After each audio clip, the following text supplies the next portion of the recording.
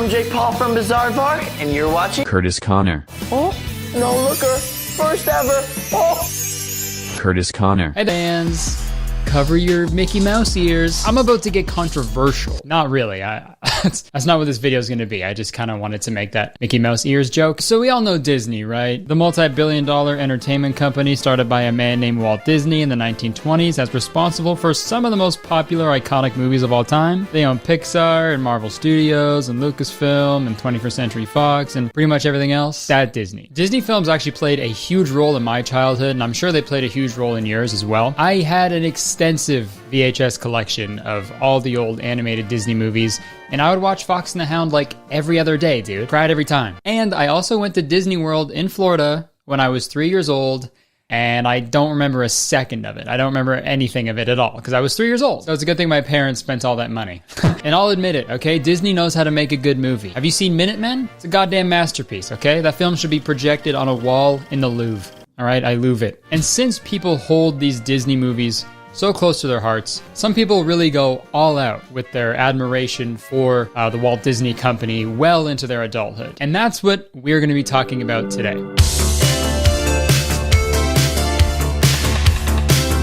Unfortunately, the only definition I could find for Disney adults was on Urban Dictionary, so apologies in advance. So according to Urban Dictionary, a Disney adult is a millennial adult with or without kids that can't stop talking about Disney, including the movies and the parks. Even if they do have kids, they're still way more obsessed with it than their kids ever would be. They probably engage in casual Disney bounding, which we'll talk about later, and visit the theme parks at least once a year. They're obsessed with everything Disney and probably have a Mickey Mouse bumper sticker and or tattoo. One of the most terrifyingly intense people you'll ever encounter. Okay. Now that's a problem with Urban Dictionary. No one can just give a definition, you know? They always have to like throw their own opinion in there at the end. Could you imagine if like Webster's Dictionary did that? You look up the definition of peanut and it says, the oval seed of a South American plant, widely roasted and salted and eaten as a snack. I don't like them. I'm allergic. But you can get the general public's opinion based on that definition alone. People just think Disney adults are weird and cringy. And a few years ago, I for sure would have made a video just, roasting these people, goofing on them. Because,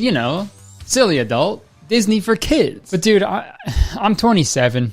I'm an adult. I feel like instead of just making fun of something I don't understand, it's better for me to just try to understand it and then make fun of it. Because I'll admit it, they, some Disney adults do weird things. Like here's a hypothetical thing a Disney adult might do. Like maybe they'll make a TikTok about trying all the water from inside the park and they'll grade it 1 to 10 and they'll include all the gross fountains with pennies in it and rivers and shit. And then they'll get banned from Disney because obviously that's the weirdest thing you could ever do. That's just a thing that might happen, but no one would actually ever do that, right? It'd be insane. I just got banned by Disney. So folks, today we are going to take a close look at the world of Disney adults, and I'm going to try my best to understand why they do the things that they do. Disclaimer, if you are a Disney adult, please don't get mad at me. Fair warning, I might take the piss out of it a little bit in this video because I still want this to be a little funny. But at the end of the day, seriously, I just want to learn. I just want to see what all the fuss is about, okay? So without further ado, let's see what's up. Like the movie.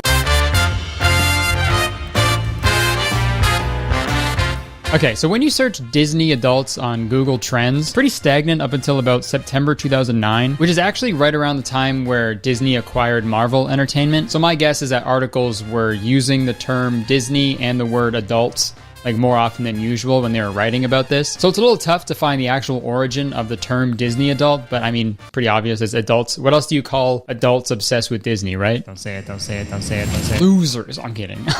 Obviously, Disney movies aren't just for kids, I know that. Don't look up Disney adult films though, that's probably a bad idea. Or maybe it's a good idea. Who knows? Most Disney movies actually include jokes that only adults will understand, Like this one. I have over 30 accessories and I deserve more respect. Ah, that's better. Hey, no one takes my wife's mouth, except me. Mr. Potato Head? More like Mr. Potato Getting Head. But those jokes aside, I feel like Disney movies are just good, except for Cars 2, which was great. Disney knows how to tell a good story, and they really know how to tackle these emotional and complex issues and ideas. Even when there aren't any humans in the actual movie, their stories are always very human. and we can all relate to them, which is genius because it appeals to kids because it's silly, goofy, it's bright, it's nice to look at, but it also appeals to the adults who are the ones that are going to be spending the money on movie tickets and streaming service subscriptions and t-shirts and action figures and lightsabers and cruise ship vacations and theme park tickets and just fucking everything else that Disney sells. But when it comes to Disney parks, I'm sure the parents are down to go too, right? Because it's like, yeah, sure, my kids get to go play on the rides. I'd like to the movies as well. And also they have beer there. So I'll get a little buzz. And then maybe I'll get a little buzz. Like, could you imagine if any of the weird, like, kids content channels on YouTube started a theme park?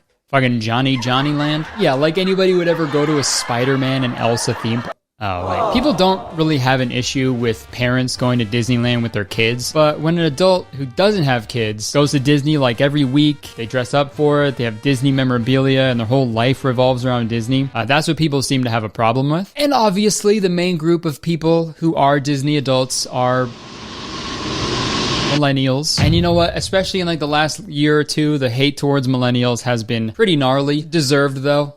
I'm a millennial. I'm not proud of it. I'm trying to quit. And it is extremely millennial or chuggy to be a Disney adult. Honestly, dude, the lengths these Disney adults go to show their love for Disney is honestly pretty impressive. For example, there's this thing called Disney bounding that we heard about in the definition, where people will take inspiration from a certain Disney character and incorporate that into their outfit that they wear to a Disney park. So say you want to dress up like Goofy. Maybe you throw on an orange shirt and a yellow cardigan and a green hat, and there you go, dude. You look goofy as hell in like a nice way. They have to do like subtle costumes because obviously if you pull up to a Disney park in like a full Sully fursuit, some little kid's gonna be like, oh, you work here because you're dressed up like Sully. Can I get a photo? And they maybe say, no, fuck off, kid. I don't want to take a photo. And that kid cries and then the parents complain to Disney. So it's a whole thing. No furries at Disney, I guess. And dude, I get why people poke fun at this stuff. I understand. I'm not gonna sit here and pretend like I've never, thought this was a silly thing to do. But honestly, man, looking at it now, whatever floats your boat.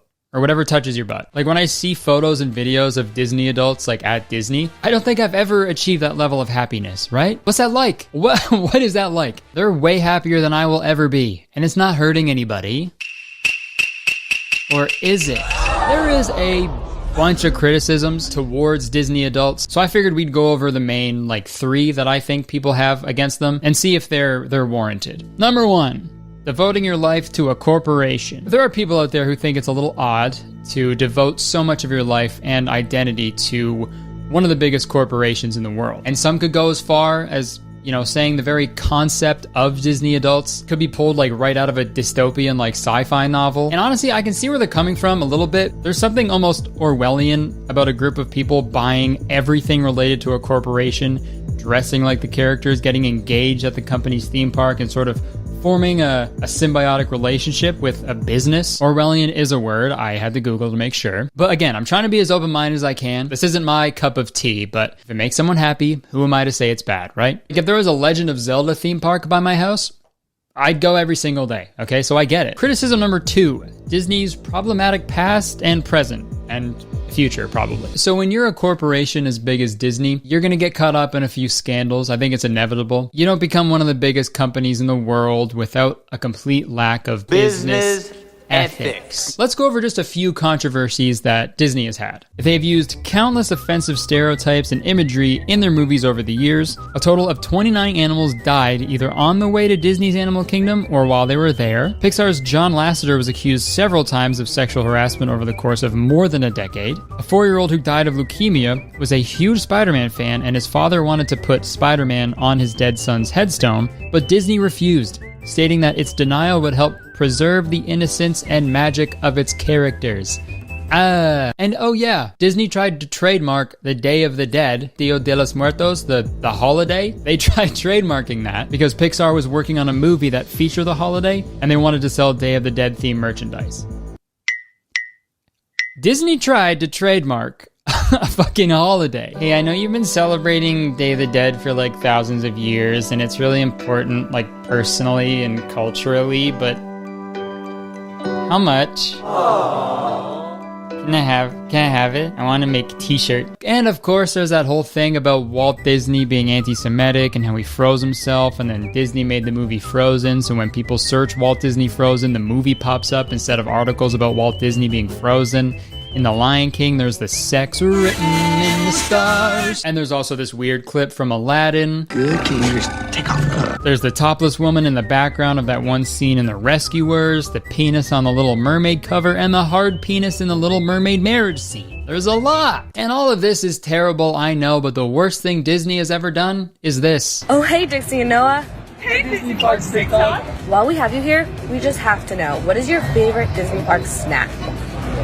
Mine's probably the spicy pickle. Mine's gotta be the Frosty Parfait. No cap. See you real soon. Bye. No cap. Obviously, like, the racism and stuff is worse than that video, but I had to see it, so now you had to see it. And the other main critique is sort of the environmental impact of the Walt Disney Company. When it comes to the parks, Disney is actively like trying to lower the impact and energy consumption of their parks, which is good. You know, they got a whole page about it on their website, but they do produce a lot of plastic and textile waste to make toys and merchandise, and they don't have anything about that on the website. I feel like that's what people are upset about. Like, Disney adult critics don't understand how someone can support a big corporation like that just to have a fun day at a theme park, you know? But really, man, you could say that about anything. Drinking coffee is fucking terrible for the environment. Am I gonna stop? Absolutely not. No fucking chance, man. I like the way it makes me feel. Am I a shitty person for that? I honestly don't think so. Also, Disney owns fucking everything, so it's inevitable, okay? You're gonna be supporting them some way. There is no ethical consumption under capitalism, so you might as well just let people enjoy the things that they like, right? Unless it's like clubbing seals. You know what I mean? Clubbing with seal, that'd be pretty fun. Okay, so now we have like the surface level definition of Disney adults and the main criticisms, but I think it's time we go a little deeper. Okay, so I needed a way to structure all the things that I wanted to talk about in this video. So I made this Disney adult iceberg. If you aren't familiar with the iceberg format, it's like basic level stuff, like surface level stuff at the top, right? The further you go down, the more extreme it gets. Fucking everybody's doing kickflips at the bottom. It's fucking extreme. So we'll start at the top, you know, very basic Disney adult stuff. And then we'll go all the way to the bottom and we'll see how much we can take. So the first one I put, watched Disney movies growing up and watches the occasional Pixar film. I feel like this is like very like base level of being an adult who enjoys Disney. I think I would put myself in this category because I like the Disney movies and I watch the occasional new Pixar film. I've also seen every single MCU movie, and Marvel's owned by Disney, so I guess I'm a fucking Disney adult in that sense. Dang, comic book nerds. Sorry. You're Disney adults, unless you like DC. Maybe that stands for Disney Comics, who knows? Okay, so next level deeper, we got sees every single Disney movie, goes to the park every few years, has a pair of Mickey Mouse ears but doesn't wear them. I think this is like the natural progression. You know, this person is on like the outskirts of becoming a Disney adult, but never like actually made the commitment. I just picture them like behind a chain link fence being like, that should be me. And one level deeper, now we're starting to get into like muddy waters, I guess you could say. For this next level, I put goes to the park as much as possible, has at least one Disney themed tattoo, might even have a Disney Instagram account. And I'd say this is the cutoff of like casual Disney fan and like full on Disney adult. And we're only at the halfway point. So that's, I should fucking tell you something right there. And I feel like this level of the iceberg makes up the majority. They either have the fucking Disney Castle outline, Tinkerbell, or the Mickey Mouse logo tattooed. For sure, one of those. I mean, if you got these tattoos, no shade or anything. Well, actually, no, there might be shading on the tattoo, but no tea. How about that? Unless you got the teapot tattoo from Beauty and the Beast. No offense. I'm in absolutely zero position to be judging anybody's tattoos. But yeah, maybe this person also has a Disney themed Instagram account, like a side one maybe, or maybe just post Disney themed stuff on their main Instagram account. Photos in front of the castle, all that shit. All right, now we're in the bottom half. This is where it starts to get a little spicy, and I'll be spending more time on these levels going forward because there's just more I have to cover within them. So this next level, I labeled it Die Hard Disney Fan. Cosplays in their spare time and Disney bounds at the parks. Has a cat named Simba for sure. So I think this level is like the exaggerated, like stereotypical person that you would picture in your head when someone says Disney adult. Like dudes in this category totally take selfies like this. I also imagine people in this level also want to be cast members at Disney. And how the fuck have we not talked about this yet? Let's talk about this yet. Employees at Disney parks are called cast members. Ooh. Ooh. From Monsters, Inc. Bro, I fucking hate when companies do shit like that. They give you this special title to make you seem like you're super important, but they literally do not give a fuck about you at all. Yeah, maybe I am projecting because I used to work at Starbucks and they called us partners, which is just so goddamn disrespectful. Am I fighting crime at work? No. I'm getting bullied by a tween. I'm an employee. Literally, you're just a number to them. Dude, I literally had a partner number when I worked at Starbucks. It was like 171219 or something because I was like the 170,000th person that got a job there. But yeah, for sure, Starbucks, I'm special. Sorry, back to the iceberg. That was my impression of the Titanic. Let's get back to the thing. Okay, so this next level is where I start to feel a little odd about Disney adults. All the other stuff, it's fine, whatever. But these next two levels are just very weird. To me, Disney wedding and honeymoon spends every anniversary at the park but doesn't have any kids. I'm sorry, dude. I know everyone has their taste, but I just think spending 25 grand to get married in front of the Tower of Terror, it's a little weird. And that's just the venue rental fee, by the way. It's gonna be way more. I just think if you have that kind of money to do a huge wedding at Disney, simply don't do a huge wedding at Disney, right? Go somewhere beautiful. Don't go to Orlando. What the fuck are you doing? Again, people can do whatever they want with their money and they can do whatever the hell they want on their wedding day. Personally, I wouldn't want to get married in the same place some little brat pissed his fucking sweatpants and puked up a bunch of cotton candy only hours earlier. Don't get married at a place where cargo shorts are the main garment of choice. How about that? Dude, it would also suck way more if you got divorced after a Disney wedding, bro. You wouldn't even be able to watch a Star Wars movie without being reminded of your ex-wife. Anakin, may the Force be with you. Divorce? And also, dude, a Disney honeymoon seems like a nightmare to me. Honeymoon's supposed to be like nice and relaxing and straight up, it's just a sex holiday, right? That's what honeymoons are. A place you go and you bone, right? But I don't think there's anything that makes you want to have sex less than being surrounded by a bunch of screaming, crying children all day. Oh, so that's what'll happen if we... Okay, yeah, let's get separate rooms. But folks, that's not even the worst of it. There is one final level to this Disney adult iceberg. This is the deepest it goes, to my knowledge, and to me, this is the weirdest thing a Disney adult can do. Completely consumed by Disney. They live on Disney property, they go to the park every single day, they live to serve their merciless god, Mickey Mouse. So this is actually what made me want to talk about Disney adults in a video, because I found some on YouTube that was just so fucking crazy to me that I had to share it with people if you didn't know about it. There is a neighborhood called Golden Oak that is described as an upscale residential community within the Walt Disney World Resort in Lake Buena Vista, Florida. So yeah, if you love Disney, what's better than living right beside the park? Living inside the park. This is Golden Oak, an Imagineer design community of homes built by Disney within the Walt Disney World Resort in Florida. Is that not fucking crazy to you? Why would you do that? It's just like the point I made when I was talking about the wedding. These homes are like in the millions. They're from like 2 million to like 10 million. And if you have that sort of money to buy a house, why the fuck would you get one inside of an amusement park? You goofball. The worst thing about it, dude, the houses aren't even that nice. Cause you know why? They're all fucking Disney themed. Of course! I found one YouTube channel that they're like moving into this neighborhood and they're kind of like vlogging their whole process. And they made a video about when they were like touring different houses. So let's take a look at some clips from that video. So we were able to film the outside, and every single house has these gold plaques that say like the family's name on them, and they're all custom made when the family moves in. And I feel like all of the details like that are what make that neighborhood. Seems like a cult, okay. In the house though, there was all these touches from, you know, the Mickey fountain outside and all of the Mickey details in the railing and the chandeliers that were shaped like fireworks. Bro, that's so ugly. I'm sorry, that's hideous. Could you imagine just cut to the bathroom and she was like, yeah, there's the Mickey Mouse bidet. It's actually just a man in a Mickey Mouse outfit. He's kind of just spits water into your asshole. But don't worry. He's a cast member.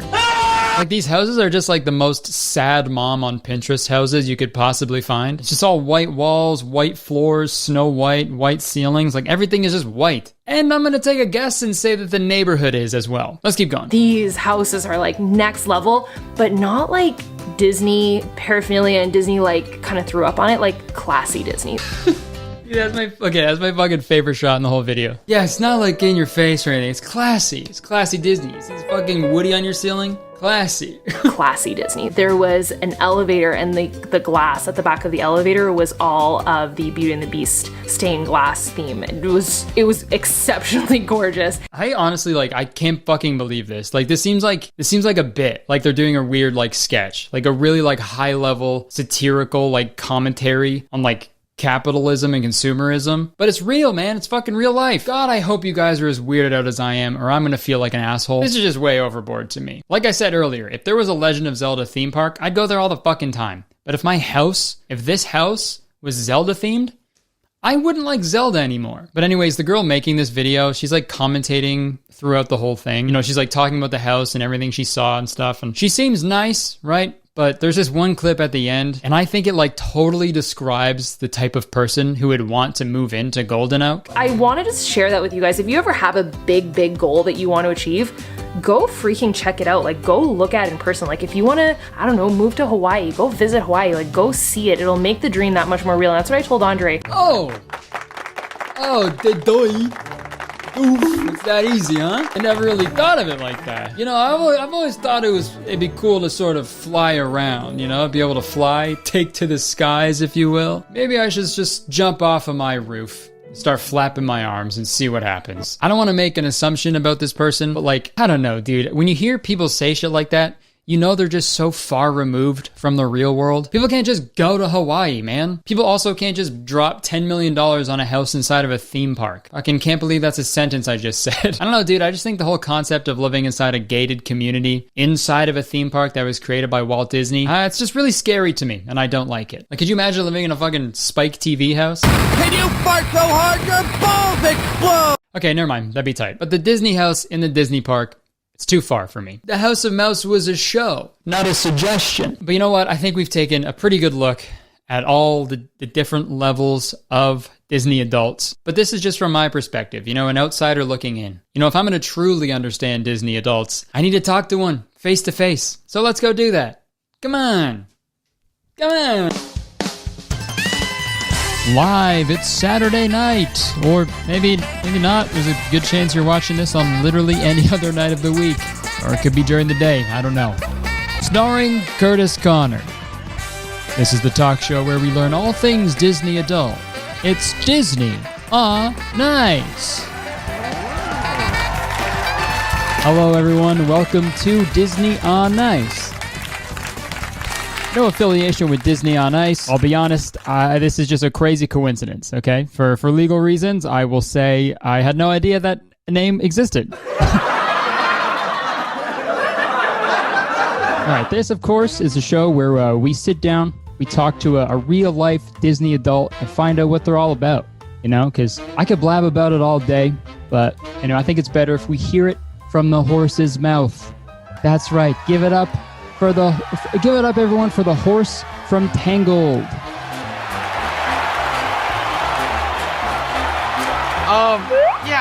I'm not the horse from Tangled. I'm Isaac.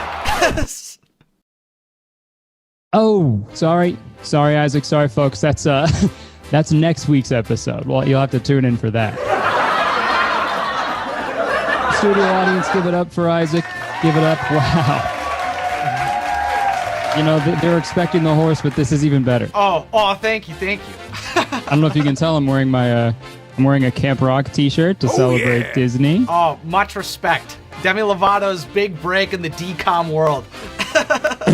So yeah, I guess really quick, if you, for the people at home who aren't familiar with you or what you do you want to give like a brief description of what you're all about, I suppose? Sure. So over the last 5 years or so, I've been making videos about Disney. I started off making videos about Star Wars, and slowly over time I realized there was a big opportunity. There wasn't a lot of people talking about Disney feature animation and Pixar, and now I talk about DreamWorks as well. And so I break down different characters and theories and different plot holes to try to appreciate and spread the magic of Disney as much as I can through my content. You nailed it.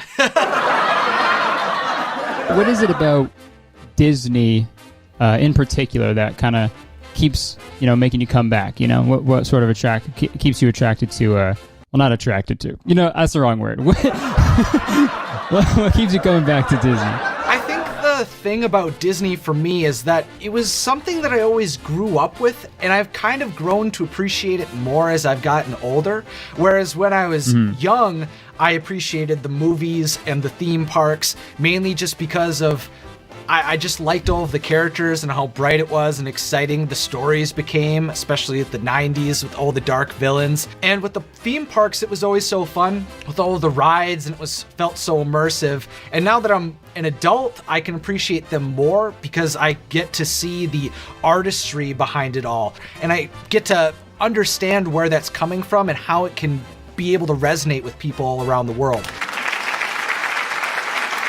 I actually found out about you through a video that you made. It was sort of in response to a podcast by Wisecrack. They did an episode about, they were talking about Disney adults, and their take was, I assume it's like a comedy podcast, but the take seemed pretty lazy to me. It was just like, they're just idiots. They need to grow up. You know, they need to be sad like I am. Come on. Yeah, do you kind of want to go like briefly over like their main points and like what you had to say against them? Their focus around the idea that Disney adults were kind of this weird thing that was kind of gross. These people that kind of just, I mean, mainly focused on the parks specifically, was just that why are these young people coming to the parks and taking away experiences from younger people? I don't know, like if I was a parent, let's say, and I'm taking my kids to Disney, and we had to wait to get on a ride because a bunch of 37-year-olds are all like getting emotional to get on the teacups or whatever. I'm just a little pissed. I'm like, hey, you had your shot at childhood. Get out of the way right now. And they just kind of used a lot of language that made it seem like it was something like really harmful to society, or was a complete waste of time, or was kind of like a dangerous type of individual that would engage with Disney as an adult. It kind of riled me up, and so I made like an hour-long response to their discussion about it, pretty much explaining that it seems like, that it was a bad take, that they went with a really dark extreme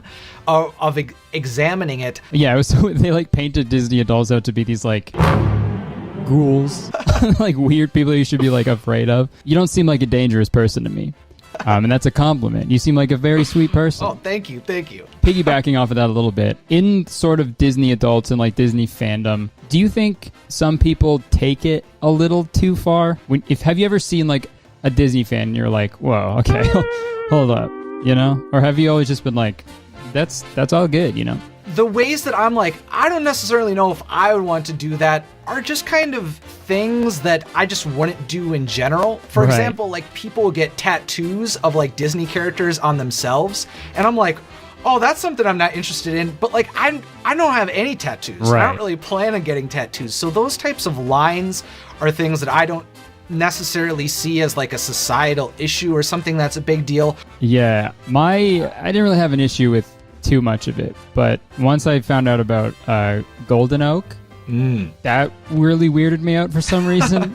But it's like same thing, you know. If they're happy, sure, you know. Yeah, and that's just kind of this weird thing. Like the history of Golden Oaks is this thing where like Walt Disney wanted to make a community in Walt Disney World. That was his big idea for his Florida project, was to actually build a experimental community where he could have full control over it.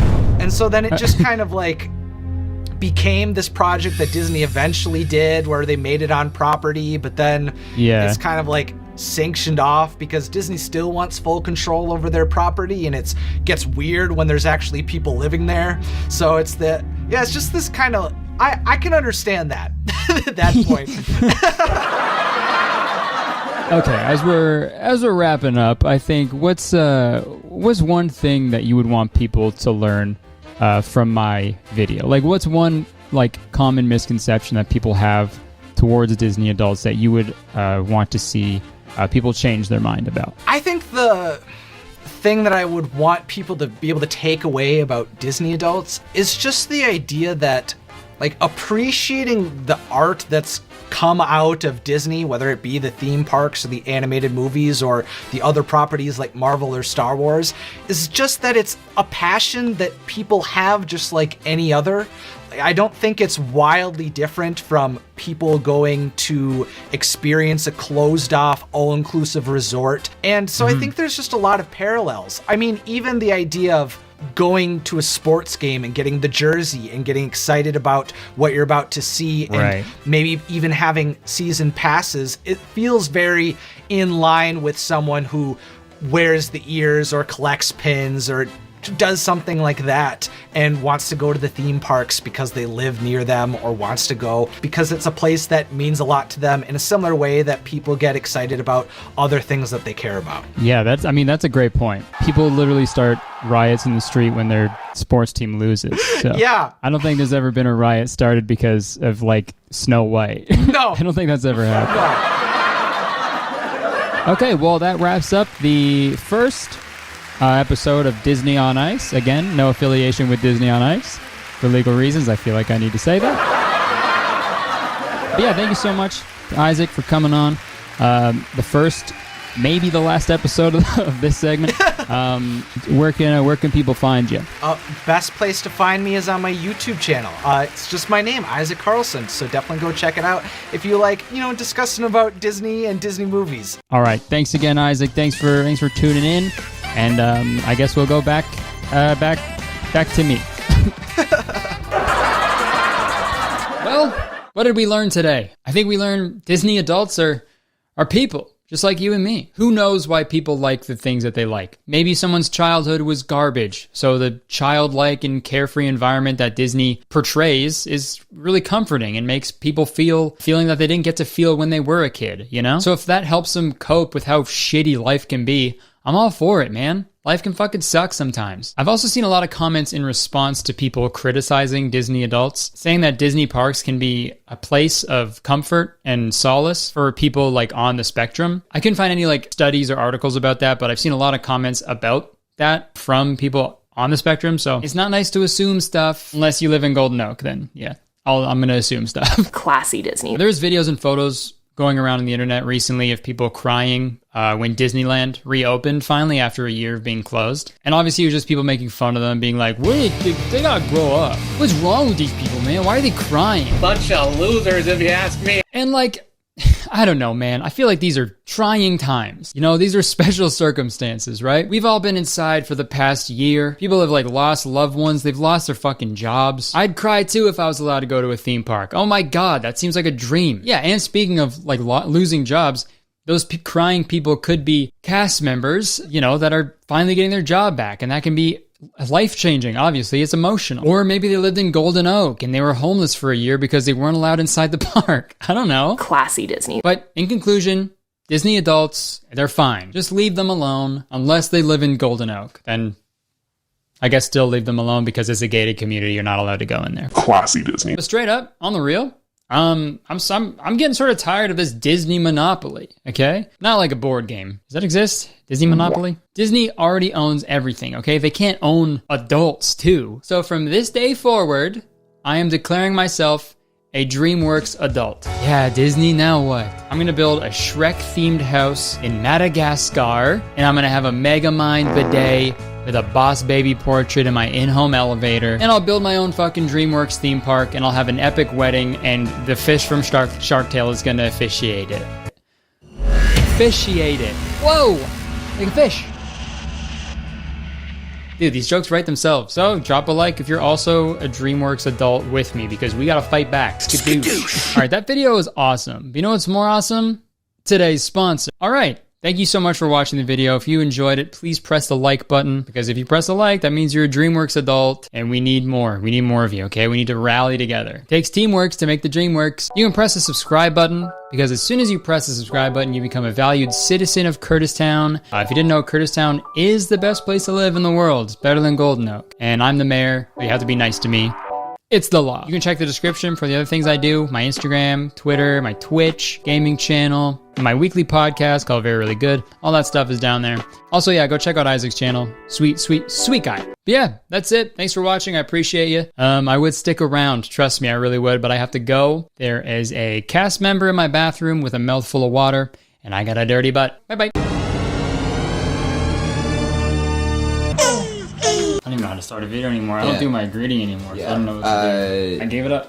Cold turkey. No more cold turkey. Cold turkey. When you subscribe to videos by Kurtis Conner, you get all the cold turkey you want. You subscribe to me. You get a big envelope in the mail full of cold turkey. Well, it's cold when I ship it. It's very warm when you get it. And it's wet. Oh, I could do it, folks. I still do that. Oh, yeah. Let's get into the topic. Jacob, growing up, was there any like urban legends around your town, like growing up? Oh, absolutely. There was one about a man, I think they called him the Metal Man. He rode around on a bicycle collecting scrap metal. And there was an urban legend, and that he just took the metal and he built himself a home in like an escarpment, which is true. Oh, he did? He did do that. Oh, urban legends, you know, I feel like it's a thing everywhere. Even suburban legends, there's probably some of those too. But nice. I feel like they're so fascinating that there's actually a TV show made about urban legends, and it's called Urban Legends. The original network is on the Biography Channel and History Television. Country of origin, Canada. It aired from 2007 to 2011, and the premise of the show, it's like, it'll show you 3 urban legends. Sometimes they'll all be true, sometimes they'll be false, sometimes one will be true, sometimes won't. And it was the viewer's job to figure out the true one. And what do you get as the viewer? You sort of get bragging rights. You'd sort of show up to school the next day, big dick swinging. Big dick swinging, and touching your other friends' dicks, and they go, wow, that's big. It wasn't that big yesterday. Holy Did you moly. guess the urban legend correctly? And then there's some kids walking around like, my dick got smaller because I didn't get the right thing. Yeah. And that's the tough thing, is growing up as a young boy watching urban legends. Mm-hmm. You really gotta focus. You really gotta focus. Your life might be fucked. So I thought it'd be fun to watch an episode with you, but I did a little bit of editing. Okay, I watched like 5 or 6 episodes. I picked the funniest, craziest little urban legends. You did a classic Kurtis Conner hack. Yeah, Kurtis Conner. Old hacker over here. I compiled like 3 of my favorite ones that are like funny or weird, and I put them into one episode. I'm not going to tell you how many are true, how many are false. It'll be up to you. So wait, you chopped up like an episode, basically? I did like 4. It was through like 3 different episodes. I made it into one episode. Oh, that's because they do 3 stories in each one. Out of those, I picked 3. History, television, and the Biography Channel. If you're looking for an editor, I think this is Kurtis's submission. I'm your guy. This is actually a job application. So let's start off with the first one. The island of Sicily, Italy, is famous for pizza, espresso, and the mafia. Hold on. I know this has nothing to do with it, but that's a child's description of Italy. Yeah. Pizza, espresso, and the mafia. You know what Italy's known for? Mario, Luigi, and Bowser. On March 19th, 1988, Justo is at the ER. His hands are locked together, raised up to his forehead. The doctor has no idea what's binding his digits. That's what you say when you're trying to get a girl's number? Yeah. Can I bind your digits? Can I bind those digits off you? Can only suggest cutting the tendons on Justo's fingers. It was a mess. I have a question. Is it just stuck to his head, too? It's stuck, like, up here. Yeah, like he can't unlock him, he can't move them. I just needed to clarify, because I thought he was just doing this to show them, like, I don't know what's going on. Oh, no, it's stuck above his eyes. So it's like, what a rude little kid being like, doctor, can you not fucking see?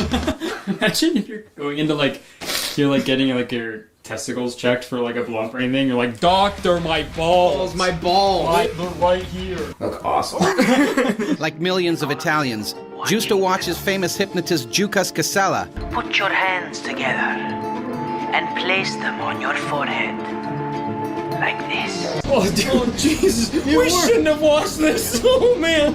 My fingers were stuck together like cement. Hard in an instant. But before the hypnotist can undo his trick, stop being so silly. Justo's father turns off the TV. Now, this is just not unbelievable, because what dad turns off the TV? What dad turns off? No, I'll go, Dad, pay attention to me, give me any sort of love and attention. Help, my hands are stuck. Please, and he goes, Volume up. Shut up, Curtis. Sorry, better luck next time. Right, everybody else's dad did that. There was a bit of panic. Pulling this way, pulling that way. They wanted to separate my hands, but they couldn't. That's really impressive.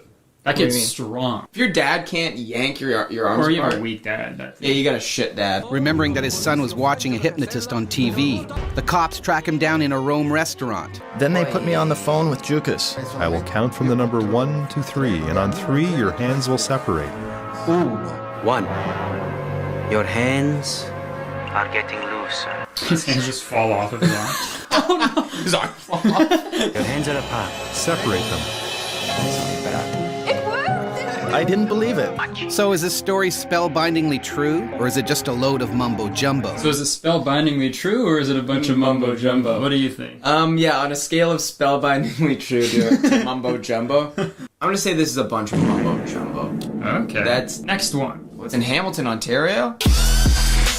I'm from Hamilton, Ontario, if you don't know that. Man of Steel. Yeah. Meet medical student Jeff Crawley and his girlfriend, Ashley Enright. I went to high school with these people. No way. Yeah, I didn't. Jeff decides to take Ashley on a special date for their first anniversary. I'd always seen this old drive-in movie theater. I thought it'd be cool if I took her there and we watched one of our favorite movies together. And this hypnotist came on screen. But Jeff has brought the movie to the drive-in. I brought her the DVD player. She laughed. She thought it was so great. Why would you drive to an abandoned drive-in to pull out portable? I would probably just say stay at home. Let's go near screens that don't work, and we'll bring a tiny one that does. Yeah, in 2005, there were still drive-ins you could go to in Hamilton. Yes, absolutely. We started watching the movie, and things got a little more romantic, I guess. Shit. Saw these bright headlights turn into the drive-in. First, I thought nothing of it. I thought maybe people were turning around, making a U-turn. They were lost. Yeah. Yeah, man. Woohoo! We're lost! Woo! Lost again! Woohoo! Huey. You probably heard us going wahoo. So they started shaking the car, and so I was screaming at Jeff, can we just leave? It's not that big a deal. We do this all the time. That's the thing. You grew up in Hamilton. Yeah, this is a thing you do. That's just like a friendly hello. Yeah, we're just trying to ask for directions. Imagine if they started shaking, they're like, whoa, you got a portable DVD player? Holy shit. I know this guy was a billionaire. You can hold on to this guy. Hold on to this fucking guy. You can afford a DVD player. It's like a laptop that only plays movies. Yeah, laptops play movies. Yeah. No more laptop. Just movies. No more laptop. Just movies. Dude, showing up to like a university lecture, and you like fold open a portable DVD player. You just start watching. You watch it like fucking season 3 of Family Guy on DVD. Oh, that's funny. And it's just loud and playing. Yeah, no headphones. Jeff finally decides to get the jocks off the car. So I started, revving up the gas, and they dropped the car. We sped off. The lovebirds seek shelter at a nearby gas station. The sight that greets Jeff is straight out of a horror movie.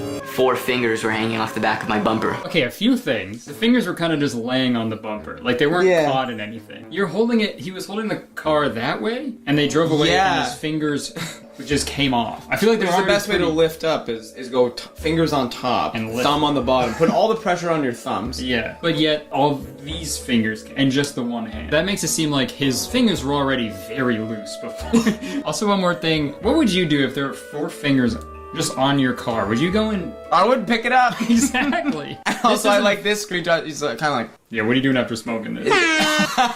While the jocks were lifting Jeff's car, the ringleader got his hand caught in the bumper. So when the car hit the ground at full throttle, his fingers were torn clean off. Jeff puts the jock's severed fingers on ice. Fingers on the rocks. I said, you know what, let's take them to the hospital. Best date ever. That's a very memorable date. And also just going, babe, can you hold these? Yeah. Hold these fingers. Hold these. And hold these. Oh. Got fingered on my date last night. And not the way that you'd expect. Not the way you'd expect. He fingered me with severed fingers from jocks that were trying to flip our car.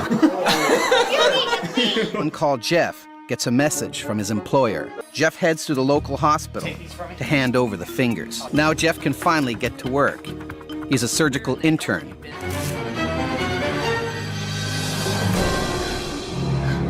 I recognized the guy.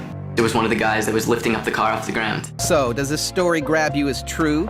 Or is it just a fistful of lies? Yeah, does this grab me as true?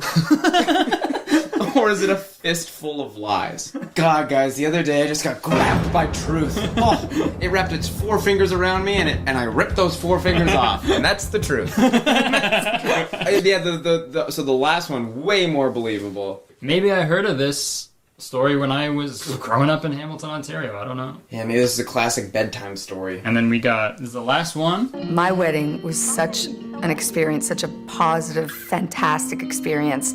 So Joanna and I have been married for 10 years now. Things have been really good, but our wedding almost didn't happen. Joanna was completely obsessed about every aspect of the wedding, and I'd gotten cold feet about the whole thing. While she was busy planning the big day, I spent a lot of time alone fishing. Guys, like it looks like they just Googled like fishermen. Yeah. And they're like, perfect, we'll just go get all that stuff then. One morning he went on a fishing trip for the day. Came early evening and Craig didn't come home. Usually, Craig is back from his fishing trips before night falls. Comes back to him, he's like making it with a fish.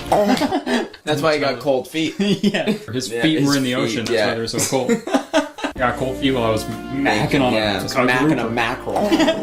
Having a group sex with a grouper. You know what I mean? That's fucking a trout. Joanna begins to fear the worst. Craig's boat had been found. We found Craig's boat. And it had been tipped over in the water. His belongings had been found. The day before, Craig had piled his tackle and belongings into the boat. And set it adrift. I figured then when they found the boat, that they'd assume that I had fallen over the side. So he pushed the boat out? He put his belongings in the boat and pushed it out to sea to fake his own death so he wouldn't have to get married. By faking his death, Craig hopes to escape the unwanted wedding. Like this, I don't want to believe this, but I feel like guys are so emotionally usually not like, instead of saying I don't want to get married, I'm just gonna fake my own death. Fake my own death. Just tell her how you feel, maybe? Talk about my emotions. I'd rather fake my own death. And fuck a fish. As I was leaving the beach, I was just, alone with my thoughts, and I guess I wasn't paying attention, and I came across a road and got hit by a bus. And that's kind of the last thing I remember for a while. So this story, he doesn't want to get married, he fakes his death, runs onto a street, gets hit by a bus. Later on in the day, my phone rings. I pick up the phone, and it's a doctor. Hey, there's a kid here with his hands stuck on his forehead. Do you have any idea? The doctor tells Joanna that Craig had been hit by a bus. I don't know why. And I know it's not, getting hit by a bus isn't funny, right? But the sentence, Craig got hit by a bus, is funny. It's inherently funny, yeah. Yeah, the name Craig is the most, I got hit by a bus name. Every time you meet a Craig, you have to be like, I'm so sorry that happened to you, man. It's like, what? Like, the bus. Every Craig has been hit by a bus. And that'll grab you right by the truth. My accident actually made Joanna want to get married even more. So I get wheeled into the church. So when it came to the vows, all I could do was cry. Instead of telling me how you actually felt, you let me put you in a body cast and force you to marry me. Mm-hmm. And instead of telling me how you felt, you just cried.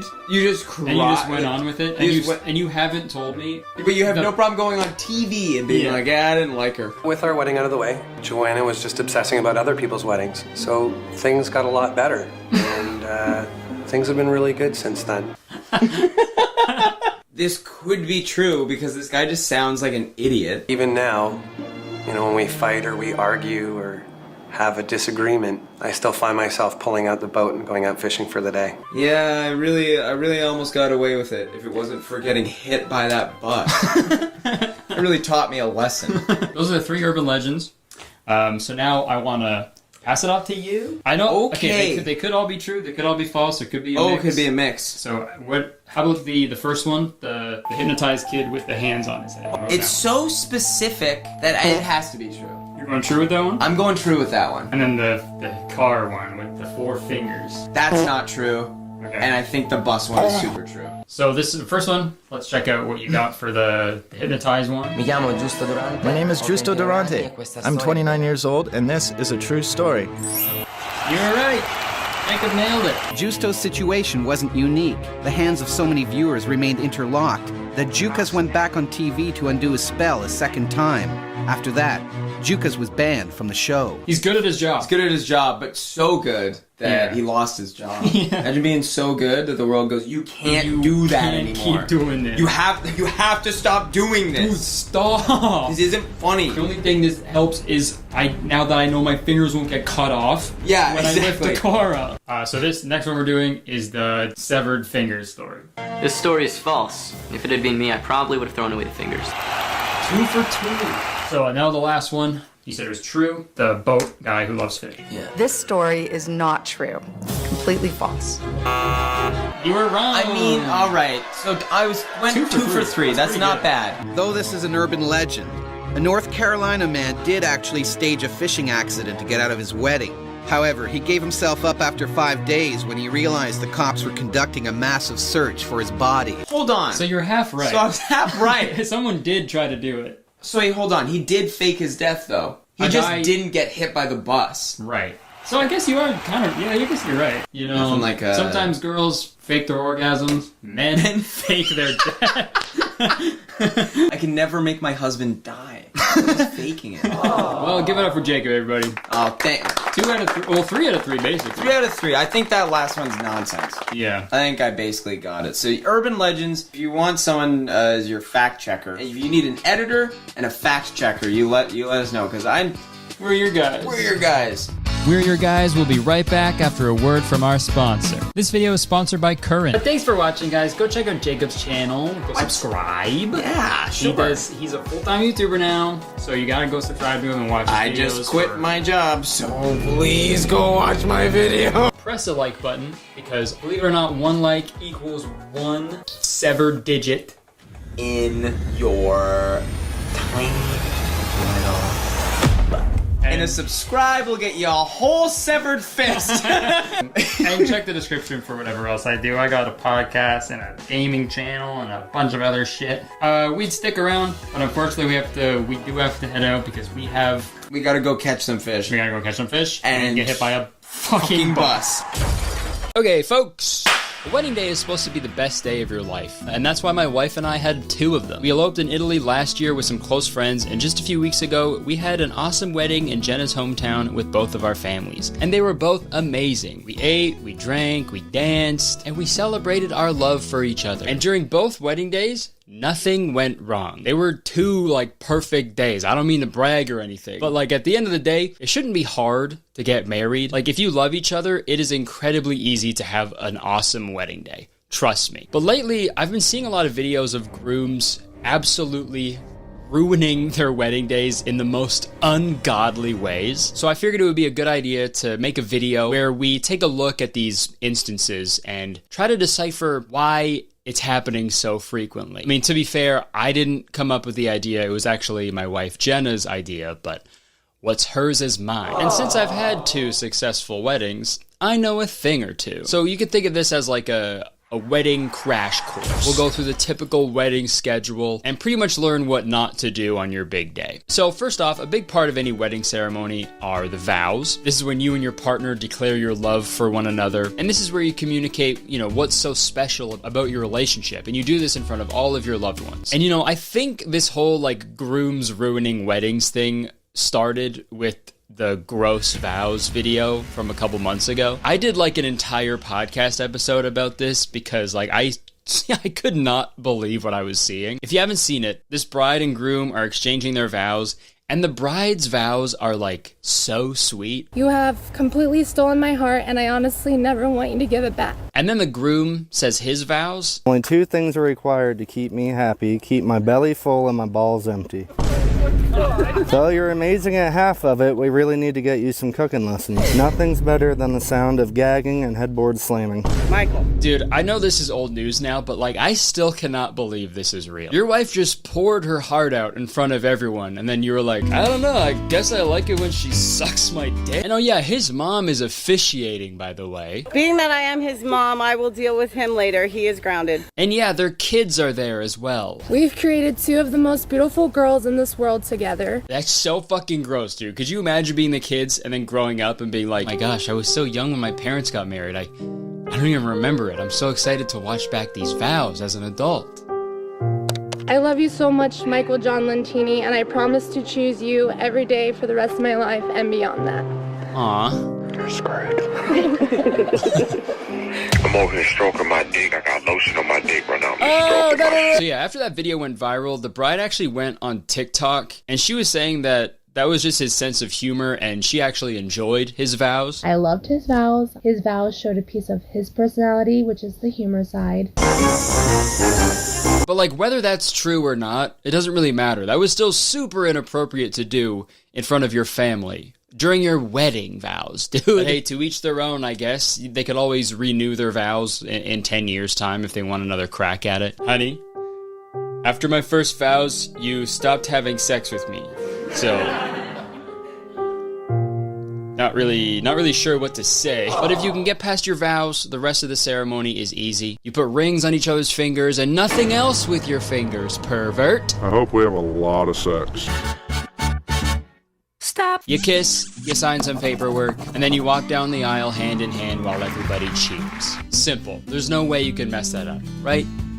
Wrong. Because in this video, there's a bride and groom walking down the aisle, and the groom is on his phone the entire time, dude. The whole fucking time, dude. Just dialed in, bro. Oh my god. What in the world could possibly be more important than your wedding day? On your wedding day, dude. I mean, unless he's watching one of my videos, then I'll let it slide. It's what? It's sweeping the nation. It's Fushigi! And dude, it'd be fucked up if it was even like a quick glance at the phone, you know? And then just like right back in the pocket. But no, my man is scrolling, dude. The fucking whole time down the aisle, just absolutely and they say Gen Z is always on their phone. They are, that's true, but so are boomers, like just as much, if not more. The only difference is like they're just on Facebook looking at Minion memes. At least Gen Z has like taste when they're scrolling for hours and hours, you know? Like this is what a Gen Z equivalent to this video would look like. Steven, if you would have told me 10 years ago that we'd be standing here today, I wouldn't believe you. You definitely know how to make a girl laugh, I'll give you that. And although you're not the best cook, I know you're my soulmate. You always take time out of your day to pay attention to me, and you're such a good listener, and you know the value of it. Also, there isn't any audio in this video. There's just like an Ed Sheeran song playing. But once they get out of the chapel, it looks like the bride is voicing a concern of some kind, and the groom like gets mad at her right after. And I can only assume that she was like, hey, could you not be on your fucking phone right now? And of course he was like, I'm sorry, honey, I was trying to find my iBeer app. Because that'd be fucking badass, dude. Walking down the aisle, celebrating with an ice cold pretend beer. Back to the wedding day. If you can make it past the vows and the ceremony, now's usually the time where the couple takes some photos together. And this is an opportunity to show off how good you both look and how great your outfits are. And oh my god, man, come on. What the hell? Do you guys have a destination wedding in fucking Flavortown, USA? You're dressed exactly like Guy Fieri. This wedding is gangster. I'll love you until I diners, drive-ins, and die. Like, maybe it'd be fine if they were both dressed casual, you know? But the bride is in like a full wedding dress. And he's there also. And I know it's not about the clothes you wear, you know, what's important is the promise that you make to each other on that day. But like, it's a little bit about the clothes you wear, you know what I mean? That's like your one excuse to get absolutely dripped the hell out. But no, he's dressed like there's a wedding at 4 and a Pearl Jam concert at 5. No, he's not. He's not dressed like there's a wedding at 4. He's dressed like there's just a Pearl Jam concert and that's it. But after the wedding photos, it's time for the fun part, the reception. This is when you get to eat a delicious meal with your guests that you've decided on together. Unless you're a vegan and your husband isn't a vegan, so he goes behind your back and cancels all the vegan food, because in his words, it isn't real food. Which is a real thing that happened. Isn't that insane? He canceled the food because vegan food isn't real food. It's vegetables. There's no food more real than that. Vegetables, real. In parentheses. People like that are so stupid. I do not fuck with vegetables. I would never eat any vegetable under any circumstance, okay? I've always been a meat and potatoes kind of guy. But once you get through the dinner at the reception, now it's time to cut the cake.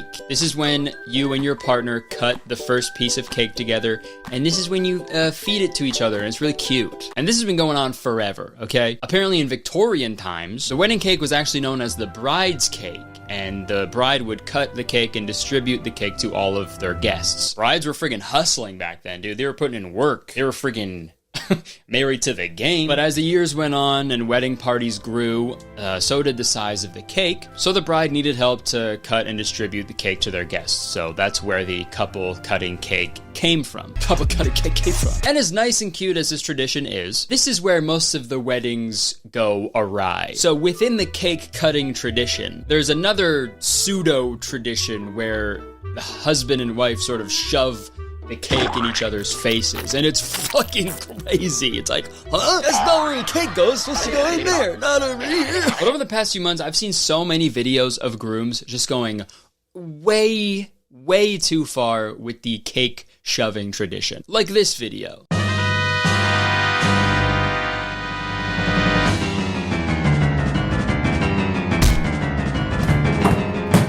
Like, man, she's running away from him, like backed into a corner, and then he tackles her to the ground, dude. If anybody saw that exact thing happen, like, in the street somewhere, they'd be fucking calling the cops. But since it's at a wedding, it's like totally okay for some reason. At the same time, it's kind of hard to feel bad for the bride. You know, she's the one who married a blonde man. What'd you expect, right? Sorry if that was out of line. I just can't think of blonde dudes without thinking of that meme. Why, as a man, are you blonde? But like I said, this cake smash isn't an anomaly. Some of these get, like, super dangerous, too. Like this one.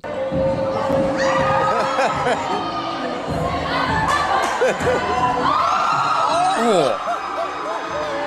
Like, what the hell, man? Like, how did it escalate from just, like, playfully shoving cake into each other's faces into just the groom throwing a whole cake at the bride's head? That looked like it fucking hurt, too, man. On the bright side, if anybody had to, like, miss a Steve Aoki concert to go to this wedding, they're probably pretty happy. And it's just so weird because, like, you just got married, man. The whole day is supposed to be about how much you love each other. And then, like, an hour later, you're throwing an entire cake at your wife's head. It's supposed to be a good, like, nice, positive day. What are you doing? That's like if a newlywed couple bought, like, a nice new house and then the husband immediately set it on fire. Or, like, if their wife gave birth to a child and then the husband snatches it up and gives it a swirl immediately. Like, that's not cool, man. But you know how they say for better or for worse? Well, in this case, it gets much worse. This next video's title is Bloody Cake Smash, Brawl Between Bride and Groom. I don't know if it actually gets bloody or if this was just uploaded by a British person. Bloody Cake Smash. So let's find out.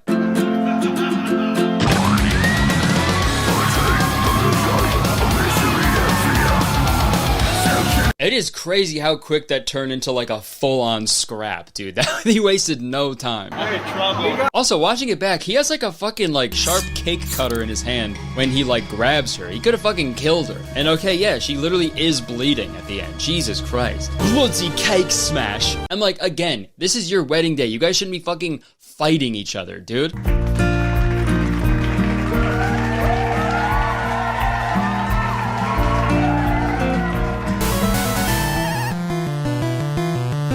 Why is there a health bar above my head? No. Falcon punch! It's also crazy because, like, if this is the way that these guys are behaving in front of all of their loved ones, what is it like when they're home alone? Is it like Home Alone? Are they setting up elaborate booby traps every single day and just constantly terrorizing their wives? Every time the wife comes home from work, they get fucking covered in feathers. They slip on toy cars and shit and get hit in the head by paint cans. And the husband is just like, you guys give up or you're thirsty for more? Okay, we got one final cake video to look at, and this is my favorite one by far.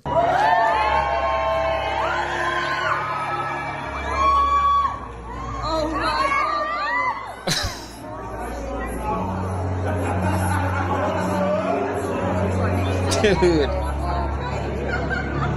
Why would you do that? You guys spent hundreds of dollars on a beautiful wedding cake for you and your guests, and then you just do that. But my favorite part is after he fucking cuts like crazy into the cake and completely ruins it. He has this like post-cake smash clarity. And he's like, what the hell? What have I done? Like, don't be sad and annoyed, dude. You did it. It also kind of seems like he's done this before, you know? And his wife was really hoping that his cake smashing days were behind him. And then when he fell back into his old ways, he was so disappointed in himself. He fucking blacked out in a violent fit of rage and just destroyed the cake. I don't know. His parents must have been like killed by cake or something. So whenever he sees a cake, he just fucking loses his mind. That's the only logical explanation, I think. And that also sounds like the worst Batman villain of all time. Commissioner Gordon, I came as soon as I saw the bat signal. Gross. Anyways, listen, Batman. Bakeries all over Gotham have reported a man breaking in and smashing all of their cakes. No, it can't be. Missing something, Batman? Put the cake down, you mother. Don't swear. Oh, I'd love to put this cake down, Batman. I'd love to put it out of its misery. Wait, it's my birthday tomorrow. Is that my birthday cake? No, Batman. This is your cake. Okay, sorry, we got a little off topic there. But we've got one more wedding instance to talk about, and we've saved the craziest for last. I'll just read the title of this article. Bride alarmed after discovering groom being breastfed by his mum before the wedding. Ew. Yeah. Insane. To do a quick recap, a wedding makeup artist saw this whole thing go down, or maybe she was making it up. But apparently the makeup artist was going to the bathroom with the bride-to-be, and this is when they walked in on the groom-to-be being breastfed by his mother, which is so fucked up. No matter what the situation is, somebody is in the wrong. Because either the wife is marrying a literal baby, or the groom is still being breastfed as an adult. That makes me want to fucking puke. Like, how would that even happen? Just from like a physical standpoint? Because there's no way like the mom is holding the adult male in her arms while he like sucks, you know? He's got to be like crouching or like on his knees. I don't want to think about it. But the craziest part, the bride went through with the wedding. She went through the whole ceremony. She walked down the fucking dairy aisle with her milkmaid of honor and the breast man. It's fucked up. I don't know, man. After watching all these videos, I'm trying to like come up with like why the grooms would behave in such a way. And it's also interesting because like when two men get married, like gay style, you know, you'd think that'd be like double the opportunity for the wedding to fuck up, right? For the grooms to like totally mess up the wedding. But obviously that never happened. You never see gay dudes behave like this at their wedding. It's always the friggin' heteros, man. So I feel like these grooms are like children who are like used to being the center of attention all the time, so when the attention is mostly on their wife on the day of their wedding, they get upset and respond the only way that they know, which is with like violence and anger to get the attention back on themselves. It's either that or like a weird way to like humiliate their partner as like a power dynamic thing to make themselves feel superior in a way. I don't know. It just doesn't make sense to me. I would love to know your guys' theories in the comments below, so let me know. But Jesus Christ. I think how the groom behaves on your wedding day is a good, like, litmus test to see if you should actually marry them. Unfortunately, you won't know how they'll behave on your wedding day until your wedding day. So I think the one surefire way to ensure your groom doesn't act a fool on the wedding day is to marry the cake boss. Buddy Valastro, the cake boss. You gotta marry him because he would never willingly destroy a cake. But I wish he would.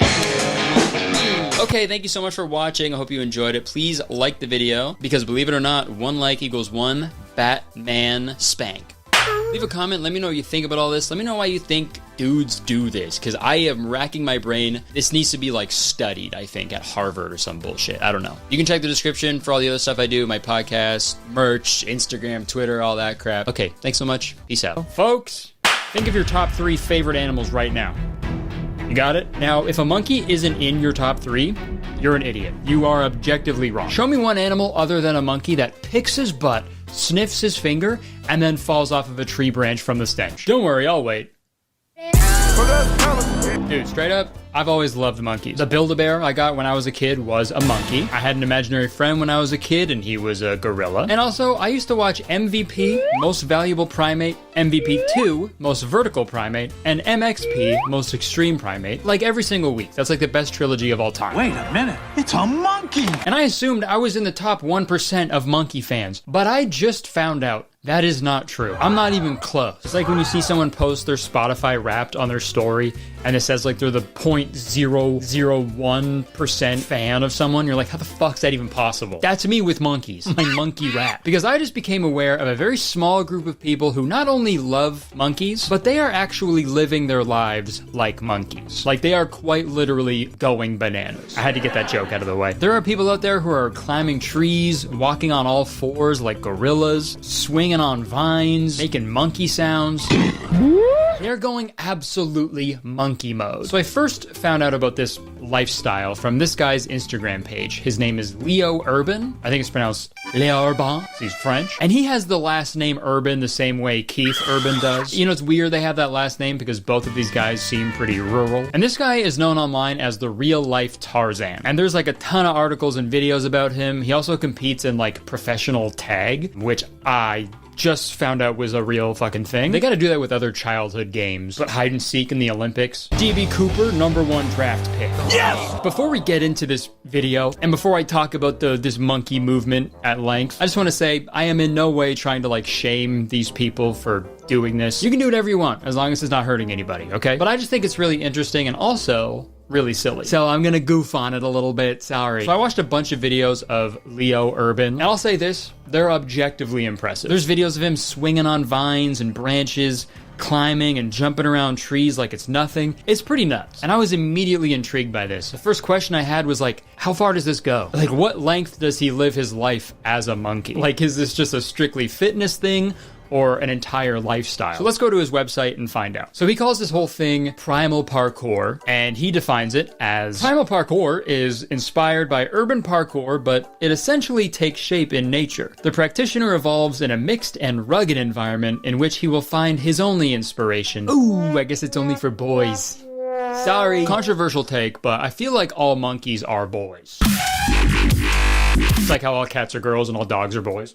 They will find their only inspiration, the power of the elements, animals, and the genetic heritage of our ancestors. And on his website, he actually sells a booklet called The Introduction to Primal Parkour, where you get the origins of primal parkour, a warm-up program, introductory exercises in tree and rock climbing, and get this, a glossary. I don't know how fucking monkey-like it is to read a booklet, you know? Like, I feel like if there was a booklet on how to be a monkey, the first page would be like, fucking rip this out and eat it. Fucking chew on it. I don't care. Wipe your ass with it. But if we scroll down a little further, he goes into more detail. The origins. Primal has always existed. Throughout history, humans have had to use their physical and instinctive abilities to move, hunt, and defend themselves. In the 90s, David Bell founded parkour. He was inspired by it and adapted it mainly to the urban environment. In 2006, I discovered this sport, and living at an altitude of 1,600 meters, I adapted these techniques in this environment. Quickly, I achieved great barefoot performances, which made me known in the discipline. Values. Playing outdoors all year round while bare-chested requires discipline and perseverance. Respect for nature is essential because it is the condition of our evolution. Through this practice, you will strengthen values such as courage, perseverance, humility, and respect. Alright, I don't know about you guys, but I'm hooked. This seems super awesome and productive and not weird at all. So let's find out what the next main aspect of this way of life is.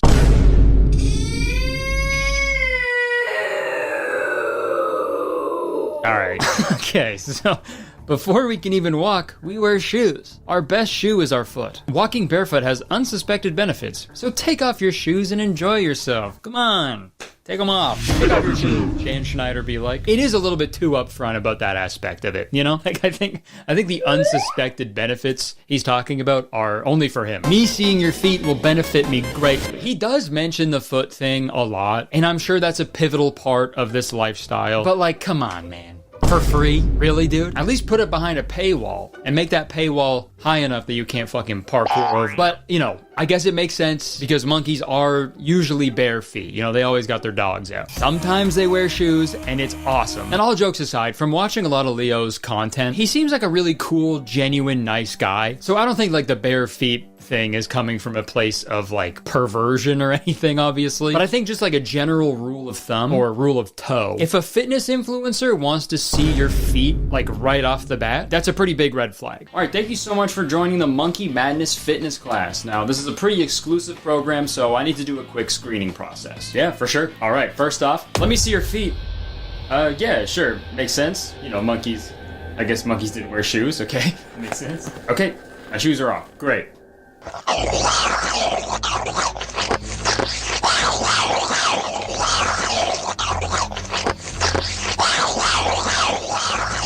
Screening process? Yeah. Good luck, man. Thanks, man. Thank you so much for meeting with me. I have a lot to think about here. I'll report back to my team and we'll be in touch, okay? And don't worry, my current erection is completely unrelated to me sucking on your toes. See you later. Great, thanks. Wow. I hope I get in. Hey, you must be David. I'm the real-life Tarzan. Are you ready for your screening process? Wait, if you're the real-life Tarzan, who the fuck just sucked my toes? In theaters this summer, The Toe Sucker 2. Trouble is afoot. I see a lot of comments over the years saying that my cutaway sketches go on for a little bit too long. And to that, I say, you're probably right. So how about we cut away to a brand deal instead? Thanks to Opera for sponsoring this video. Folks, I know it's easy to just stick with the same old browser you've been using since friggin' caveman times, but your internet browsing experience can be so much better with Opera, because Opera is quicker, more secure, and even more intelligent than whatever browser you're using right now. Opera comes chock full of features as well, like workspaces, for example. I don't know about you guys, but I need all the help I can get when it comes to organization, especially when I'm writing. Sometimes I'll be working on like 2 video scripts at the same time, and I need a good way to like separate everything. And Workspaces is perfect because I can keep tabs in separate workspaces, and I can switch between them with just one click. You can even choose the icons and the names of your workspaces too. It completely simplifies the browsing experience. It's amazing. Another great thing I love about Opera is their free built-in snapshot feature. With Snapshot, you can create the perfect custom online screenshot, and you can easily share the edited screenshots with your friend or on social media directly, thanks to all the Messenger apps and your social media sites directly in the customizable sidebar of Opera. And also, I love listening to music when I'm working, and doing that with Opera is the best because instead of keeping a bunch of apps open, Opera has a built-in player right in the sidebar so you can easily stream music and podcasts from Spotify, Apple Music, Deezer, Tidal, and so much more without ever leaving your browser. Opera is just a better browser in every way, and you can move all your information from your old browser to Opera in just a few minutes. So what are you waiting for? Use my link below to download Opera today. And it's completely free. You got nothing to lose. Okay, thank you again to Opera for sponsoring this video. Back to me. So the first video I actually saw of Leo was a really weird one because it's like clearly AI generated with like the voiceover and stuff. How about getting back into the wild Tarzan style? He lives for nature and in nature. And it did a pretty good job of explaining what Leo's all about. Leo Rabin has 17 years of parkour practice behind him. But it also had some pretty weird statements in there. You'll need a few years of free running experience in a body made of steel. Perfect. Are monkeys' bodies made of steel? Should have paid attention in biology class. That's fucking awesome. And there's also another part of this video that made me like really upset. He has gone back to basics, and it's earned him the nickname of Humanzi. This is a form of exercise where you pretend to be a monkey so you don't have to go to the gym. The fact that they've never coined the term chimpanzee is honestly heartbreaking. So Leo, if you're watching this, use it, okay? Use that term. Open up a bunch of monkey-themed gyms and call them chimpanzees. Just play the MVP movies on repeat on the TVs, have bananas all over the place, and you can even have a tanning bed there so people could get an orangutan. Instead of showers, you'd pick the bugs off each other's back. I don't know. But like I said earlier, Leo fucking like walks around on his knuckles and he does like little knuckle fist bumps and stuff. And he also encourages people to make monkey noises while they're climbing trees. And you know how weird this is? I do love how committed he is to the lifestyle. He's basically the embodiment of the meme, okay, so basically I'm monkey. When anybody asks him how he's able to do all this crazy stuff, he just shows them that meme. And honestly, in the grand scheme of fitness influencers trying to sell you a certain lifestyle, this is very tame. Especially fitness influencers who use the term primal. Leo is the superior fitness influencer in that category for sure. And also, Leo is constantly posting about the environment and raising money for charities that are helping with climate change and the loss of the animal's natural habitat. He also posted probably the hardest picture I've ever seen in my life on his Facebook page, so fucking prepare yourselves. That is so fire.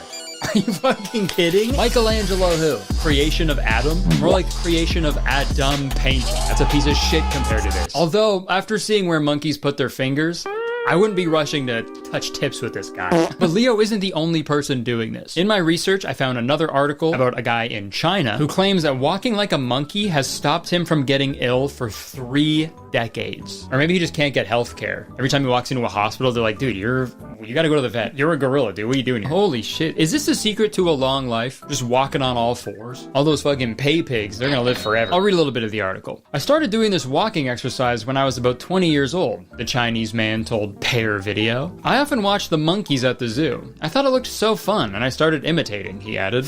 Man, good for him. I'm also pretty glad that he picked the monkeys to imitate. Like, that's a little weird, but any other animal would have been that extra step of crazy, you know? Yeah, I just loved watching the snakes, so the last 20 years I've kind of just been slithering around. And every couple months I rip my skin off. So this movement exists all over, but Leo Urban is the main real-life Tarzan. Or so I thought. Turns out there's another person who is also called the real-life Tarzan. And Leo's dedication to the ape lifestyle is pretty tame compared to this next guy. And his name is Victor Manuel Fleitas. Sorry if I'm pronouncing that wrong. Victor is the creator of this thing called the Tarzan movement. What's all that Tarzan movement back there? Which has over 900,000 followers on Instagram. And Victor's connection with monkeys runs much deeper than just climbing on trees and running around like Leo does. Essentially, both of these guys have the same mission statement, which is reject modernity, embrace monkey. But the way I see it, Leo is parkour first because he still does urban parkour. I guess all the parkour he does is urban because that's his last name, but he still climbs around in like buildings and stuff. But Victor, on the other hand, is all in on the monkey lifestyle. Like if there was a monkey off between Leo and Victor, Victor would be the victor. According to an independent article, today, Fleitas believes that many humans have lost touch with the natural world. He also believes that apes embody a spiritual connection to nature that we've forgotten about in our culture of go-go capitalism and office cubicle. So he created a new instructive movement that has already convinced hundreds of people to take to the jungle and, pretend to be apes. Known as the Tarzan movement, it is a fitness regime and novel approach to life taught internationally through workshops and climbing classes, with Fleitas encouraging his followers to mimic the movements of apes and monkeys. So he's fully embraced the monkey. Gorilla Glue to him is just glue. And if you go to Victor's Instagram, it's just him posting about the upcoming Tarzan movement retreats that he has coming up. Like this jungle immersion from August 19th to 25th. Full immersion with me and a team of local guides in the jungle of Sumatra. Everyday 4-hour training and trekkings, daily trips to spot and learn from orangutan and other animals. Holy damn, what are you learning from the orangutan? What is he teaching you guys? Deep in the woods of Sumatra, there is an orangutan who will teach us long division. Okay, we camp by the river every day, carnivore or veg meal on your preference. Okay, if you're gonna do a fully immersive monkey trip, you guys should only be eating bananas and bugs. Price is 1,500 euros, includes taxi from airport, full pension, and wow, that's pretty good actually. A lot of companies aren't even offering those these days, so that's pretty good. Send a message to join, and then the foot emoji. Okay. Now, why that emoji? Why is that emoji there? What kind of message do you want me to send? Yeah, so if you want to come to the jungle, if you're interested, just send a complete 360 scan of your feet, your size, and some used socks. Where do you go to the bathroom on these retreats? You know, just like in the forest, I guess? Or wait, no, never mind. Dude, have you guys seen that video of the monkey peeing in its own mouth? Is that what you learned from the orangutan? Dude, that'd be awesome. So I watched Victor's entire documentary that he posted on his channel about this philosophy, and it basically boils down to like tapping into the animal parts of ourselves, which I imagine can be pretty therapeutic, but it is super funny picturing someone taking the Tarzan movement like way too far though. Now, may you all please rise for the bride.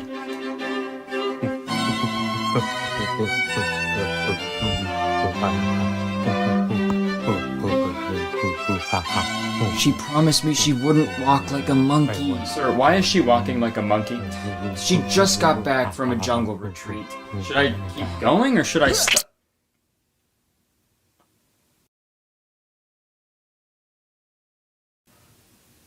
Oh my god. She promised me she wouldn't throw her poop like a monkey. I'm not gonna do a recap of the whole documentary because it's pretty long and it's in another language also. But the rest of the documentary showcases him teaching people the ways of the Tarzan movement. And everybody seems to be having like a blast while they're doing it. And you know what? The more I think about this, the more it makes sense. I walk by so many climbable trees when I'm walking my dog, and in my head I'm just like, God, that'd be such a fun one to climb. I could just go up and just chill. But I'd get yelled at if I climbed one of my neighbor's trees. So all the power to these people if it's working for them. But there's one part of the documentary that made me laugh pretty hard though. It shows him like training one of his students in the art of Tarzan movement. And at the one part, he's just straight up throwing apples at the guy. Más capacidades, pues al final se vuelve como un fuego. I don't know what that's supposed to do. How did you even come up with that, right? I imagine he's just like, no, I do this all the time with the monkeys at the zoo. I go in there with a big basket of apples, and I just fucking chuck them at them. I throw apples at these monkeys for hours, dude. No curveball, no changeup. Just straight fucking gas, man. And as much as I'm goofing on it, it seems to work. Like both of these real life Tarzan, they're both in awesome shape. Like they're both jacked. And I would hate to get in a fight with someone who is constantly pretending to be a monkey. You know, they're ripping your face off. But the craziest thing about this whole Tarzan movement, it's not the walking on your knuckles, being barefoot all the time, climbing trees, making monkey sounds. All that aside, the weirdest part of all of this, you'd assume that these two guys would be like mortal enemies. Two guys operating in the same niche with like different news outlets, each calling them the real life Tarzan. These guys should be like at each other's throats and shit, but they're not. They're like best friends. It's like no bad blood whatsoever. They're just like, yeah, dude, we did it. We're monkeys, man. And yeah, is it fucking super cute to see two guys climbing trees and having a good time together? Absolutely. Is that also maybe a sign that possibly connecting to your animal side like fully removes your ego and you can actually like enjoy life for the first time in your life? Maybe, but I'm about to say it. These two guys being all buddy-buddy, that's not very monkey-like. Like if you're a fucking top dog monkey, you know, and another monkey tries to move in on your territory, you gotta stand your ground. You gotta Mostly, I want these guys to beef with each other because I think it'd be super funny. Like, I would absolutely love to see a real-life Tarzan diss track, you know?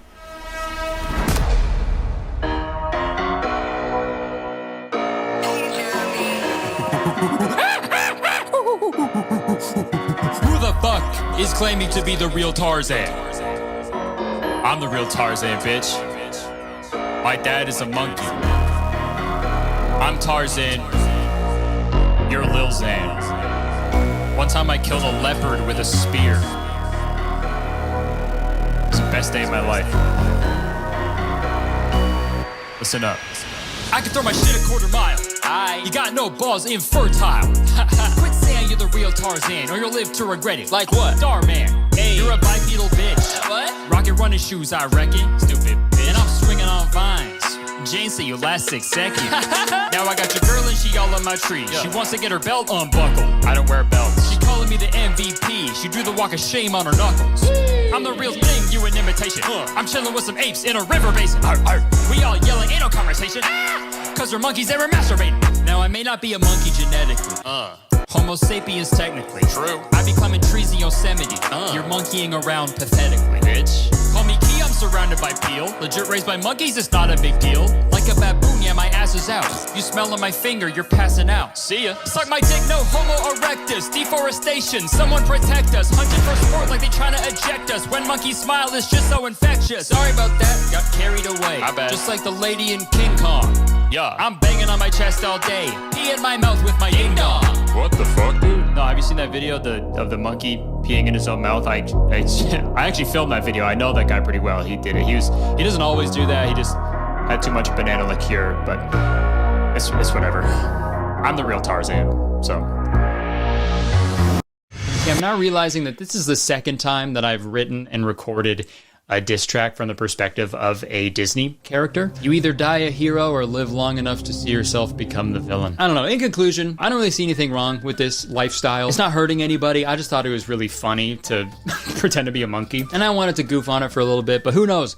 Maybe pretending to be a monkey is a secret. Maybe that's the secret to happiness and a long life. And there's really only one way to find out. So how about you guys leave a comment? Let me know if you want to see me do a video where I try to live like a friggin' monkey and see how it affects my life. And Leo or Victor, if you guys are watching this video, friggin' Pick up that banana phone. Hit me up, dude. All right, that's it. Thank you so much for watching the video. If you enjoyed it, please press the like button, because believe it or not, every time someone likes this video, I will watch the MVP original trilogy. Also, guys, press the subscribe button right now. If you're not subscribed, just do it, okay? What are you waiting for? We're so close to 5 million, and as soon as you press the subscribe button, you become a valued citizen of Kurtistown. And if you didn't know, Kurtistown is the best place to live in the whole world, and I'm the mayor of Kurtistown, so you have to be nice to me. It's the law. Also, again, if you live in Irvine or close to Irvine, if you're in California, come to my shows in June, okay? It's gonna be a lot of fun. My shows are happening the same weekend as VidCon. Total mistake on my end. I didn't mean to do that at all. So who knows? There might be some special guests that show up. That's it. Thank you so much for watching. I would stick around, but unfortunately, I have to go. I gotta go pee in my own mouth. All right, folks. As some of you know, before I was a world-class YouTuber, I was a Viner. Viner, I hardly know her. If you don't know, Vine was an app where people would make short little videos, and it came out at a time on the internet where consuming video on your phone was like the next big thing, which is crazy to think about now because that's like the main thing we consume on here, right? You're doing it right now. Vine as a concept was so new that like anything on there was automatically funny. Like there were no standards. King Batch with a big spoon? Hilarious. But as time went on and Vine naturally grew in popularity, genuinely funny and talented people started to come out of the woodwork and gain traction on the app. And that allowed us to see what can actually be classified as good content. And I think some people were able to upgrade and adapt their content a little bit to try and stay current with the internet content landscape. But a lot of Viners did not do that right up until its untimely demise. Actually, never mind. I think the demise was perfectly timely. Shame! You know, Viners like Peaks, Dobre Twins, they never really switched their style of Vine-esque humor, ever. And I feel like another person that this applies to is a little boy. Lex, he's not a little boy, he's an adult. I don't know why I said that. Yeah, I'm gonna make a commentary video about this little baby, dude. Fuck you, man. Why'd you bite your big brother's finger? Goo goo gaga. Fuck you, Charlie. Now, there was one guy on Vine named Brent Rivera, a name that sends shivers down the spine of any soul brave enough to utter it. A cursed name. Bloody Mary, Brent Rivera. Same number of syllables. Coincidence? I think not. It's a good thing I don't have any syllables in my name. I had them removed last year. Our little tiny buddy Brent has resurfaced in the internet zeitgeist these past few weeks because of a confrontation at a hotel with another YouTuber. We'll get into that later, but all that kerfuffle caused me to go over to Brent Rivera's channel to really take a deep dive and see what he's even doing these days. And what I found on there was truly shocking, so I figured I had to make a video about it. So Brent Rivera is a wildly successful YouTuber with over 25 million subscribers. But like I said, I've been aware of Brent for a long time now. I remember back in the Vine days, me and my friend Jacob, we'd scroll through Brent's Vines and we'd just laugh the night away. Not because they were funny, but they were just so bad. Oh my god, there she is! She's coming this way. Act natural. Oh, she's walking away. I wasn't natural enough. And look, my Vines weren't very good either. And also that was like 8 years ago. People don't forget. Making content for children when you yourself are a child makes perfect sense. But the interesting thing about Brent is that he never really stopped making content for children. These are some of the videos he was making after Vine shut down. 6 mistakes you'll make on your first kiss. Brent Rivera. First day versus last day of school. Brent Rivera. Weird types of substitutes. Brent Rivera. 6 signs your crush secretly likes you. Brent Rivera. And that one's the craziest. I don't know about you guys, but I feel like I stopped using the term crush when I was like 12 years old. Even at that young age, I was still like, you know what? That's a word for baby. Fuck you, Charlie. But not our boy Brent. He was 20 years old when he made that video, dude. And just so you know, he's 25 now. But hey, sure, maybe 20 is an appropriate age to be like, yeah, I got a crush on that girl. But wait, less than a year ago, Touch My Body Challenge. Gone wrong. No more Brent Rivera in the title, so who is this guy? And the fucking thumbnail says, there's a crush. That's my crush. I put an arrow. That's my crush right there. She's pointing at my crush. Or maybe that's her name. I don't know. I'm not too savvy in the Brent crew. Maybe that's her name. Crush Bandicoot. It's almost kind of punk, you know, because he's going against the grain. Because like most YouTubers, they grow up, they mature, and so does their content and how they present themselves. But Brent has gone fully just like Peter Pan mode fully staying the same, only making content for children. On the other side, I do understand adults making content for children. That happens all the time, right? Steve from Blue's Clues. Adults making kid-friendly content is fine, of course. It happens all the time. But Brent operates in this weird world of YouTube where he's making content for children, but the content is not kid-friendly. Yo, this is not family friendly at all. I don't know, just to me, it's just so weird to be 25 and then act like this in your videos. All right, so today we are breaking 100 rules in 24 hours. It reminded me of this Matthew Beam video that I saw called, "I built a secret gaming room to hide from my mom." That title made me laugh really hard because, you know, another great way to hide a gaming room from your mother is to move out. But back to Brent. I could talk all day about the Mr. Beastification of his thumbnails and content. I could talk about how weird and overprotective he is of his sister, who he constantly sexualizes for views. Are you flirting with her? What? Dude, no, dude. Or I could talk about the terrible song that he put out a few months ago. But that's not what the video is about. But also, it could be. So I am going to talk about the really bad song that he put out. The song that he released is called Little Kids Nowadays. But in order to get, you know, clicks on it, they had to sort of disguise it as just another regular Brent Rivera video. Which is honestly Jesus. No, it's not. Genius, I meant. Which is honestly genius. You know, I think more musicians should do this. The new Miley Cyrus music video could have had a crazy fucking thumbnail, and it should have been titled, "Liam Hemsworth diss track gone wrong. Not clickbait. Stop kissing my sister. I'm Brent Rivera, and I hate that." Brent Rivera. So Brent's song is about how when he was a kid, he used to go outside and play, you know, be outside, enjoy the outdoors. But little kids nowadays, they're always on their phone. They're always on. Yeah. My favorite part of the song is like the emotional build up to the big final chorus. He's killing me off. Dude. And dude, this whole song, it's like, yeah, being a kid is different now from when you did it. That has been historically accurate for every single generation. You know what I mean? I don't think you need to make a whole fucking song about it, right? Also, Brent, dude, don't get mad at children for watching YouTube videos all day, because if that wasn't happening, you wouldn't be able to fucking spend $25,000 on your plane tickets, little baby boy Brent. Dude, kids are so fucking weird today, dude. All they do is watch videos.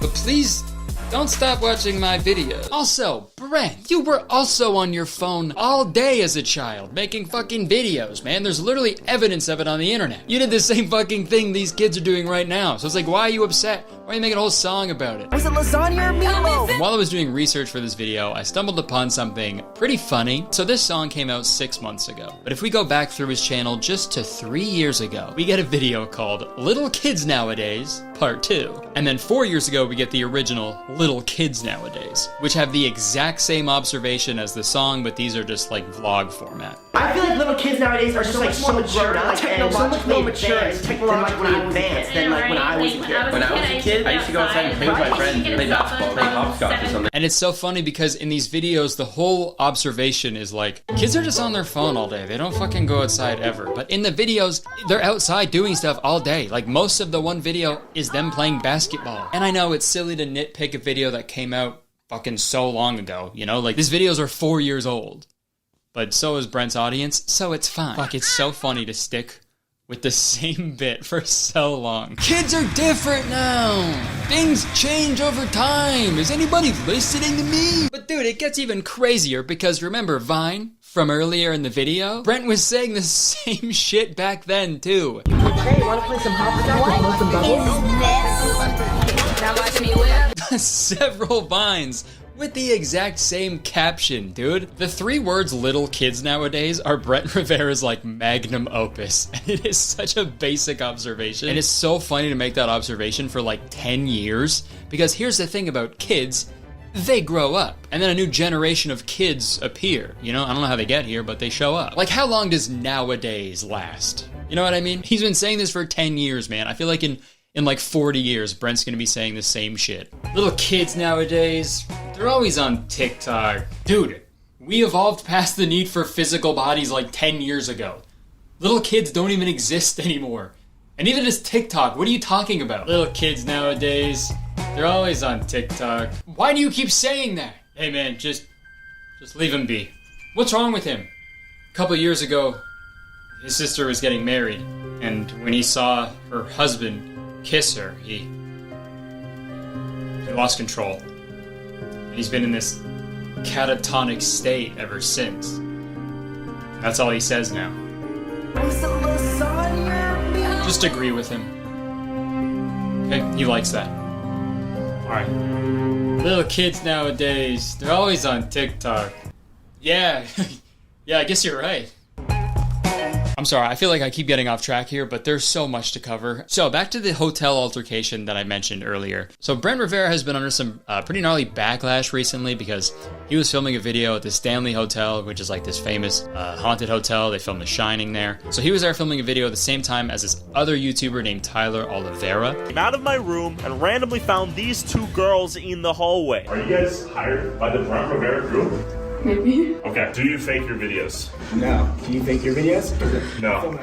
Yeah, so Tyler obviously instigated everything, but things just kept escalating, and it got to the point where Brent was like making fun of Tyler for like the size of his channel. Hey, go have fun with your 100 subscribers, bud. And it pretty much got to the point where Brent got Tyler and his friend like kicked out of the hotel. I'm sorry, they're gonna come and get you guys. They're gonna kick you out. That's good pack your stuff, for sure. I'll link Tyler's video explaining it because that whole situation is crazy. But that whole incident was so fascinating to me because it kind of like peeled back the curtain a little bit to see what type of person Brent is off camera. Go have fun with your 100 subscribers, bud. But then I got to thinking, like, is he even a good person when he's on camera? Spoiler alert, the answer is no! Believe it or not, we still haven't even talked about the main reason I wanted to make this video. So I was scrolling through Brent's YouTube videos and I stumbled upon one that really caught my eye. Surviving 24 hours in a city with no laws! And Brent's fucking covered in blood and shit. This guy's fucking breaking a cop car, it says F you. Pretty crazy. And I think this one video perfectly encapsulates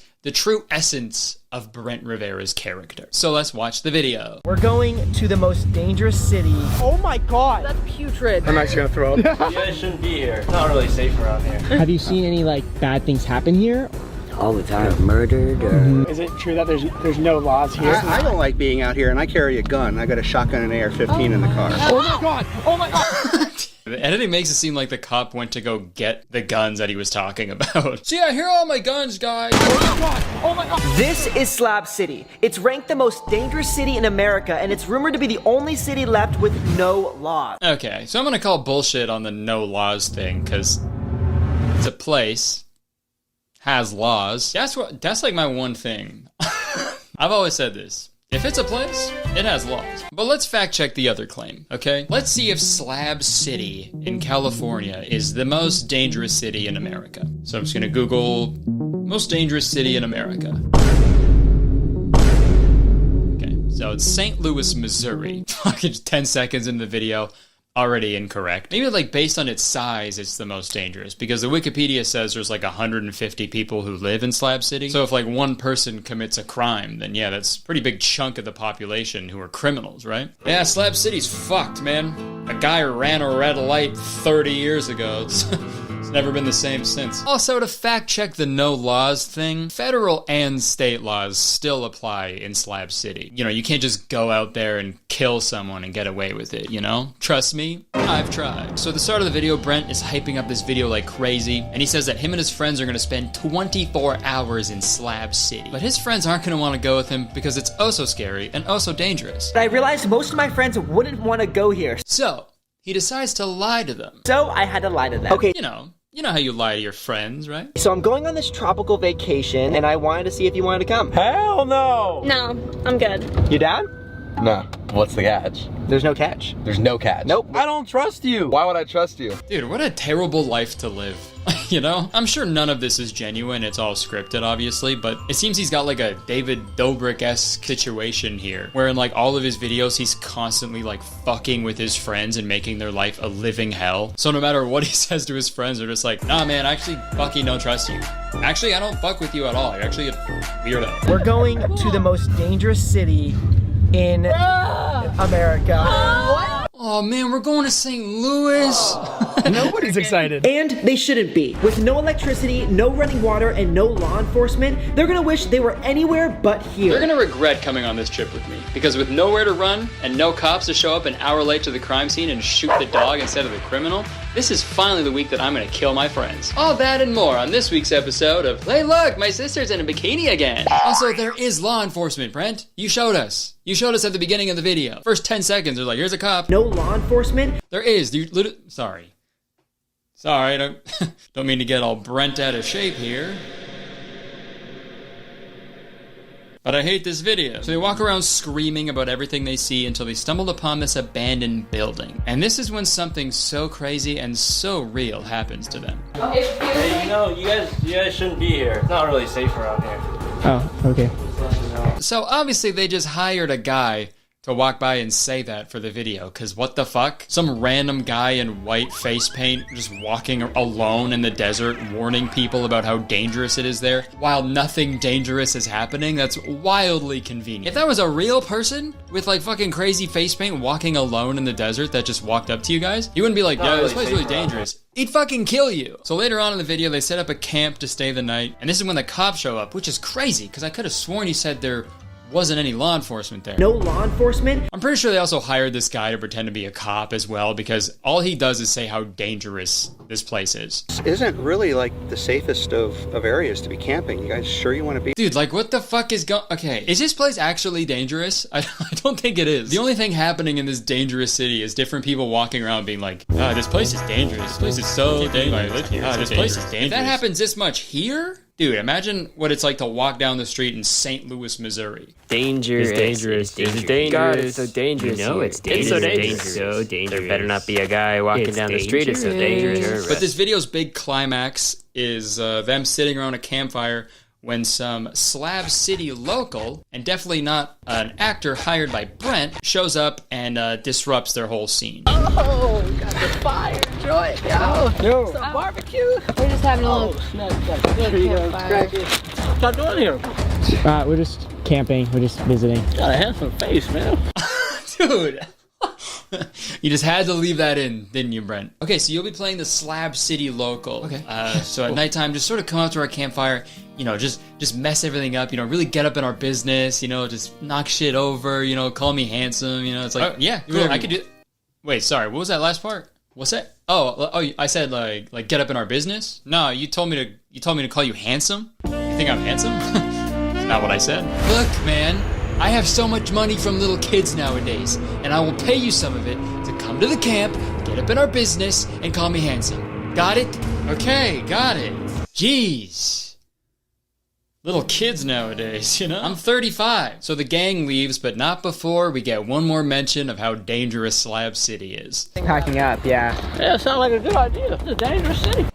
Okay, dude, we get it. We got it, Brent, okay? It's dangerous. It's a dangerous city and you're handsome. How much more exposition do we fucking need, man? That's like giving the movie Aquaman the whole time they were like, God, it's pretty wet down here. Ever noticed that? It's kind of wet. The vlog ends with them eating Chipotle and them talking about how dangerous Slab City was. Or hearing about how dangerous it was. But when in reality, it just wasn't. I feel like every city is dangerous if you're a loud, fucking annoying YouTuber, I did some research, and the usual cause for police response in Slab City is for use of methamphetamines. It's people addicted to a substance, struggling in life, and then cops being like, oh, you're going downtown for that one. So it's weird as fuck to go there as a multi-millionaire YouTuber and be like, oh, everything is gross. Everything is gross and weird down here. It's fucked. It's fucked up. If I had to live here, I'd fucking chop my dick off. He never said that in the video, but I can read between the lines. And the thing that just bugs me about this video is that it's not the most dangerous city in America. It's a low-income area forgotten by the government that was supposed to care for its citizens, but failed to. And instead of allocating resources like safe injection sites or community outreach, they send police officers to patrol the area and Border Patrol officers to search Slab City for undocumented immigrants. And I know Brent Rivera's content is for children, and he's not gonna get into those issues, obviously, but I don't know. It's just like a gross angle to like make a whole video about, you know? Like it gives off the same energy as those old videos where it's like stepping on Jordans in the hood prank. It's like, what the fuck are you doing, man? And yeah, this is a common feeling I got when I watch a lot of Brent's videos, because he does videos like $25 plane seat versus $25,000 first class seat, baby. I survived $10 versus $100,000 day with Crush. Got the name drop in there. I survived $50 versus $500,000 vacation. People who live in trailer parks are dirty, but underwater is good. And obviously these videos are fucking all over YouTube. They go to a cheap option and then a really expensive one at the end. They're like, the expensive one's better. That's crazy. And each video Brent makes like this is framed like, it's like a game that like some of his friends, you know, it's randomly selected who's going to go to the cheaper one and who's going to go to the expensive one. But for some reason, Brent always ends up going with the luxurious option. Weird how that happened, but it makes sense. It's his videos. He decides what happens at the end of the day, right? Which is probably why his friends don't trust him. But each one of these videos features Brent having an awesome time, spending all his money, and then showing his friends freaking out that they have to go through general boarding at the airport, or going on a bike ride to Subway for a dinner date, or just staying in a regular sized room during their vacation. And I know they have to embellish and exaggerate these videos for YouTube, but it's just so fucking annoying watching these people scoff and complain about doing things that most people have to do, you know? That's just a part of traveling, that's a part of their life. Where we have to sit for 12 and a half hours. I'm sure you live. I'm a small human. Look at my knees. Oh no, you don't have a lot of leg room. You don't have a lot of leg room in an airplane that's taking you from one part of the earth to the other in a couple hours. No! How are you doing that? How are you surviving? This very lovely, spacious bathroom. Oh, the bathroom in the airplane is small? Oh no! No! Of course it is! Of course, it's a bathroom in the sky, you jackass. And dude, in the date video, a tandem bicycle ride to Subway for dinner? That sounds adorable. That is awesome. Bike rides are sick, and so are huge sandwiches. That sounds like an awesome day. And the thing is, that is more than what most people can afford. So fuck you, man. And for her to be pissed off during the whole date, too. I'm not having fun. I wasted my whole day doing this. Even if that was a disingenuous reaction for the video, I don't care, because if that's how you told her to act, fuck you again. Girls do not care how much money a guy spends on a date. Okay? I disagree. You have to treat them nice. No, like if a girl likes you, she likes you for you. Like she does not care about money. What a great message you are sending to your young audience, Brent. But the video that pissed me off the most was the I survived $50 versus $500,000 vacation. Because, dude, Brent, he's vlogging himself and his friends going on this lavish vacation at a resort in Hawaii. One of us is gonna have $50 to survive in Hawaii. Which is also a place where the locals have, like, publicly begged tourists to stop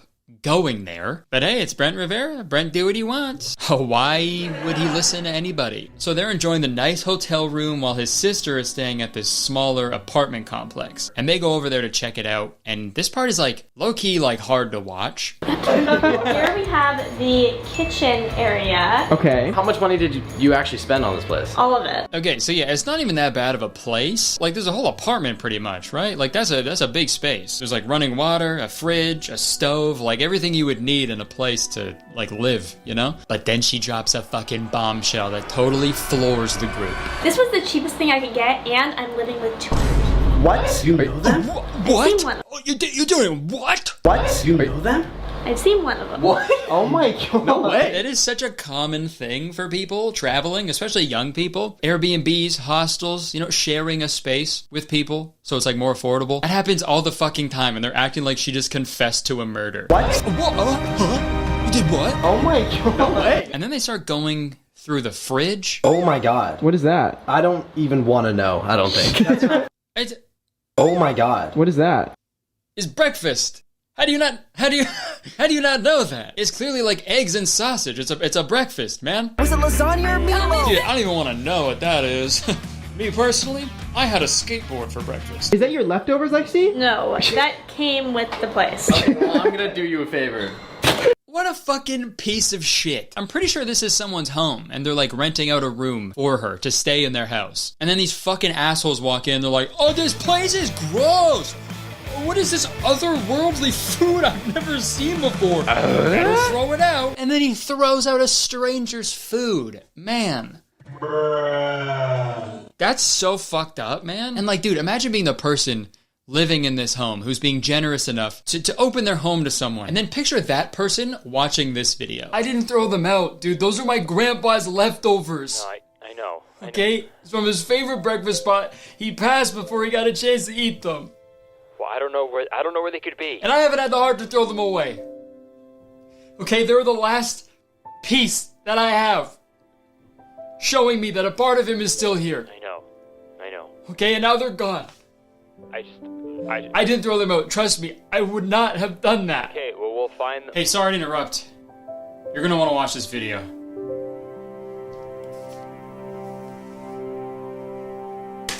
Oh my god. What is that? I don't even want to know, I don't think. That's not Put it back. You were not eating that. Is that your leftovers, Lexi? No, that came with the place. Okay, well, I'm gonna do you a favor.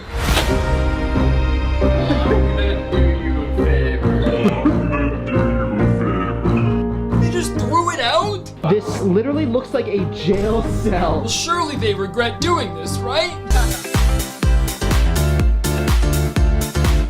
Dude, I don't know. This video that I'm making right now, this is much longer than I wanted it to be. I just thought I'd make a little silly video about Brent, but I feel like the rabbit hole just kept going deeper and deeper. So I'm sorry this video is so long, but I just get so frustrated when someone has such a massive audience of young, impressionable little kids nowadays, and then with that level of influence, they make a bunch of lazy, derivative, ugly, yellow, consumerist, vapid bullshit, and then go on to act like they're doing the Lord's work when someone calls them out. Do you fake your videos? No. Do you fake your videos?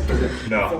And I think Brent is like actively perpetuating harmful ways of thinking, especially for children. And it just makes no sense to me, especially with his sentiment. So Brent, don't complain about little kids nowadays being materialistic or vain, because if they are acting that way, it's your fault. No. So what's the most dangerous city in America? Any city that Brent Rivera is in, okay? Watch out. All right, well, fuck, that's the video. Thanks for watching. Hope you enjoyed it. If you did, please press the like button, because believe it or not, 1 like equals 1 mysterious breakfast that I've never seen before in my life. You can leave a comment. Let me know what you thought about this whole thing. Let me know what you think about Brenty Boy. You can press the subscribe button if you want, because as soon as you do, you become a valued citizen of Kurtistown. And if you didn't know, Kurtistown is the best place to live in the world, and I'm the mayor. So you have to be nice to me. It is the law. But that's the only law in Kurtistown. Okay, there is one law. So we got one up on Slab City. You can check the description for my Instagram, my Twitter, my podcast, my gaming channel, all that bullshit that I do. I'm going on tour. That's pretty cool. I don't know. All right, thanks for watching. I would stick around, but unfortunately I have to go. I have to go aimlessly wander the streets of Toronto and tell people how dangerous it is. So, sorry. Peace. Hey guys, I got some shows coming up. All new material. I'm going to Phoenix, Arizona, Louisville, Kentucky, and Appleton, Wisconsin. It's going to be so much fun, and tickets are available right now, so click the link in the description. All right, thanks. Enjoy the video. Folks, I don't know if this is universal. Thank you, that was my impression of a guy at Disneyland. Okay, sorry. I don't know if this is universal, but I feel like every group of siblings at some point in their lives wanted to start a band together.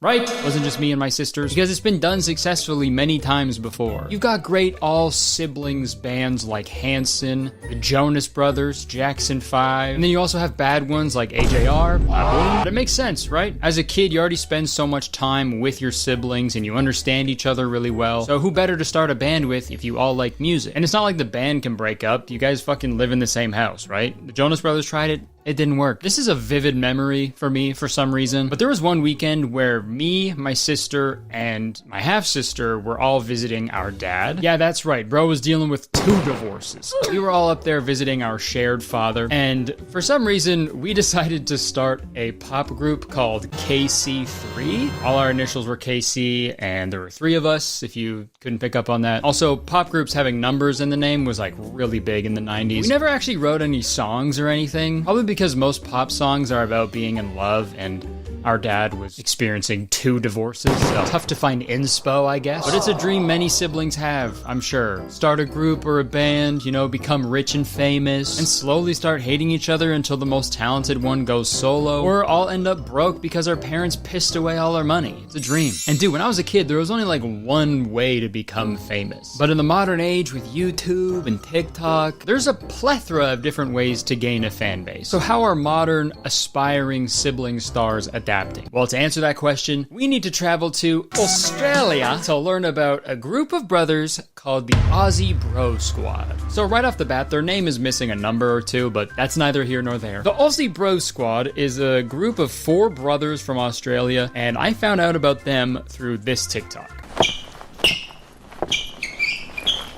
So I was really confused by that video at first, so I searched up hashtag Aussie Bro Squad on TikTok, and I fell down quite the rabbit hole, or fucking kangaroo hole or whatever. Quite the kangaroo hole of Australian TikTokers talking about the Aussie Bro Squad. I can only assume TikTok is showing me Australian TikToks because I look like every single fucking Australian dude ever. And the Aussie Bro Squad is tough to describe, so I feel like we should just watch a short clip from one of their live streams. Hey Daniel! Abby's in Germany! Whoa! Hey Abby! Oh. That's so exciting! Dom sent you guys some little TikTok logos and Sienna sent you a bunch of little logos too. Thanks Dom and Sienna. Thank you so much! Thank you so much! That's so sweet! Cooper sent you guys some stars. Thanks Cooper! Yeah, seems harmless enough, right? Well, I'm not so sure, and we'll get into the nitty-gritty in a second. I'll hit the nitty-gritty in a second.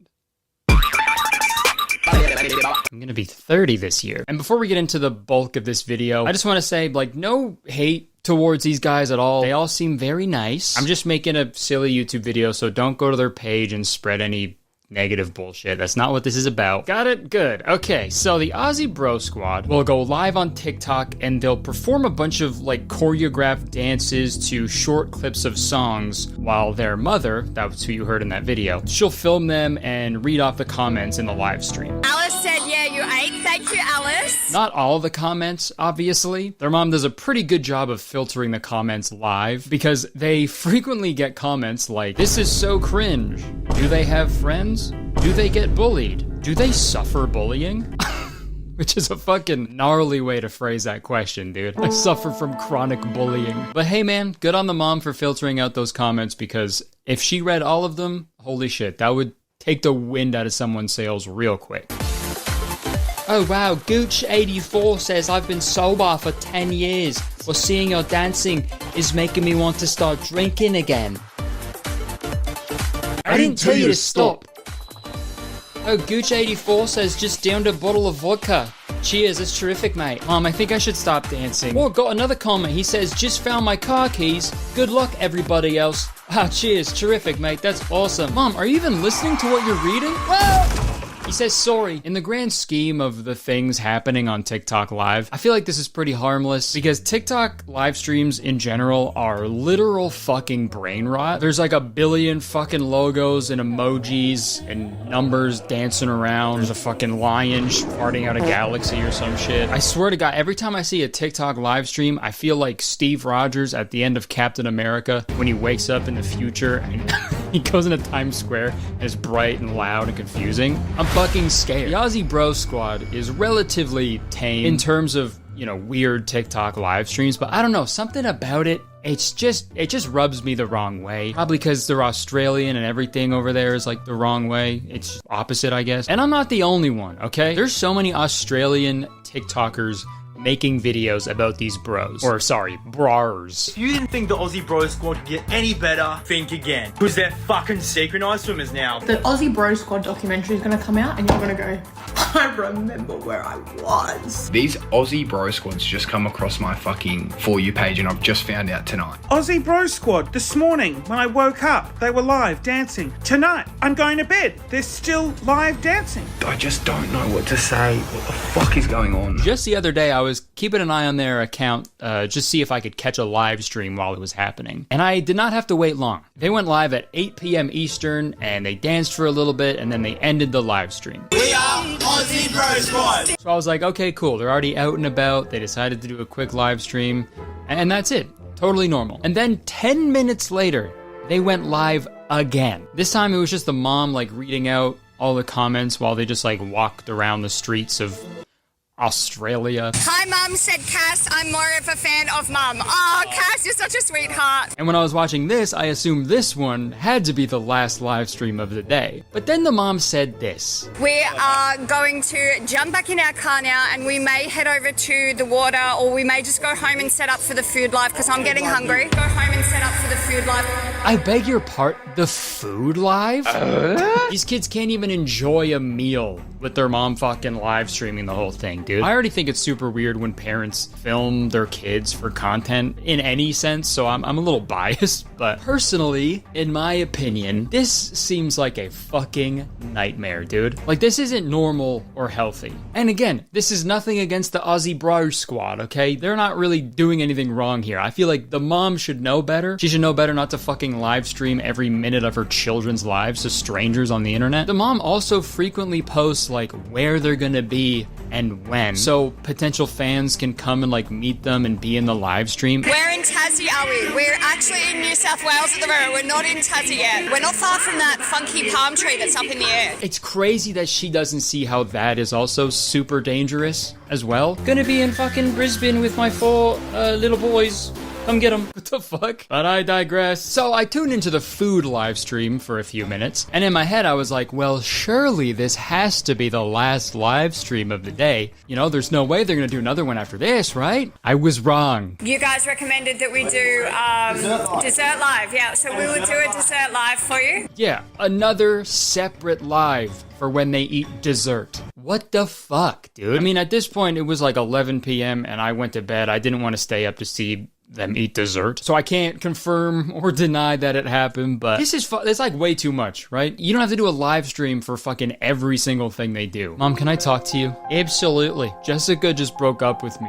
She was my soulmate. Mom, what am I gonna do now? We had a whole life planned together. She said she fell in love with someone else. I've just never been so sad. I feel helpless. How am I supposed to go on without Jessica? What do I do, Mom? Hello, everybody. Thanks for watching. Mom, are you serious? Are you live streaming right now? Oh, Jessica's in the chat. She says, this is cringe, lol. Glad I dumped him. Oh, thank you so much, Jessica. Oh, she just donated a hot dog. Give her a dance.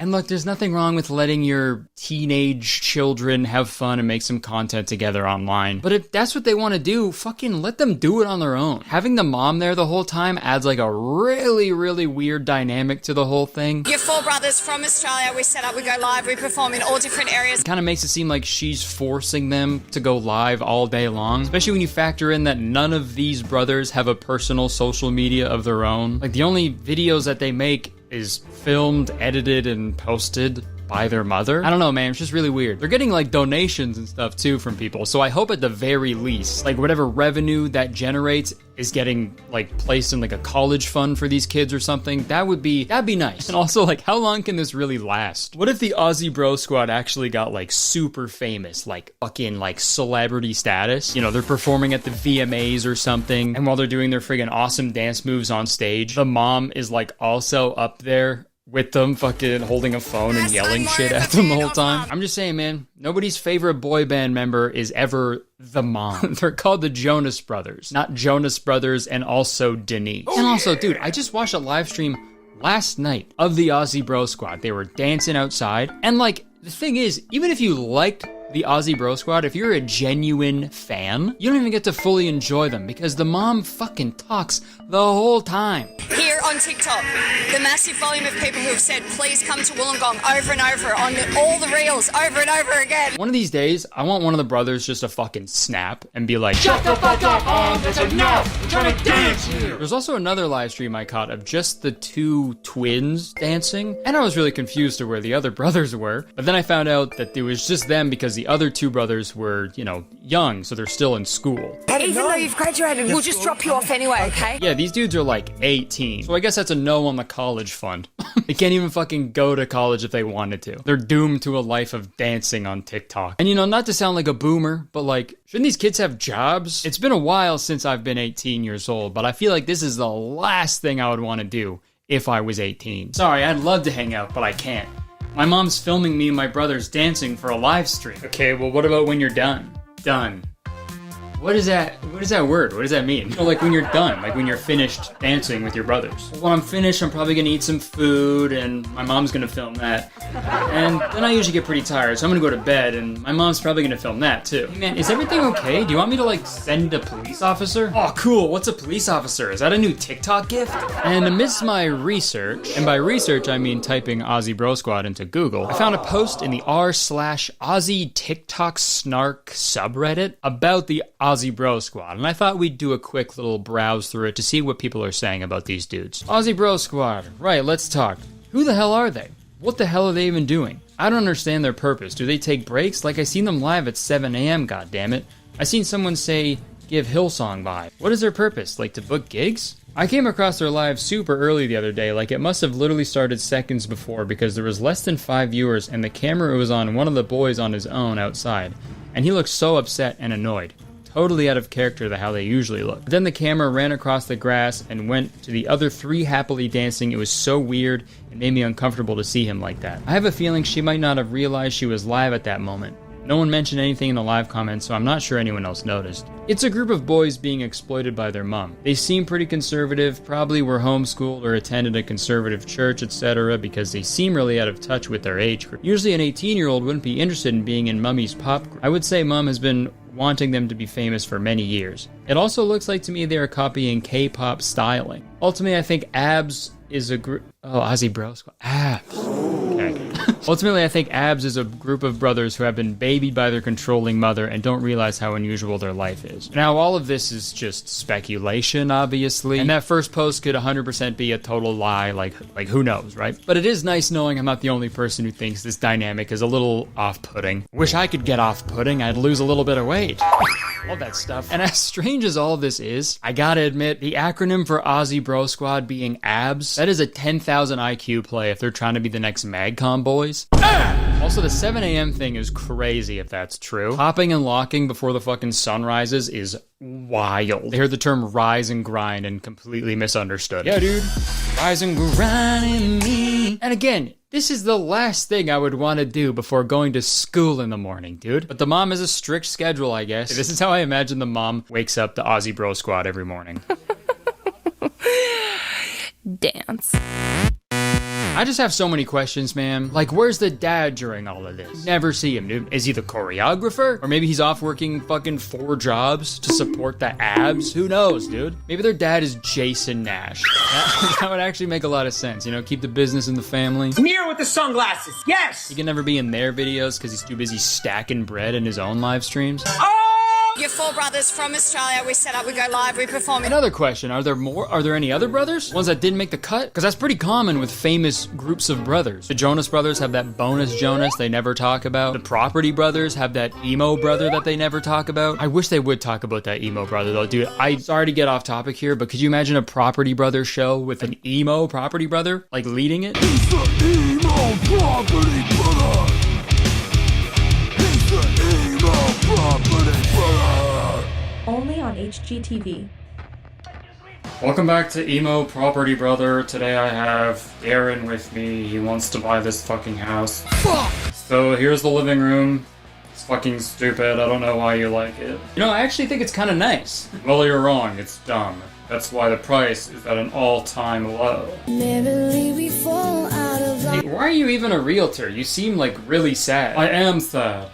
I only became a realtor because I listened to Sunny Day Real Estate and I thought this job was just gonna be me listening to their music. Okay, well, whatever. I'll take it. Okay? What do you need from me? Well, I'll need from first to last month's rent by Thursday. But it's okay if you're a day late. I won't say anything. Okay, are those actually things you need from me, or are you just saying the names of emo bands? Taking back London. Okay. He's the emo Property Brother. Fuck! I'm worried about the Aussie Bro Squad though, guys. I really am. And as an honorary Australian man, I have a mullet and a mustache, and I drank beer out of a shoe when I was there. Okay, I think I can vouch for that. As an honorary Australian, I feel like I need to step in and save these boys. I need to rescue the Aussie Bro Squad, okay? I think I need to infiltrate the Aussie Bro Squad and rescue them from within. But the Aussie Bro Squad isn't just gonna take some random guy into their group of brothers, right? I have to prove myself. I need to show them that I have what it takes to be a member of the group. I'm gonna do a TikTok live stream in the same style as theirs to show them I've got what it takes to be a member of ABS, the fifth ab. Almost a six-pack, dude. Okay, bye. I'm gonna go do the live stream. Chris just joined. Chris. Hi, Chris. Hi, Monkey Bucket. All right. Do another spin, Kurt. Nice. One more spin. Yeah. Guys, throw some likes in the chat for when Kurt spins. Yeah, give him a smile, Kurt. Give a little heart, maybe. Jump up and down. Yeah. Oh, lots of likes in the chat. Yeah. Guys, stay tuned for later. We're going to have Kurtis eating his weight in cereal on the cereal live later tonight. When is that? When is that? Oh, we're doing it later, babe. Don't worry, we're gonna do it like around like 10, 11 at night. So you're just gonna have to wait till then and... 8 in the morning. It's fine. No, it's okay, guys. Kurtis is alright. Do another spin. Do it. Mom. What? We have to go to the bathroom. You're gonna have to wait. Enough. Keep dancing. You're gonna have to wait till later when we go to the bathroom live tonight. Kurtis going to the bathroom after cereal time. At 11. At 11. Better be a pee. It's a shit. No. It's a pool. You're gonna have to wait till next week, Kurt. That's when the poo live is happening. Kurtis is going poo next week. You're gonna have to hold it.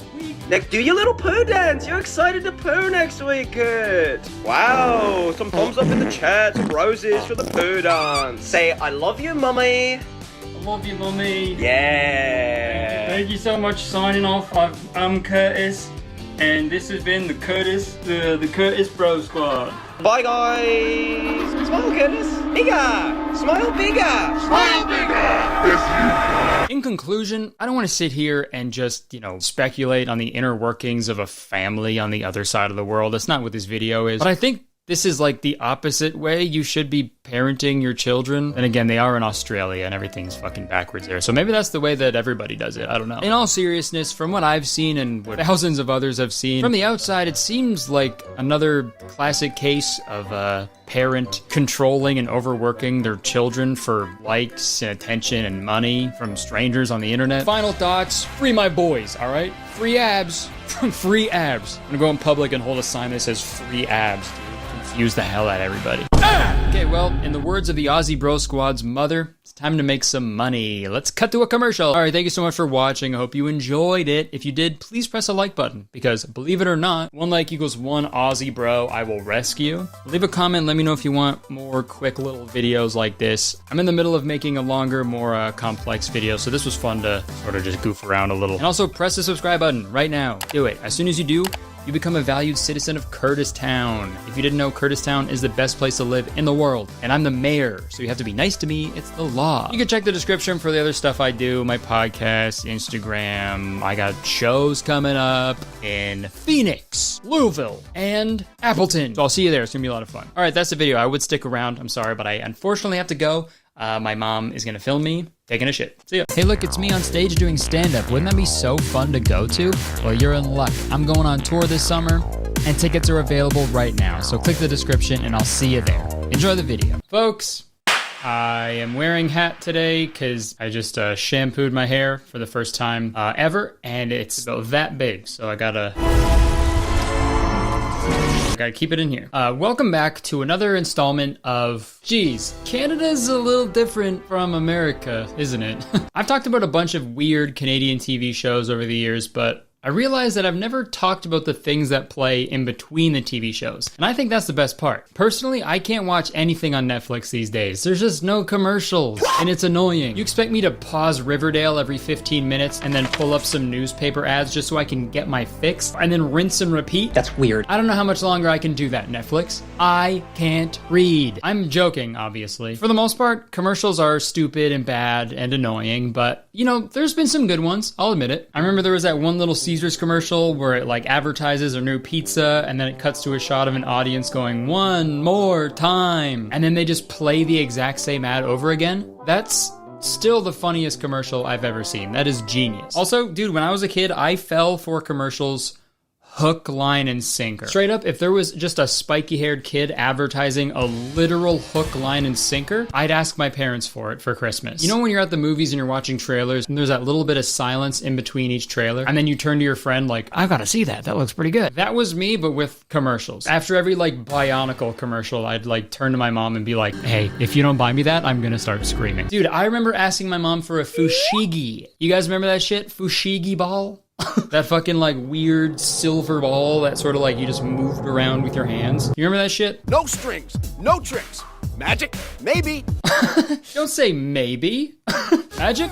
Maybe. We actually don't know what these are and we're fucking scared. Somebody please explain these. Okay, you know what? Leave a comment. Let me know if you want me to make a whole video about the fushigi ball, because I really want to. Spoiler alert. I'm gonna make a video about fushigi ball. I remember wanting one of these so bad, not because it was a good product, it was just good advertising. And believe it or not, that's all you really need to sell a product. And whether you're aware of it or not, commercials really stick with you because that's literally how they're designed. But you know, when I was a kid, I was watching TV, you know, I would get commercials and stuff, but every so often there would be a PSA, a public service announcement. You know, it was just like a message from some media company that was like, "Hey, please don't do drugs," or like, "Drinking and driving is bad." You know, just like indisputable, like good messages about being safe and smart. And there were a bunch that aired in Canada in the early 2000s from this company called CCA, which stood for Concerned Children's Advertisers. And some of these PSAs were good, but some of them were not so good. And no matter how much older I get, no matter how much time passes since I've seen these on television, they are just burned in my brain, so I want to make a video about them. And yeah, Jacob made a video about these last year, and a bunch of other people did as well, but no one has the balls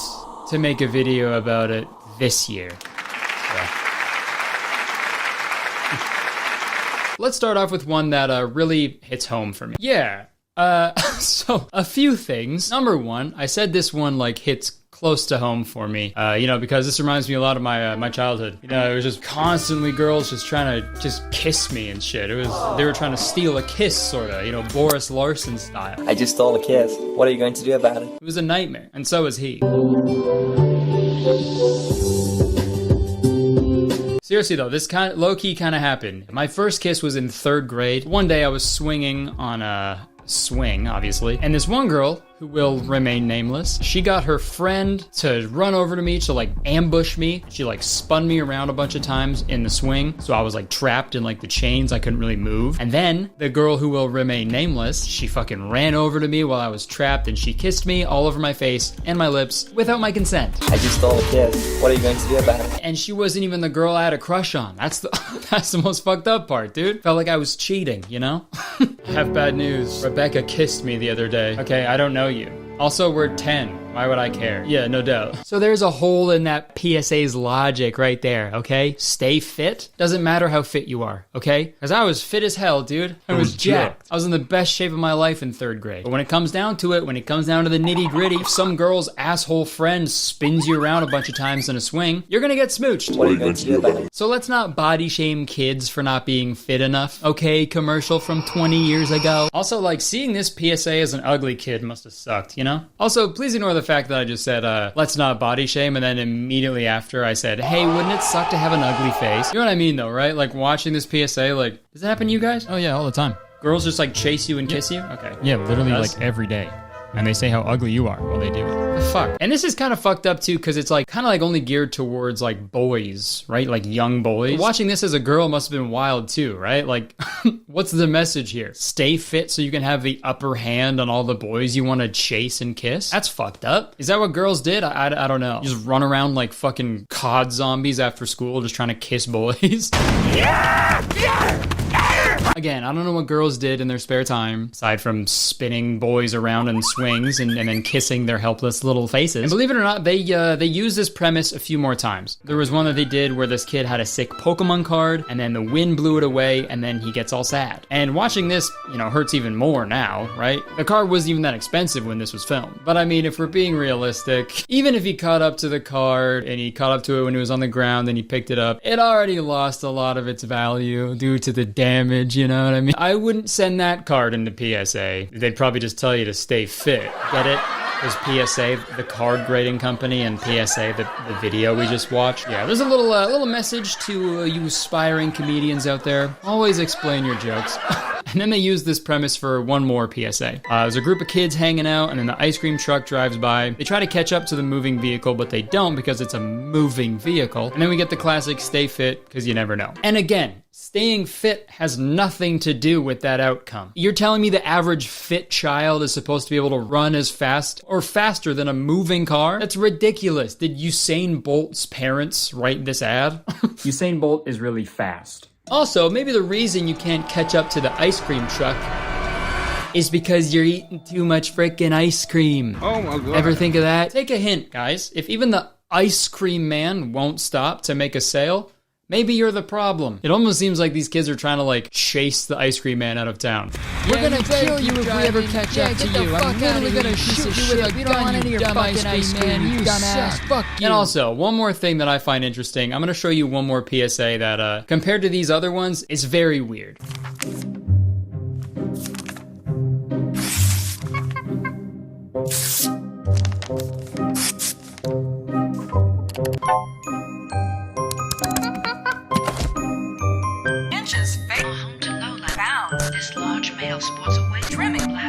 You don't need a media monkey to make healthy choices. Think for yourself.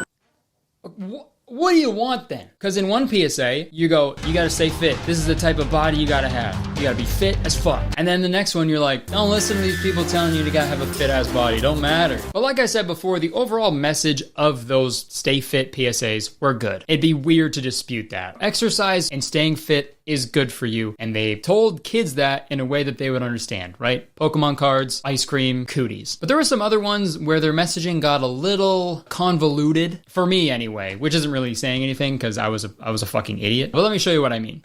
It's nighttime in a kitchen just like yours. All is quiet. Or is it? The North American house hippo is found throughout Canada and the eastern United States. House hippos are very timid creatures and are rarely seen, but they will defend their territory if provoked. The favorite foods of the house hippo are chips, raisins, and the crumbs from peanut butter on toast. House hippos sleep about 16 hours a day. That looked really real, but you knew it couldn't be true, didn't you?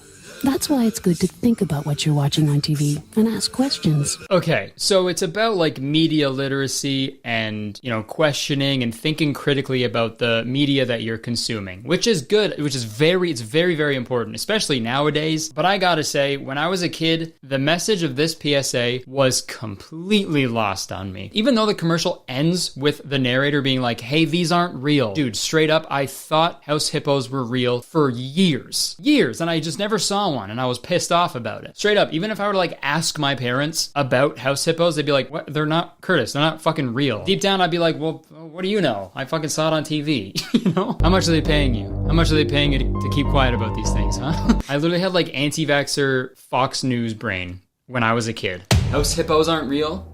Explain that commercial I just saw then. Dude, it literally said at the end of the commercial that they're not real. That's fake news. That's fake news and you know that. No, it's not even news. Oh, so you agree.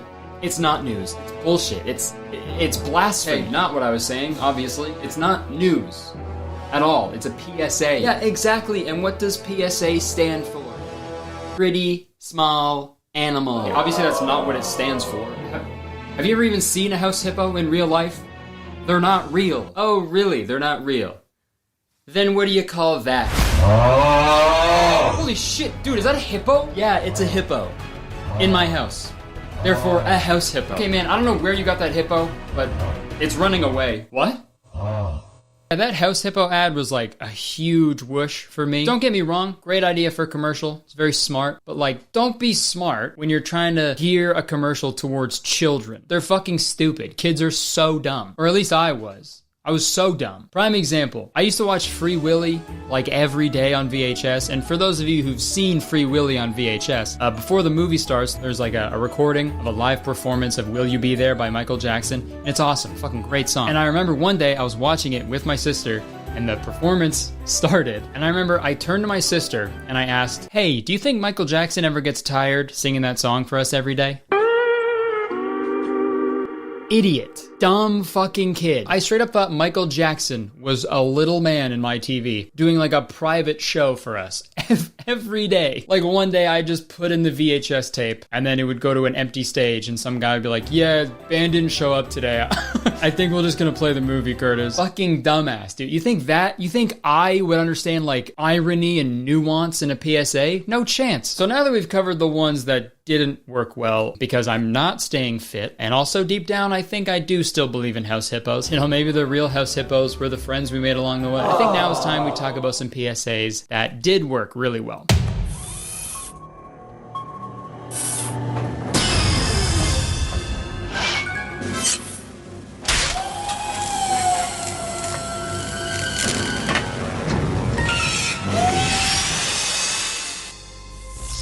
I am Ashtar, a robot from Planet Danger. I can put my arm back on. You can't.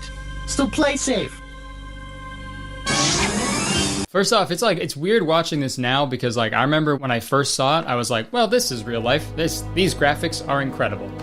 They brought a film crew to Planet Danger. That's what's up. This grabbed my attention real quick when I was a kid. You know, because it's like scary and this like weird alien planet and the music and all the saws and shit. And this like stern robot woman telling me how it is. Okay, yes ma'am, I will play safe. I don't know what that means, but I will dedicate the rest of my life to figuring that out. Yeah, like I said, this one stuck with me like more than any of them because it was scary. You know, the creepy, scary stuff, it sticks with you way more than all the other shit. I watched 13 Ghosts when I was like 7 years old. I was a changed boy after that movie. That bloody naked lady is in my head whenever I turn the lights off. What do you mean by that? Sounds okay. You know what I'm trying to say. I also wasn't like cosplaying a British person when I said that by calling her like a bloody naked lady. She was literally covered in blood. And it's the same as like Goosebumps movies and episodes of Are You Afraid of the Dark? Like those are fucking in there. They're not going anywhere. You know, dude, I feel like there just aren't any like horror movies or shows like geared towards children anymore. Dude, that's what's messed up about today's society. We gotta scare kids more, you know? In like a chill way. Because at the end of every Goosebumps movie, there was like a lesson, right? It's like, no matter how scary things can get,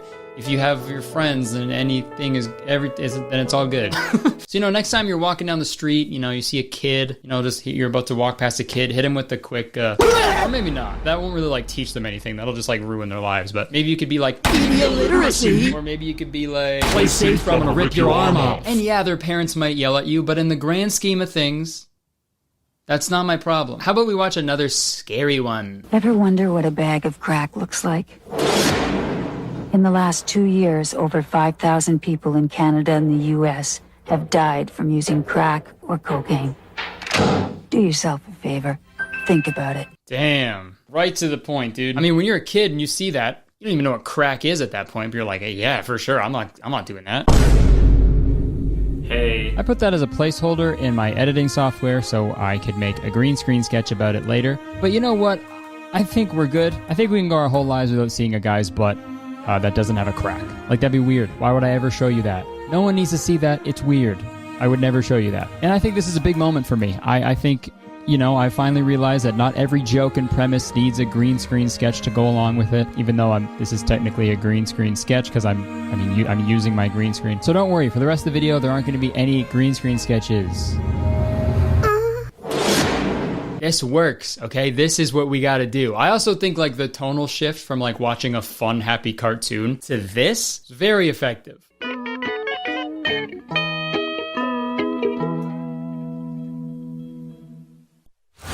gonna die. You're gonna die tomorrow. Yeah. You might even die tonight if Alan takes my shift and there isn't any traffic. Alan did say he wasn't feeling well, and you know, it is the Friday before a long weekend, so things aren't looking too good for tonight. But Alan does owe me a favor. I took his shift a few weeks ago, so he owes me one, and I could always take the side street, so we'll see what happens. Are you ready, kids? Aye, Captain. Okay, let's watch one more, and I think I've saved the best one for last. Hey, you ever thought about taking drugs? I don't know. Well, I never really thought about it. Think hard. The first hit's free, but you find me when you need more. The choice is yours. What do you think? Nah, this jerk's not with the time.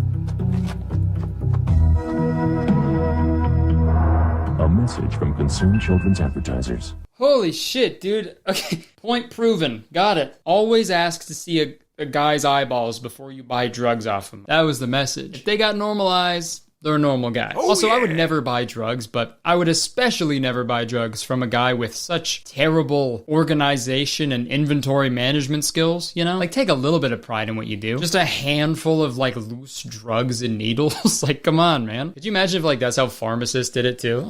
Hey, I have like a really bad headache. What do you suggest for that? Sorry to hear that, buddy. For headaches, I got the perfect remedy. First, what you want to take is, I have it here somewhere. Oh, hold on, buddy. Oh, sorry, I just can't find it. Oh, here it is. You're gonna take one of these, okay? Okay. And hold on, I'm not done yet. Hold on, I got the other thing here somewhere. Sorry. Organization is not here it is. You're gonna want to inject one of these into your arm. Great. Wait, hold on. You allergic to peanuts? Yeah, actually, I am. Okay, in that case, don't use this needle.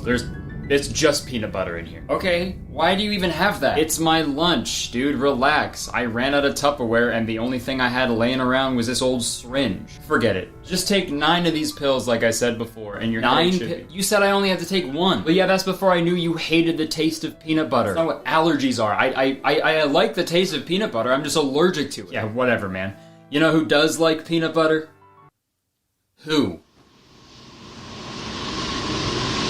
House hippos. I don't know what those are. Down the hatch.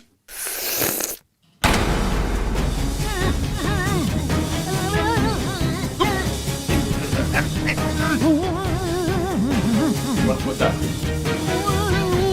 What's going on? Choking?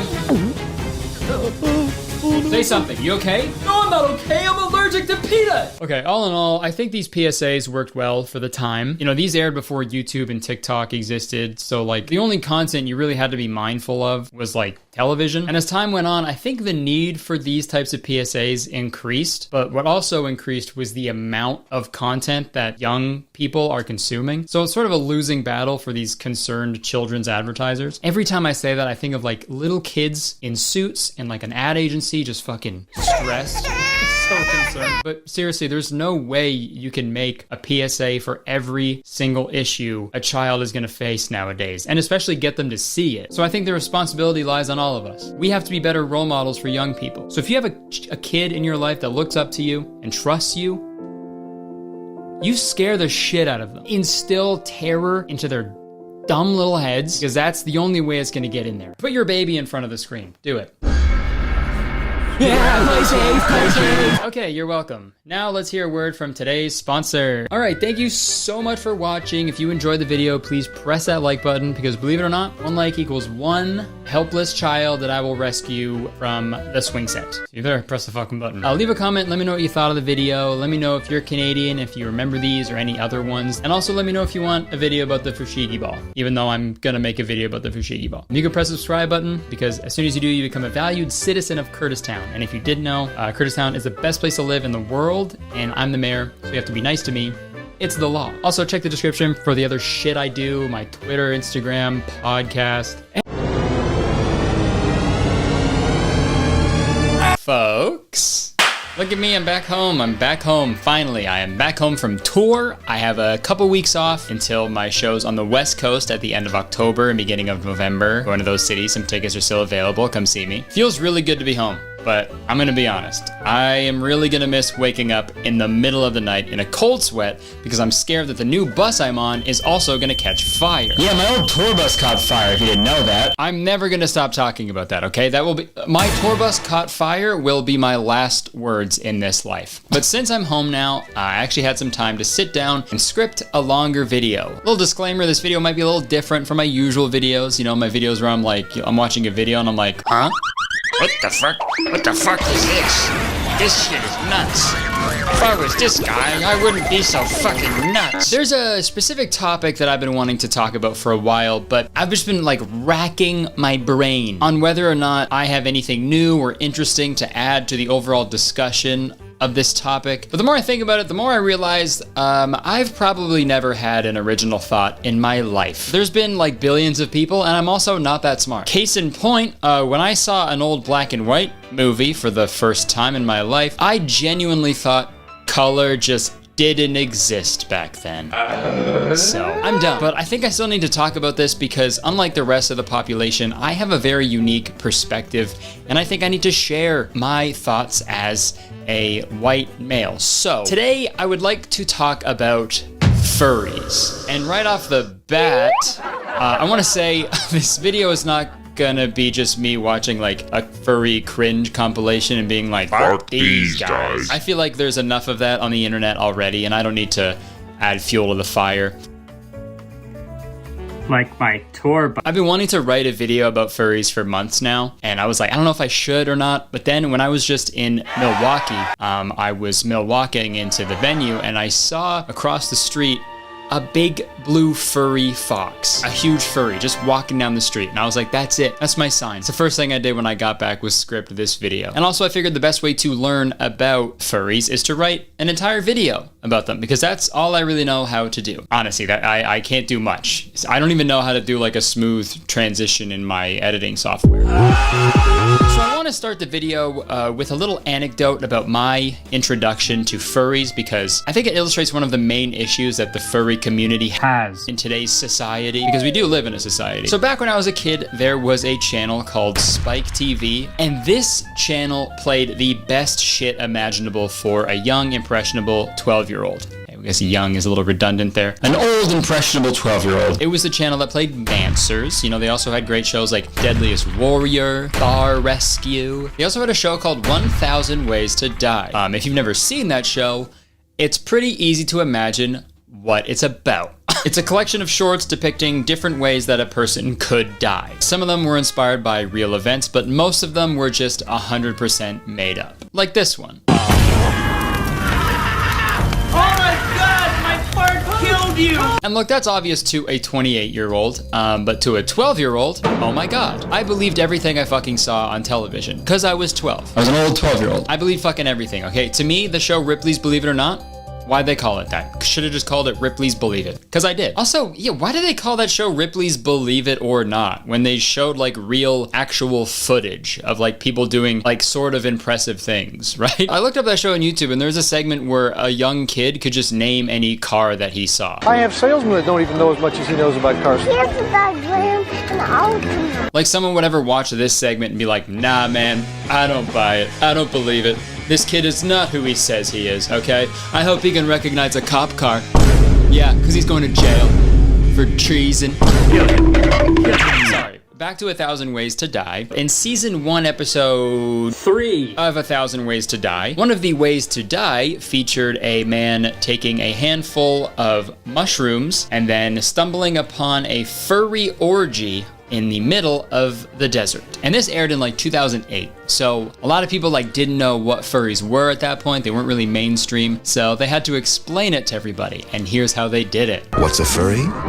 People who like to put on animal costumes and get together for fun things like group sex. And you're probably wondering how this guy dies. Well, let me tell you. So this guy tries to get in on the orgy and he keeps being denied. So he goes to have sex with a person in a bear suit, but it turns out it was a real bear.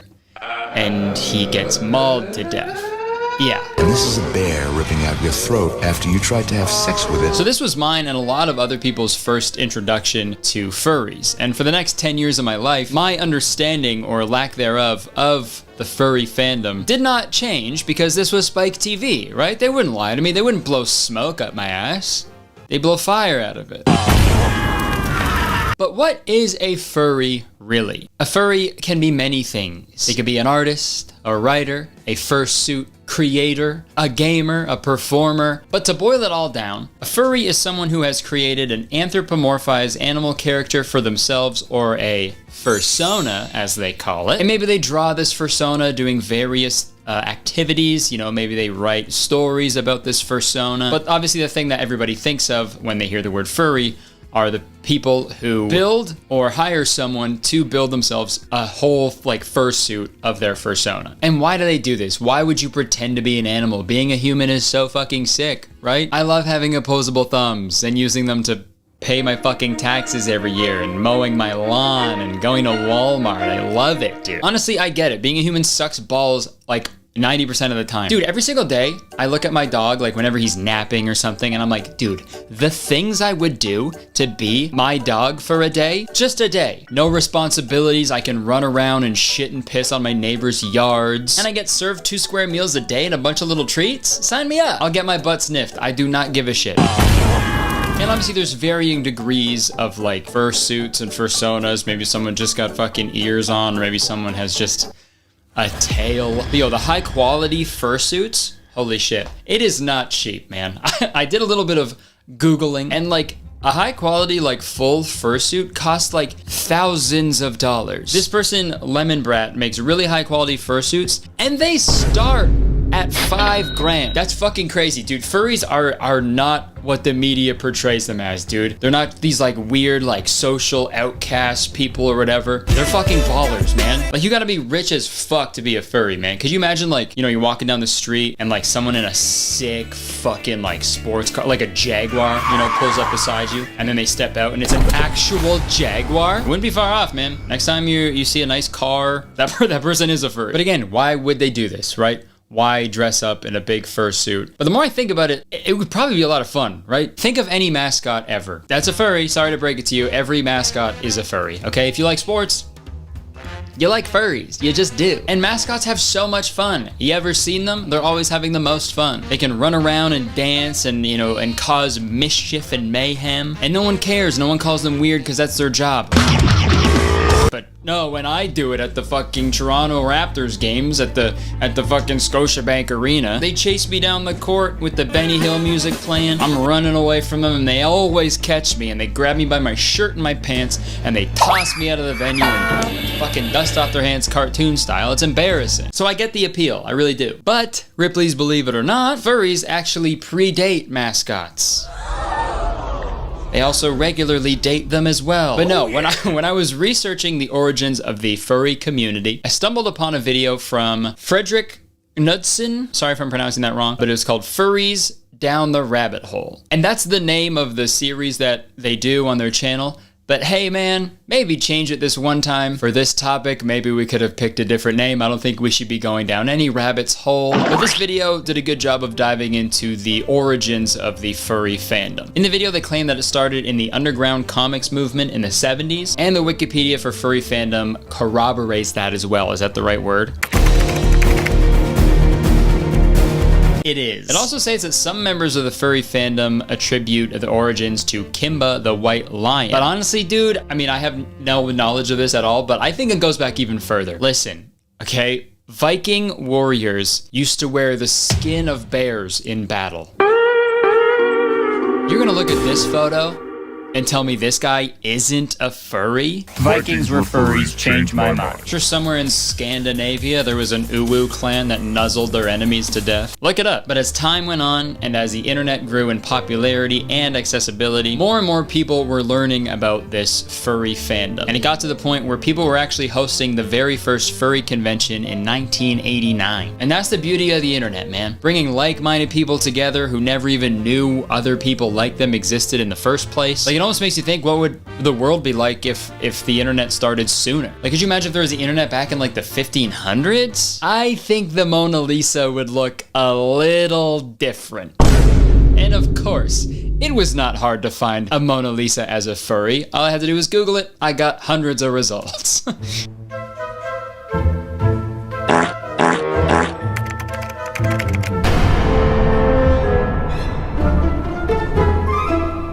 Not bad. And ever since that first convention in '89, the furry population has been growing ever since. But obviously, once something that people don't understand becomes popular enough to be in the mainstream, this is when we get some criticism. Yeah, we're changing the topic a little bit. With the rise of cringe culture between 2014 and 2016, the amount of furry hatred on the internet was substantial. All you have to do is search furry cringe compilation on YouTube and you'll have enough content to last you a fortnight. And as much as cringe compilations are just straight up bullying, some of the videos I have seen of furries are inherently cringe. You know, I'm not gonna deny that, even if Seth Rogen approves of them. Like the videos of furries at like their house or like a convention, you know, just going about their day. I don't have a problem with those, of course, because, you know, that's like a totally normal, acceptable place to do whatever the fuck you want. But like all the videos of furries going to like stores and like just bugging minimum wage employees, yeah, that's the worst shit I've ever seen, I think. Like, do whatever you want, you know, I don't care, but hey, maybe let's leave the Dollar Tree employee alone. Just a thought. Dude, like imagine working a minimum wage cashier job just to put some fucking food on the table to put yourself through college or something, and then some fucking asshole in a 6'5" fucking fox costume that costs $10,000 starts just fucking poking you.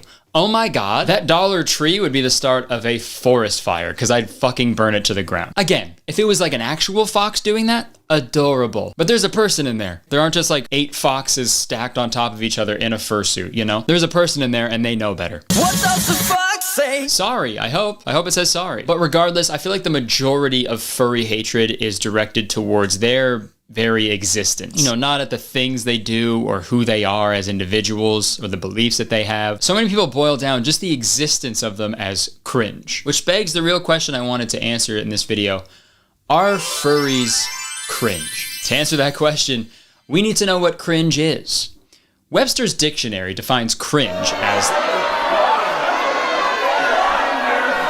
What? It's tough to define cringe in like the modern age, but I think the act of cringing, like that emotion, it's a very introspective emotion, I think, because we often cringe the most when we think about the embarrassing things that we've done in the past, right? Like when I had a Pixo site in 2005 and I made a page on there where people could send anonymous messages, but I wasn't getting any anonymous messages. I wasn't getting any messages at all, so I sent in a message myself, and that message was saying how cute and funny I was and that I have a big crush on me, and then I responded to that anonymous message with, oh my god, who is this? Is that cringy? Or is that a heartbreaking story about a young boy struggling with his confidence and wanting to feel desired by someone? Or is it cringe? It is pretty cringe, I don't know. And I think that's why we cringe at these cringe compilations sometimes. We see somebody do something that we would never do ourselves because it would embarrass us or make us feel uncomfortable, so we insert ourselves into that position and we cringe. I honestly don't think we're cringing at that person particularly, right? We're all fucking selfish. When we cringe, in our heads we go, oh, I would never do that. Therefore, I am better. Now I can laugh. Now I can laugh at this lesser individual. And I know I literally just said in my last video that cringe culture is dead, but it needs to be resurrected. Don't say it, don't say it, don't say it, don't say it, don't say it, don't say it. Erect. I know I literally just said that, but 1, it was a joke, and 2, I think there's a good way to cringe and a bad way to cringe. Like when someone is actively causing harm or a disruption to another human being, there's no way around that. That's cringe. Sorry to Cody and Noel, I'll pay you guys a royalty or something. But dude, drive-through singing lady? Cringe. Adam Levine DMs? Cringe. Alpha males? Cringe. Pickup artists? Cringe. But people gathering to appreciate and celebrate a common aspect of their lives? Not cringe. I've watched so many cringe compilations where the whole video is just featuring kids having the best days of their lives. Oh, you're telling me a small, nervous child misspoke at a Minecraft convention in front of thousands of people? What a fucking loser, dude. Cringe. If it was me there, I would have had a beer. And it's the same as Disney adults. Man, like, sure, some people take it way too far. Classy Disney. But for the most part, it's harmless. And I also read a study that concluded 15% of people who would call themselves a furry are actually on the spectrum. So it's like, yo, finally, a way for neurodivergent people to communicate with other people in a way that feels comfortable to them. Hello, it's me. I'm editing right now. I just wanted to clarify something really quick about the point I was making. Obviously, I wasn't talking about every single neurodivergent person. You know, obviously, being neurodivergent doesn't equate to being unable to communicate with people. That's not what I was saying at all. I was just saying based on the research I've done, for some people on the spectrum, the furry community can provide a lot of comfort emotionally, socially, and even physically. I learned also for people who have like sensory sensitivities, like that fursuit can be like a physical like buffer between the like, you know, fascinating stuff. But yeah, I just wanted to clarify what I was saying. Back to me. And even when they do that, people are like, hey yo, pause. Wait, did you just say pause? I'll fucking kill you right now. So there's the cringe aspect taken care of. Well, I don't want to say taken care of. No one's going to cringe at him anymore. We did it. We talked about the cringe, but what are the other criticisms? Well, there is a big one that I mentioned earlier in the video, and that is the sexual nature. Thanks to 1,000 Ways to Die and other pieces of media, furries as a whole are often reduced to the small percentage of furries as a whole. And look, I don't want to kink shame anybody, okay? Whatever 2 or more consenting adults choose to do in the desert, that's none of my business. I think, if anything, it says more about the people criticizing furries for this, you know? Oh, you're a furry? Huh. So you fucking that suit or what? Like, I feel like in any fandom, there's gonna be people who turn everything into like a weird sex thing. Here's an example right here. Welcome back to Pokenut Year, the challenge where for every day of the year 2022, I roll a random number generator, and the number I get corresponds to the Pokédex number of the Pokemon that I have to nut to for that day. The Pokemon that I have to nut to for that day. Yeah, that is real, by the way. He has not missed a day. But there's proof right there, man. No matter what fandom you're in, there's gonna be some horn dogs ruining it for everybody else. But when it comes to furries, and that's spelled C-O-M-E-S, according to the Daily Mail, only about 4% of furries rank sex as an important part of their lifestyle. But that's also because 96% of furries have never had sex. I'm sorry, it's a joke. I had to make it. It was right in front of me. I had to write it down and then say it. I'm sorry. In reality, dude, they probably bone way more than like anybody. Remember like the band kids or like the drama kids, dude? And speaking of how you're orientated sexually, I read a medical research paper that said, sorry, I'll say that again. I read a medical research paper for this video.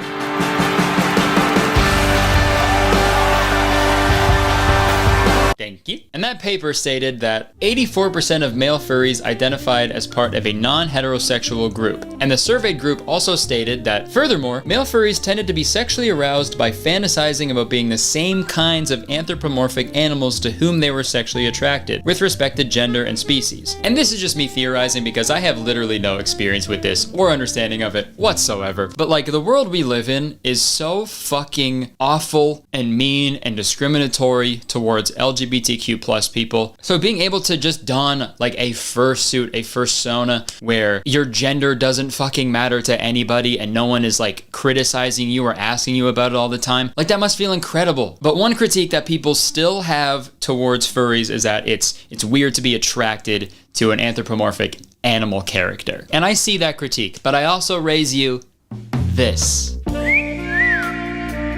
Need I say more? And I'm not too proud of this one, but I also raise you this.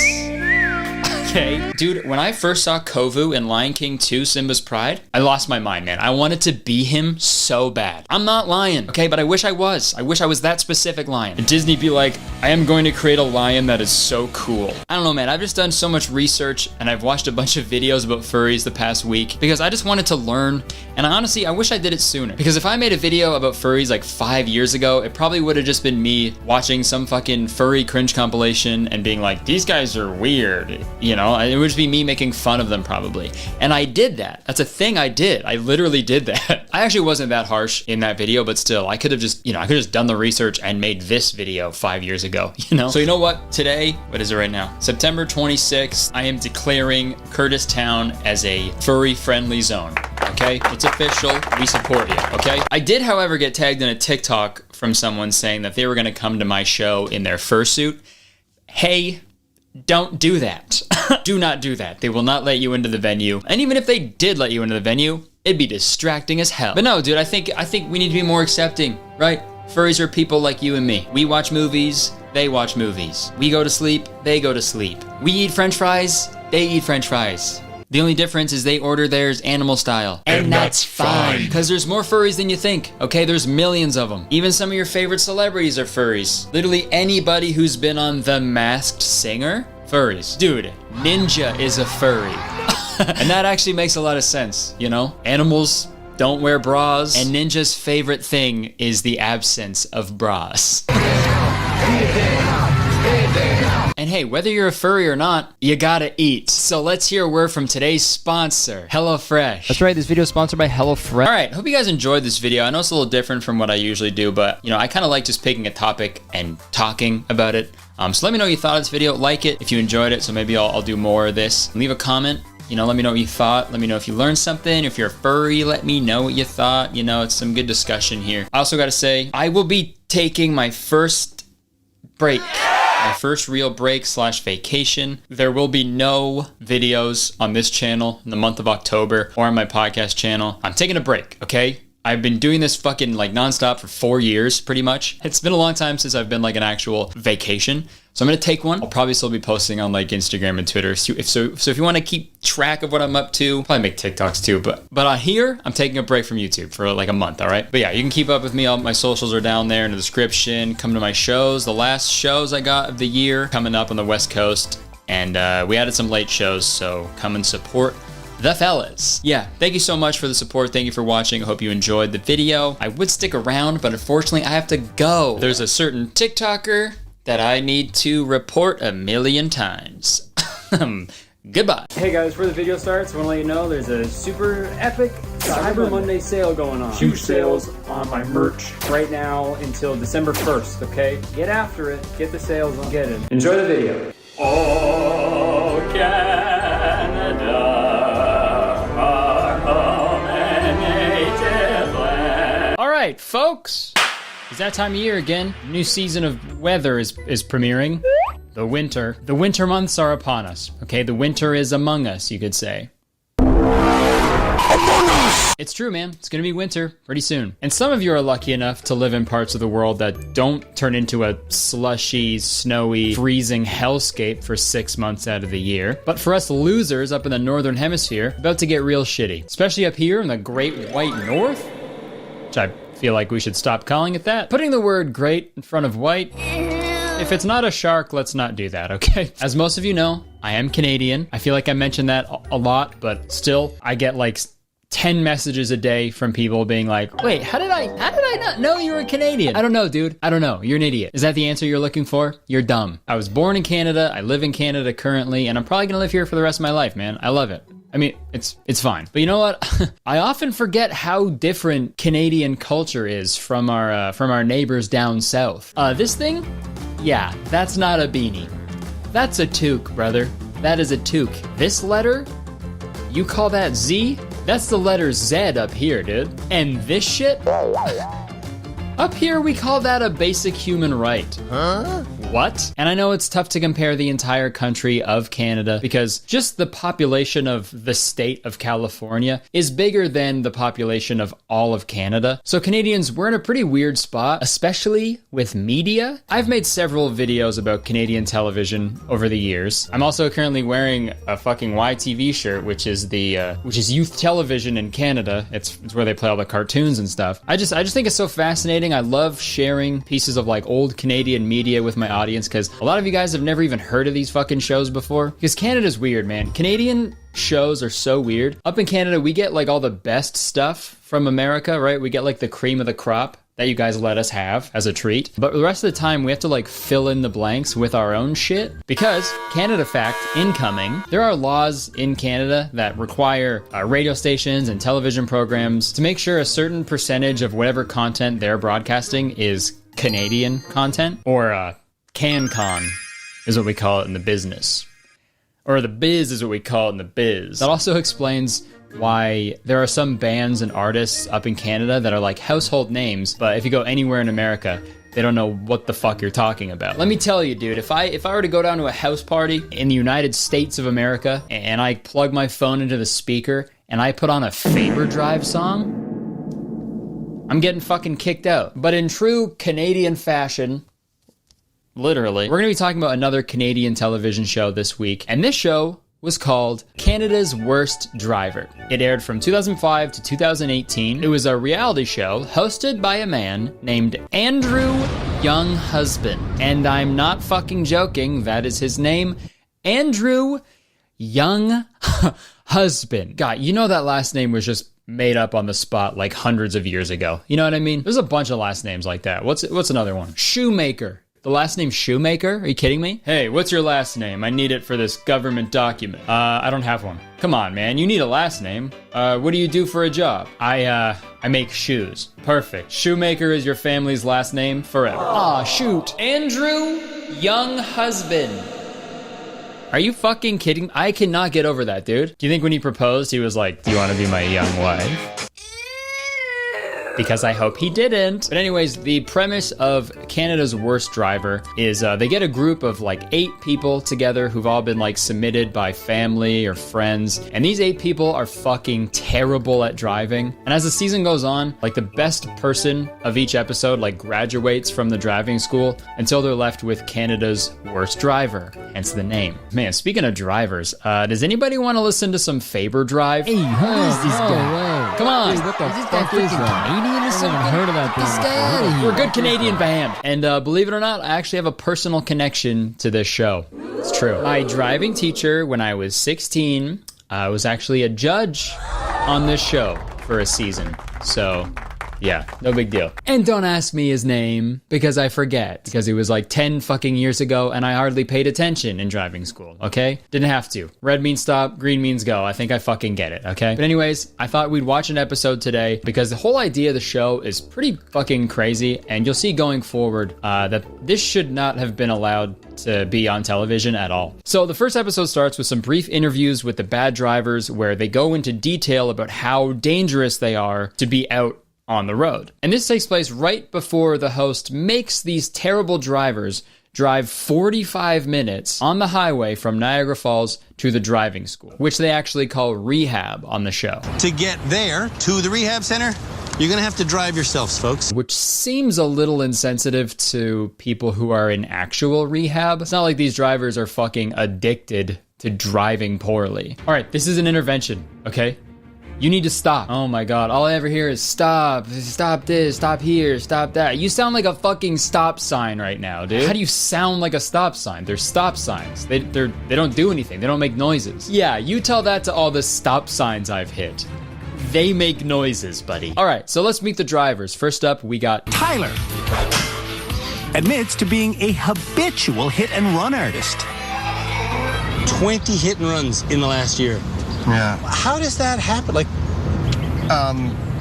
looking around. Before I know it, I hit something, and then I just get out of the way, you know? It's like make sure no one's looking and take off. 20 hit and runs. Okay, maybe Canada is too nice after all. I feel like after 2 hit and runs, we should have been like, okay, man, like you're clearly a danger on the road. Let's get your license away and you can take a bus or something. But 20? And the government is just like, hey man, don't even worry about it. Everybody makes 20 mistakes. Aw, thank you. Here, take your license back. There you go. I'll give you a little noogie. Give you a little noogie on the head. Yeah. Get back out on the roads, you little rascal. Okay, yeah. bye.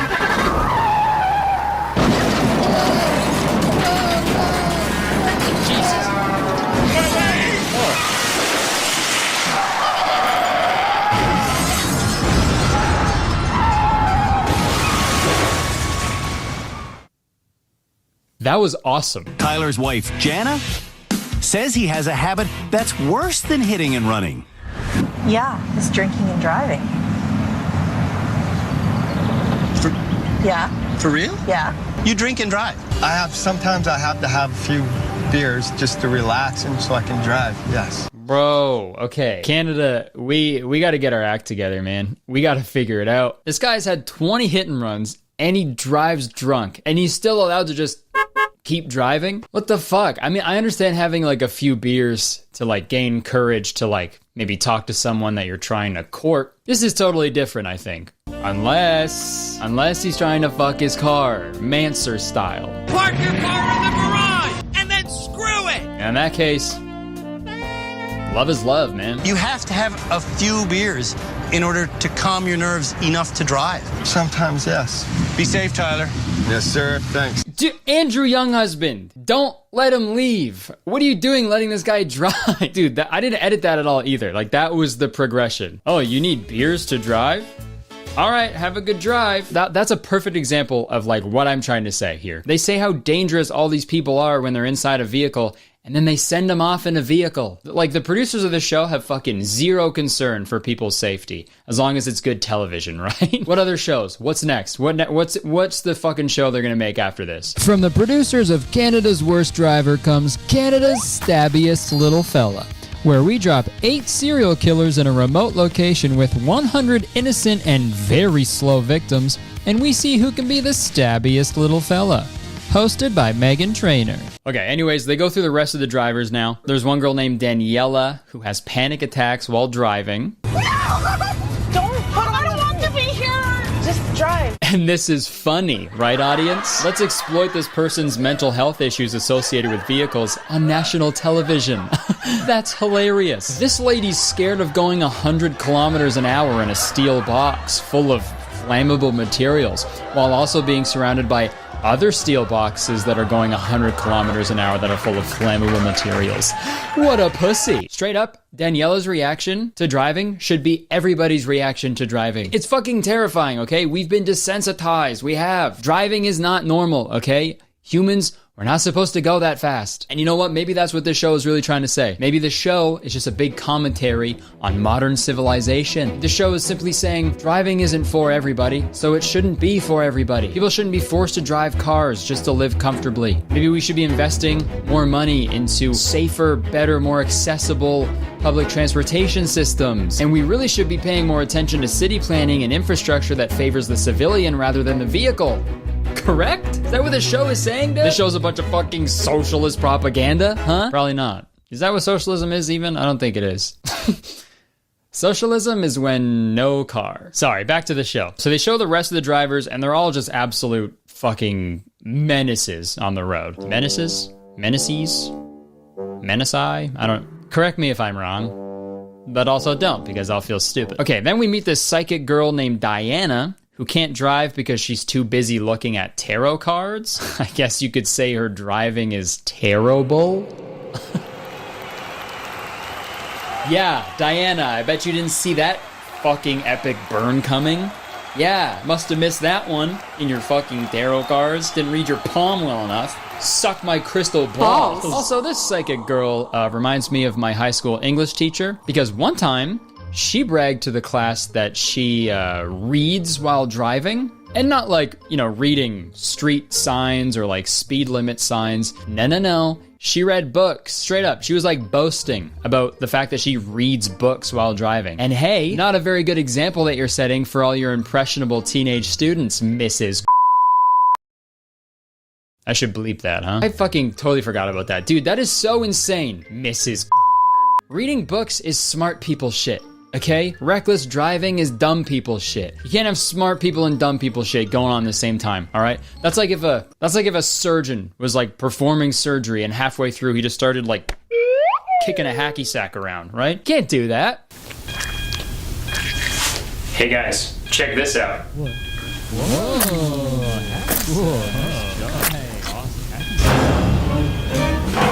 Oh my god, this is a ball sack. See, Mrs. Kind of crazy, Mrs.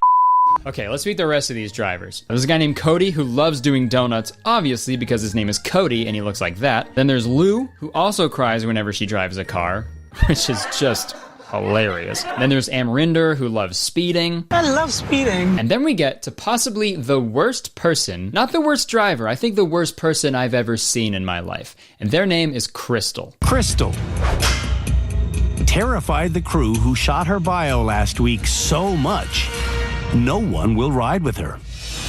That really hurts my feelings that nobody wants to get in the car with me.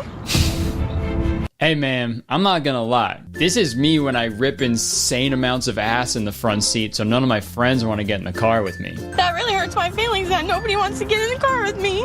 Dude, it's crazy because I don't even feel bad about laughing at this girl. I don't feel bad at all. because you're going to see going forward, she sucks. She's the worst. During the first 5 minutes of her drive, Crystal goes 70 in a 40 zone. What's the speed limit here? Steven, directions only.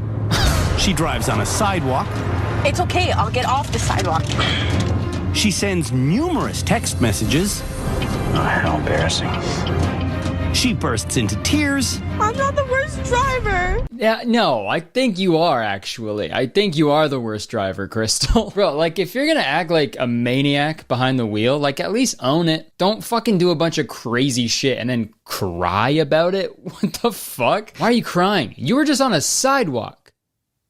That's where people go. It's okay, I'll get off the sidewalk. I know I drove into that kindergarten class and I fucking floored it through the other wall in the kindergarten class, and I launched off of a hill and I landed in a bird's nest, killing a bunch of baby birds. And then, yeah, sure, maybe I did a donut into a fucking donut shop and I started a fire. But I'm not the worst driver. Man, I don't understand, like, why anybody would agree to go on this show. You know what I mean? I don't want to be the worst anything. Even if the show was, like, Canada's worst, a mean guy. Don't associate me with those people. You know what I mean? Even if I was a fucking straight up German sausage, still don't want to be the worst. Like I said earlier, man, it's like, this is like the weirdest part of the whole show. It's like, at one point they're like, you need to be safe, okay? You need to be safe behind the wheel, okay? Here are your keys. Go crazy! Go stupid! Like, do you guys take it seriously or not? Like, I can't tell. Because it gets, like, really serious for a bit when we get to this guy named Mike, who, like, 10 years ago, he was struck by another driver who fell asleep at the wheel. So Mike was in a coma for 7 weeks. And he was left with permanent brain damage. So they're aware of, like, how fucking, like, dangerous driving can be. But, like, number one, fucking super messed up to put someone on Canada's worst driver because they have literal brain damage. 2, whoever in his life suggested for him to go on this show, fuck you. Hey, Mike, get them out of your life, please. And 3, if I was Mike and I went through all that and I saw Crystal drive the way that she fucking drove, I would have tossed her into the fucking sun. Seriously. Again, these producers have, like, no compassion, because here is this guy whose life was ruined by a careless driver, and the producers were just like, hey, let's surround this guy with 7 other careless drivers for a few weeks. That'll be great. What the fuck are you thinking? Maybe I'm thinking about this too hard, I don't know. But anyways, they all make it to rehab, thank God. 7 Canada's Worst Driver nominees have arrived and have put their driver's licenses into the box. And dude, Crystal gets absolutely dunked on. It's incredible. I'm gonna look you in the eye and tell you, you're a selfish idiot. I think you're probably the worst driver we've ever had here. And so much of that comes from a place of selfishness. The way you drive, get her, can only be described as the driving of a horrible person. Whoa, Andrew, young husband. Wow. Holy shit. Dude, there's your fucking PSA right there, bro. You better drive safe unless you want to get absolutely degraded by Andrew Younghusband. Totally unrelated to that, if you happen to see me driving recklessly around Canada, mind your business. But anyways, later in the episode, Mike, the guy who was in a coma, confronts Cody and his reckless driving, and that really changes his perspective on everything. Mike definitely changed my life. I never used to think when I was on the road. I always did stupid things, and I realized how much of an idiot I was. Damn, imagine discovering empathy on live television, man. Dude, I never thought my own actions had consequences. The fuck? I thought all the other people in the other cars were just sacks of potatoes. Tell me they're fucking real people? This whole time? So that's the end of the first episode, but I skimmed through the entire season because I just want to know who the worst driver was. And believe it or not, the worst driver was Crystal. Wow, shocker. Yep, I'm the worst driver. So what happens now, right? What happens if they're the last person there? What happens if they're Canada's worst driver? Let's find out. We tried our best. What can I tell you? Buckle up, Alberta. She's coming home. Yeah, she just goes home now. Andrew, hey Andy. Hey Andy young husband. Hey Andy young hubby. With great power comes great responsibility, okay? You could have swallowed her driver's license whole to prevent that monster from going back out on the road. You could have torn that thing apart.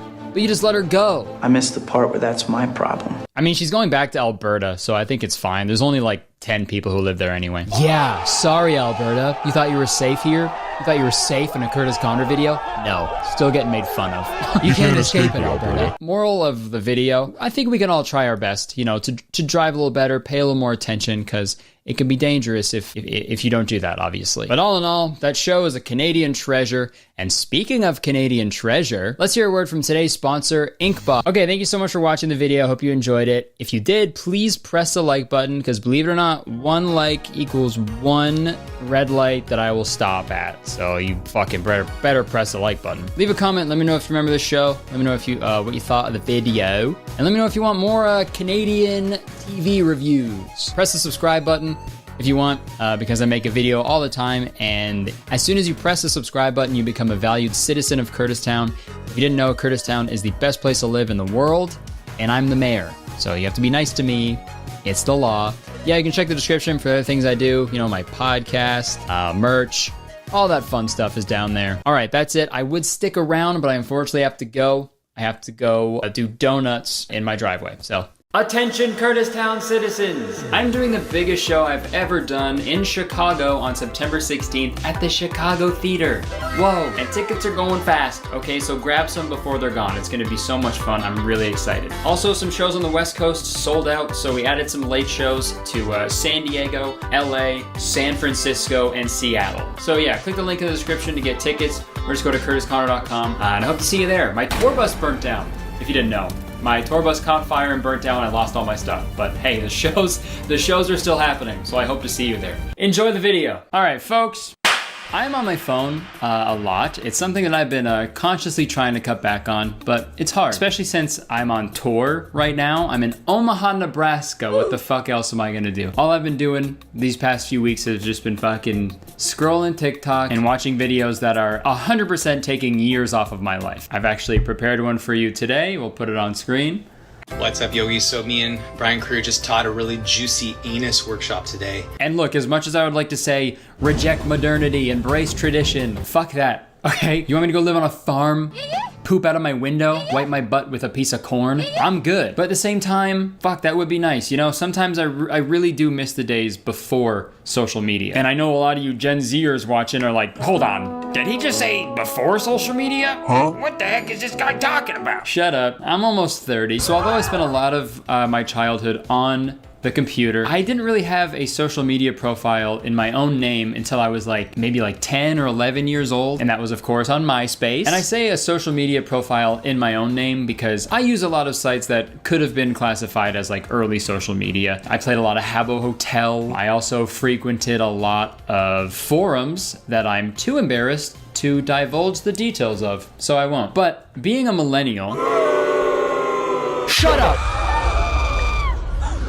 But being a millennial, I feel like I have an interesting relationship with social media and the internet as a whole. A series of tubes. The internet is a series of tubes. I remember what it was like before Facebook, before Twitter, before Instagram, before all of that. And let me tell you, it really wasn't that different. I used to play a ton of video games and watch way too much TV. I still do both of those things, but the difference now is that when I'm not playing video games or watching a TV, I'm looking at my phone screen instead, which is super cool. Can't wait for my eyes to fucking collapse in on themselves Vecna style after all these years of screen time, you know? Dude, even when I'm complaining about watching too much TV, I make a fucking television show reference. I'm doomed.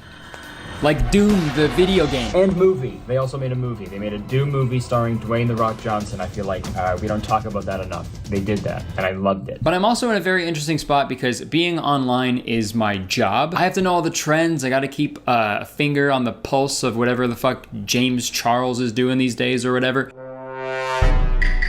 But even for people who don't make a living online, being on the internet and staying on your phone, it's a very huge part of their lives, especially young people. According to the CDC, the average screen time for 8 to 10-year-olds is 6 hours, 11 to 14-year-olds is 9 hours, and 15 to 18-year-olds is 7.5 hours. Those are full work days of kids staring at a screen when they could be out working at an Amazon factory, you know, fucking get to work, man. But as people spend more and more time online, they tend to lose touch with reality a little bit. And I can attest to that. Have you ever used the word poggers in front of someone who isn't online all the time?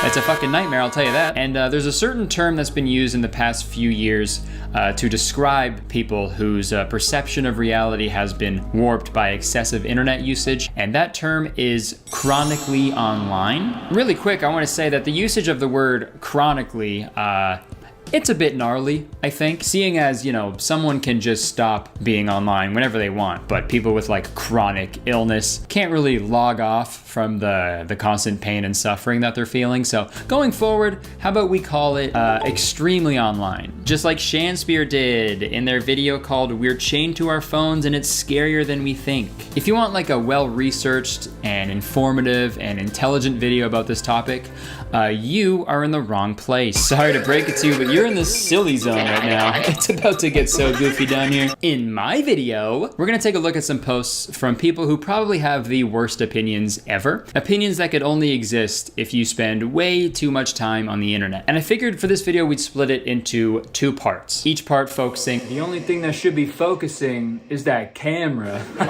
on a particular social media platform. And obviously we have to talk about the 2 platforms that harbor the most extremely online takes, Twitter and TikTok. So let's start with Twitter. Okay, so this is the first one we got. We got a tweet that says, how the hell did Donkey fuck that dragon? Honestly, a great question. Even as like a child watching Shrek, I was still bamboozled by that whole thing. But that's not the extremely online thing, okay? We've all thought that. Someone quote tweeted this and said, y'all think penetrative sex is the only way to give and receive pleasure. SMH, such a narrow view of intimacy. And like, look, yeah, sure, penetration isn't the only way to get your rocks off, but like, yo, Donkey and Dragon literally had like fucking Donkey and Dragon hybrid babies. Donkey piped. Yo, if they ever come out with like a strictly adult version of D&D, they gotta call it D&D, Donkeys and Dragons. This has got to be the most like Twitter interaction ever. You know, someone just tweeting a silly little thought that they had, and then some random person jumping in and being like, oh wow, really? SMH, man, you have such a narrow view of intimacy. Like he's asking how a donkey fucked a dragon, okay? I feel like we don't need to think about it too much, because all this tweet did is make me think of Donkey doing other, you know, going down on the, or going up on the dragon, I guess, you know? And I don't like that. I don't like it. Ew. I love it.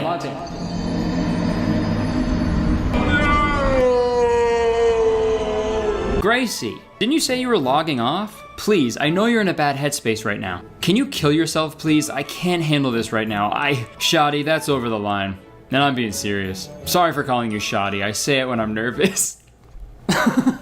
Okay. All right, I don't want to trivialize whatever this person is going through, okay? I hope they're doing okay now, right? But saying shoddy when you're nervous, that might be the funniest thing of all time. I'm sorry. Justin Bieber must have been one nervous fella. Only you, shoddy. There's gonna be one less nervous boy. Also, I hope they only say shoddy when they're nervous on Twitter, because in real life, whoa. Thank you so much for coming in for this scholarship interview. You know, I gotta say, we're all very impressed by your grades and your extracurriculars. Wow. Off the record, you're a shoo-in to get this scholarship at Harvard, but this whole interview, we just gotta do it as a formality, okay? Hey, I totally understand, you know? It's all good, shoddy. Did you just call me shoddy? Did I? Listen, I say it when I'm nervous. I'm so shoddy. I'm sorry. I'm so sorry. Okay, that's fine. But just, you know, going forward, that's Mr. Shoddy. It's my last name. Yeah, it'd probably go something like that. All right, next, we're gonna take a look at one of my favorite Twitter interactions of all time. Being grossed out by another person's energy and mentality is such a real thing. That's called disliking someone.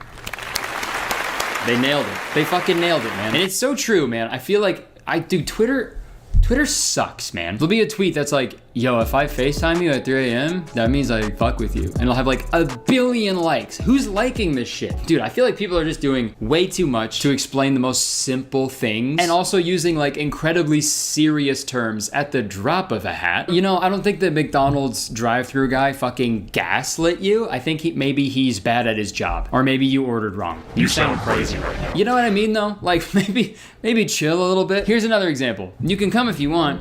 Ew, tomato, tomato, tomato. It's giving passive and dismissive with a side of manipulation. What are you talking about? What are you saying? What are any of you saying? I don't care what it's giving, it is taking the life out of me. I hope this person isn't like a practicing therapist or anything. If my therapist ever said it's giving before diagnosing me, I'd have to go to another therapist about that, I think. And then once I did that, they'd be like, it's giving abandonment. But back to the tweet, obviously you can come if you want isn't an ideal response to get. But maybe they're saying that to you because you say shit like this. They don't want you around, dude. You're weird, okay? Take a hint. Also, man, I feel like we can't talk about people who are extremely online without talking about gamers. I do play a lot of video games, so I'm pretty invested in a lot of, you know, current video game news and whatnot. And I have seen some pretty awful takes from gamers. Like when Ninja said that playing Fortnite is harder than playing in the NFL. You know, like the National Football League. Remember when he said that? I'm not seeing enough talent. And I'm not saying professional gamers aren't talented, but hey man, that's the NFL though. I can't imagine some guy running for an hour straight and getting like irreparable brain damage from getting tackled by 300-pound dudes. And then once he's done the game, he's like, whew, oh, that was rough, but at least it wasn't a hot drop at Tilted Towers. Gamers, we're fucking idiots, okay? And we have some awful takes sometimes, like this. Grand Theft Auto 6 will include a playable female protagonist for the first time. Pretty cool. The character will be a Latina woman who is one of a pair of leading characters in a story influenced by Bonnie and Clyde. Pretty cool. Let's see what someone has to say about it. Woke GTA? The end of gaming as we know it, lol. And then a follow-up tweet, GTA 6 is going to go woke. They'll also go broke. Well, okay, let's talk about the second one first. There's no shot. There's no way they're gonna go broke. The main protagonist could be literally a human-sized cock. People would still play it no matter what. But about the first one, to gamers, just having women anywhere means that they've gone woke. Yeah, man, my blind date last night was actually a lot of fun. Oh, yeah. Nice. Except for the fact that she was a fucking girl. What? Yeah. I know, dude. This whole world has gone woke. I know. Can't even go on a date with a woman without a woman showing up. Also, dude, it said inspired by Bonnie and Clyde, right? There's still the Clyde. There's still a boy that you get to be. So why are you fucking bummed? Could you imagine like this guy's like review? This guy's IGN review of this game? The overall game was fun, I guess. I stole a guy's car and drove it off a ramp into a helicopter, and then I shot a rocket launcher at an innocent civilian, just like the other GTA games. But it just wasn't the same. This time, my character had titties. And that's the other thing. GTA is a third-person game, meaning you're gonna be looking at your character's backside the entire time. So I'm sorry to be gross here for a second, but wouldn't a female protagonist be like the ideal situation for like a creepy gamer? That's why we all play Mario games, to look at Mario's little Italian ass. I feel bad for these people, man. I think that's a sad way to live your life. And it's sad because they obviously weren't born this way. Well, I mean, hopefully. I mean, I don't know what's worse, if they were like brainwashed later or they were actually born like that. Oh my gosh, he's a beautiful baby boy. Oh my gosh, I've always wanted a son. Oh my God, did a fucking woman birth me? Okay, that's it. That's it. It's official. The world has gone woke. Okay, I'm gonna put him back in, I think. He's not done yet. We got another bad gamer take, believe it or not. This happened a while back when they announced the sequel to Horizon Zero Dawn, a game that features a female protagonist named Aloy, and the sequel to this game is on PS5. So obviously the graphics are like way better than the original, right? Everything's like super detailed, like down to the pores on Aloy's face. And a particular gamer did not like this. They saw the graphics and they asked the question, can you explain to me why the hell Aloy has a beard? Beard? Like, way to show everybody in the world that you've never been close to a woman. Like, we've all got a little bit of hair everywhere. You know, if you just like felt your body, you'd know that. I mean, if you're watching this, please do yourself a favor and just kiss a girl. That's it, just one girl. Just kiss a girl, okay? On second thought, you know, even if a girl was like begging to be kissed by this guy, he'd still find a reason not to, you know? I'm begging you, just make out with me, okay? Sorry, bitch, no can do. I'm not into mustaches. What do you mean? I don't have a mustache. Yes, you do. You have 2 of them, okay? You have 2 of them. You have 1 above each eyeball. 1, 2. Oh my god, dude, those are eyebrows. What the hell is eyebrows? I think I can answer that question. Hi, I'm Tim Cook, CEO of Apple, here to introduce Apple's newest product, eyebrows. Have you ever looked at the mustaches above your eyeballs and went, oh no? Okay, let's shut that down. Let's look at one final tweet. Black people, stop using the N-word, it's disrespectful. World. Okay. Did that happen? Did I miss something? Did that happen? Fuck yeah, all right. Gay people, stop homophobia, love is love. World. Okay. Damn, where was I? Where have I been, dude? Did these things happen? Holy shit. Italians, stop romanticizing and make fun of mafia. It's disrespectful. World. Spaghetti. Spaghetti. Pasta. Super Mario. I'm not gonna sit here and act like, you know, people can't be prejudiced towards Italian people, but obviously saying spaghetti, pasta, and Super Mario is not as bad as racism and homophobia. I mean, Super Mario is technically Japanese, and spaghetti is a type of pasta, so you're really only saying pasta. Also in the tweet, it seems like the world is celebrating these things, right? Spaghetti, pasta, Super Mario, right? Everybody loves those things. Everybody loves pasta, everybody loves Super Mario, especially me. I love his little Italian ass. All right, I think that's enough Twitter forever. I wish I could say it gets better, but it does not, because now we're gonna take a look at TikTok. If you want to stop me, you're gonna have to fucking kill me! All right, let's take a look at this one more time. To deprogram from the Matrix, you have to be aware of the Matrix. God, I wish they never made that movie. Okay, celebrities who hide their biological gender. Jennifer Lawrence, born male. Doesn't she have a kid? Yes. Yes, she does. Justin Bieber, born female. Megan Fox, born male. Taylor Swift, born male. Lady Gaga, born male. Plus more.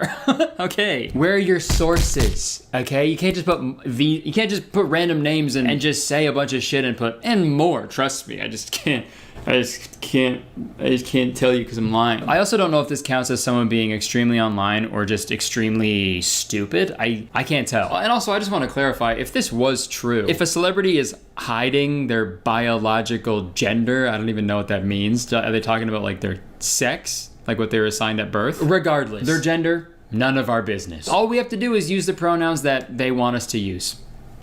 Easy as that. And this fucking really pissed me off, so my curiosity got the best of me, and I checked out some more videos from this person. And oh boy, wow. This might be the most extremely online person in the whole world. So here's a screenshot from another one of their videos. When Astroworld happened and they still don't believe celebs perform mass blood child sacrifice rituals and sold their soul for fame? Get off your phone, how about? Ever think about just like, you know, doing that? You know, for someone who sells personal healing retreats in the jungles of Costa Rica. So you want to come heal in the jungles of Costa Rica? Well, guess what? I offer personal healing retreats. And talks about how important it is to disconnect from technology and the things that lower your vibration. You're sure on that phone a whole lot. You know what else lowers your vibration? Lying. Lying to everybody. Honestly though, fuck people like this. I fucking hate people like this so much. People died at Astroworld, you know? That was like a real thing that happened. 10 innocent people aren't alive anymore because of the negligence and irresponsibility of several parties involved in that concert. That's why that happened. But then you get idiots who have like a fucking cereal bowl of DMT every morning who are like, no, it was actually like a blood sacrifice, like sponsored by the devil. Yeah, I was like, listen, dude, I saw videos of it on TikTok and like the vibes were way off. Yeah, it was fucked.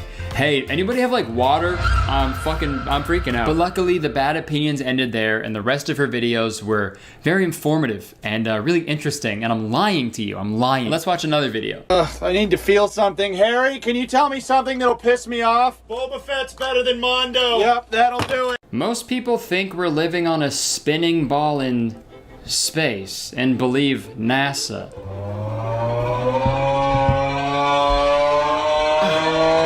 of course I'm gonna believe NASA. They're all geniuses. People like this fucking scare me. Like, I'm all for, like, you know, spirituality, crystals and shit, astrology, psychedelics, all that. You know, fucking do whatever you want. I don't care. But, like, some people gotta tone it down a little bit. You know what I mean? I've thought about making a video about just this topic, but I feel like people will get mad at me, and also I don't know enough about it. But you know, the all-natural, spiritual person to just full-on QAnon conspiracy theorist is a crazy pipeline. I've seen it. I've seen it way too many times. It happens very fast. My advice? Put the phone down. See a doctor. Thank you, that was distracting. Also, to this girl, put the phone down, see a doctor. Let's move forward. We got a screenshot of a TikTok this time. We've got a hot take. Autistic people dislike eye contact because of ancestral memories from Medusa times. I mean, look, you've got one thing right. That is a hot take. That is a very hot take. I don't know the validity to this. I can't speak on it. The only thing I'm gonna take from this is I love the term Medusa times. We got to use that way more often. You know, I'm picturing something similar to, you know, medieval times, dinner and tournament, but it's sort of Medusa times. Oh my God, dude, I'm so excited for Medusa to come out. I'm such a big fan.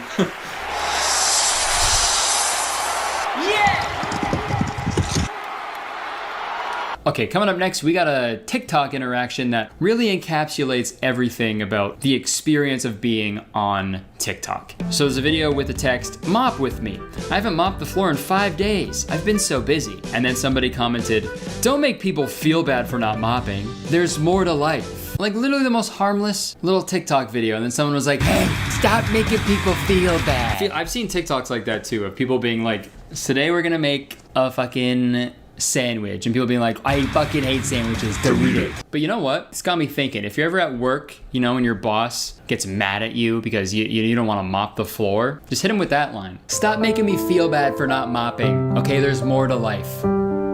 Like Mario's little Italian ass. All right, let's watch one more TikTok. Yes, abortion is worse than slavery. At least the slave can escape. All right, yeah, that's enough of that app. In conclusion, if someone has a bad opinion and they share it on the internet, I don't think that's their fault. Except for that last person. That is their fault. They were bad. So much of modern life is spent on the internet. And that's like the main way that we communicate with each other now. Back in the day, you would just say something crazy to someone and they'd be like, "Whoa, that's nuts." And then you'd move on. But now you're sharing your thoughts and your opinions with the whole world. And anyone can comment on them. People that are much smarter or much dumber than you can like give their feedback together. And I don't know if it's good for us. And then the companies that own Twitter, Instagram, and TikTok, they do whatever they can to keep you on the app as long as they can, so they can harvest your data to improve that algorithm, which in turn keeps you on the app for a longer period of time, which in turn means they can sell shit to you easier. And I'm not being a conspiracy theorist here, that's literally how it works, okay? Not YouTube though. YouTube doesn't do that shit. YouTube wouldn't do that. I love YouTube. Love you, YouTube. Love you. And I feel like we can't just stop giving our opinions. We're not allowed to. When any sort of issue arrives, big or small, if there's like a societal and social pressure to say something about it, no matter what, even if you're not educated on it, you have like a brief amount of time to take a stance on something. And I'm not saying that like sharing stuff and like being vocal about issues doesn't do anything. Obviously, that goes a long way. The world we live in fucking sucks all the time and people need to talk about it. I understand that. But obviously, when this is the standard, some awful opinions are gonna come out. And as time goes on, it's getting easier and easier for people to be persuaded and radicalized on the internet. And that has very real ramifications on the real world. So I think going forward, we could all benefit from just, you know, putting the phone down for a little bit, okay? Going back to our roots. If you've got like a crazy opinion or idea, don't post it, okay? You go find a fucking cave and you carve it into the wall. Don't tweet or anything, okay? Go to a fucking town square and start shouting your beliefs, okay? At least that takes balls. Stop scrolling and start scrolling. Write your shitty opinions on a scroll and fucking bury it with you. Bury it with you in your coffin, shoddy. Sorry. I'm nervous.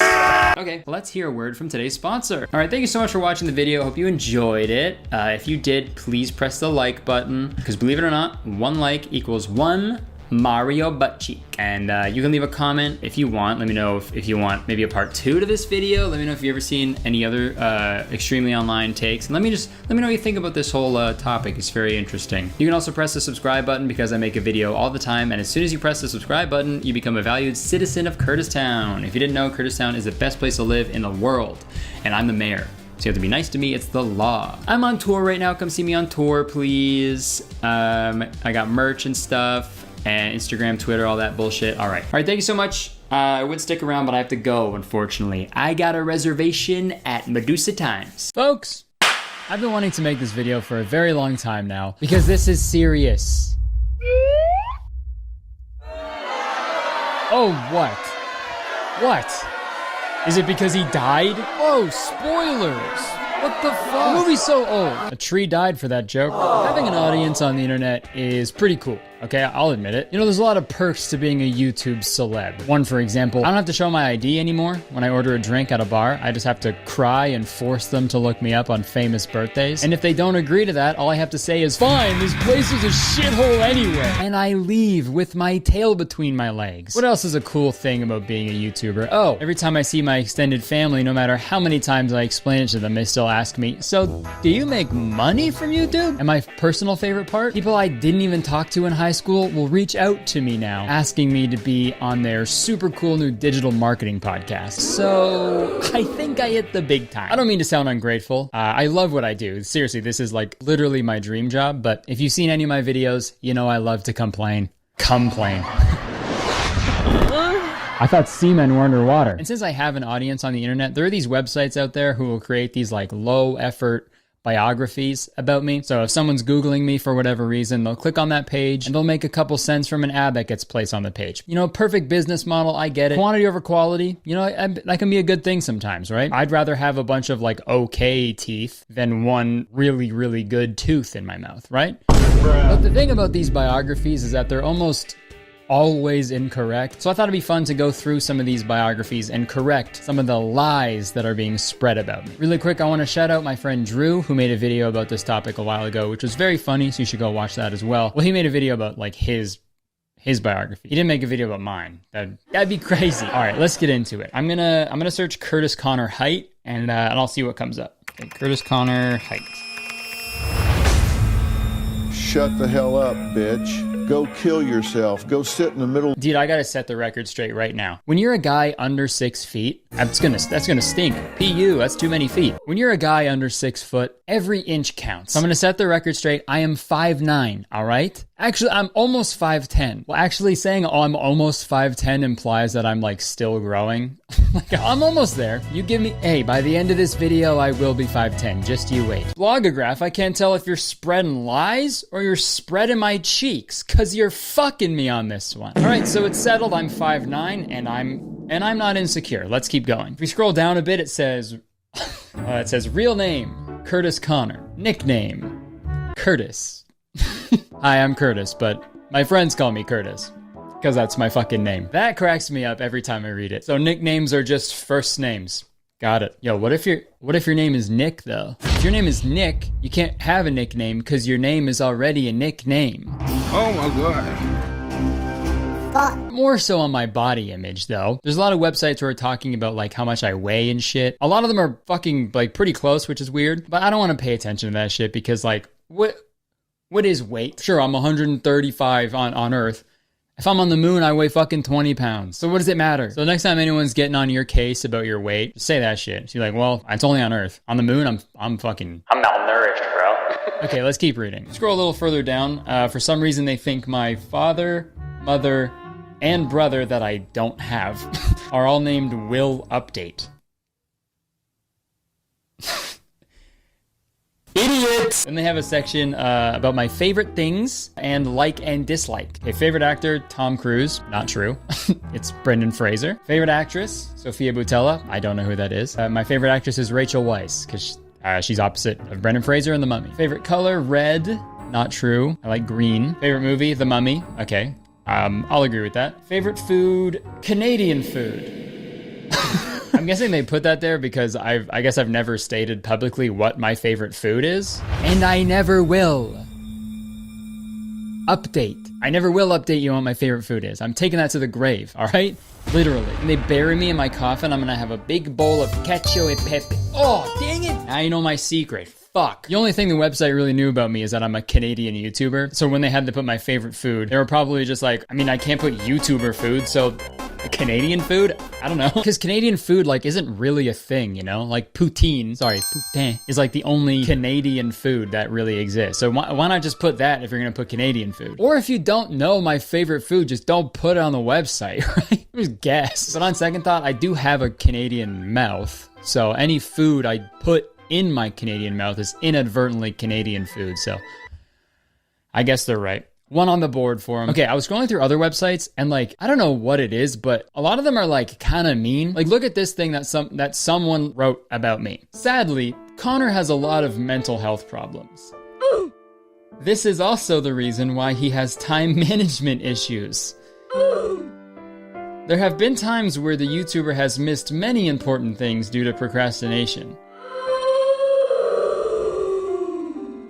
What the fuck? I mean, I guess I'm learning a lot about myself, unfortunately. Didn't want to. This is just so out of pocket. I don't even think I said anything that would even hint at this publicly, right? I guess my fucking therapist is moonlighting as a shitty biography author. I'm just kidding. I don't have a therapist. I have a podcast. I don't need one. But honestly, after reading that mean thing about me, I think I do need a therapist. So thanks for that. Okay, let's move on to another website called Biography Mask before I start fucking crying. They wrote a nice little blurb about my relationship with my beautiful girlfriend, Jenna. Is Kurtis Conner in a relationship? Reflecting on Kurtis Conner's love life. He's like some old man on a rocking chair on his front porch, reflecting on my love life. He is in a romantic relationship with Jenna Allard. She is a fellow Instagram star who gained fame through her stylish pictures and modeling photos depicting her tattoos. They are dating each other since 2014. The duo looks very cute and adorable together. Oh, thank you. I really needed that after that roast that I just got. Furthermore, he keeps on posting duo pictures on his social media handles.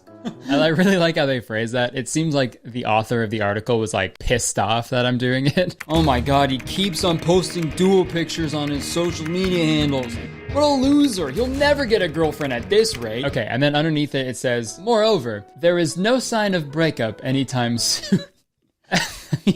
Yeah, I'd hope. Hey guys, pardon? We're not breaking up. We don't ever want that, obviously. But like when is there a sign of breakup, right? Okay, maybe there are signs like within the relationship and maybe to like friends and family and stuff, but like not to the general public, right? And what's the alternative, guys? If there were signs of a breakup, would they just put, our sources say that Kurtis is gonna get dumped real soon. Like when breakups happen, it's never this like, this hyped up thing, you know? It's like, comes out of nowhere, right? Like, could you imagine if like a YouTuber couple like the Ace family like announced their divorce before it even happened?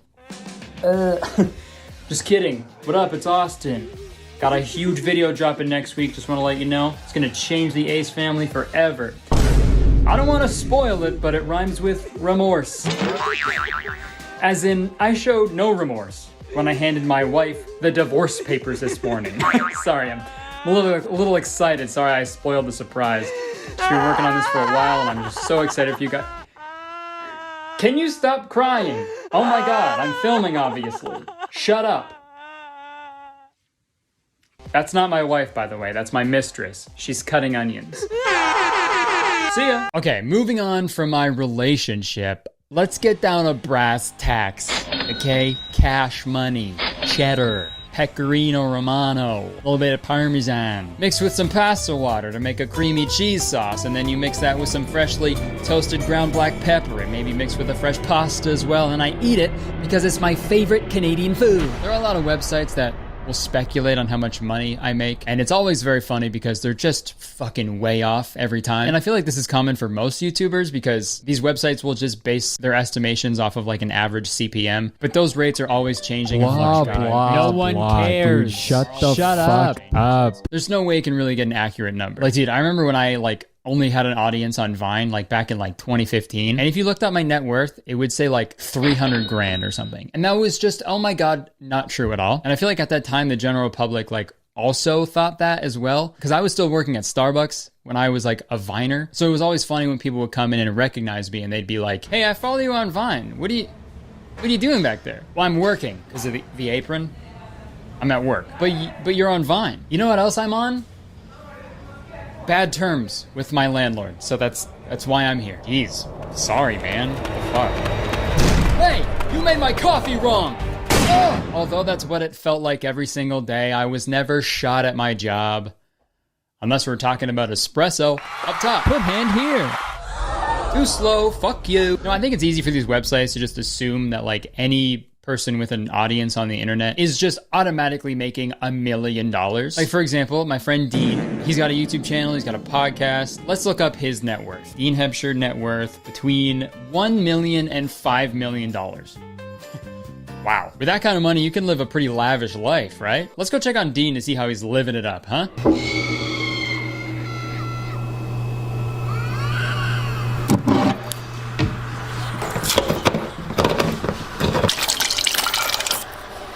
Let's go check on Dean to see how he's living it up, huh? $5 million.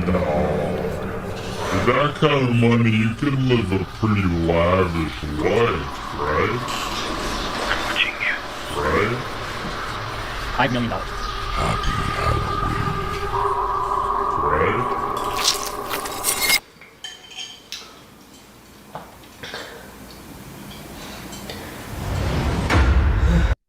Wow.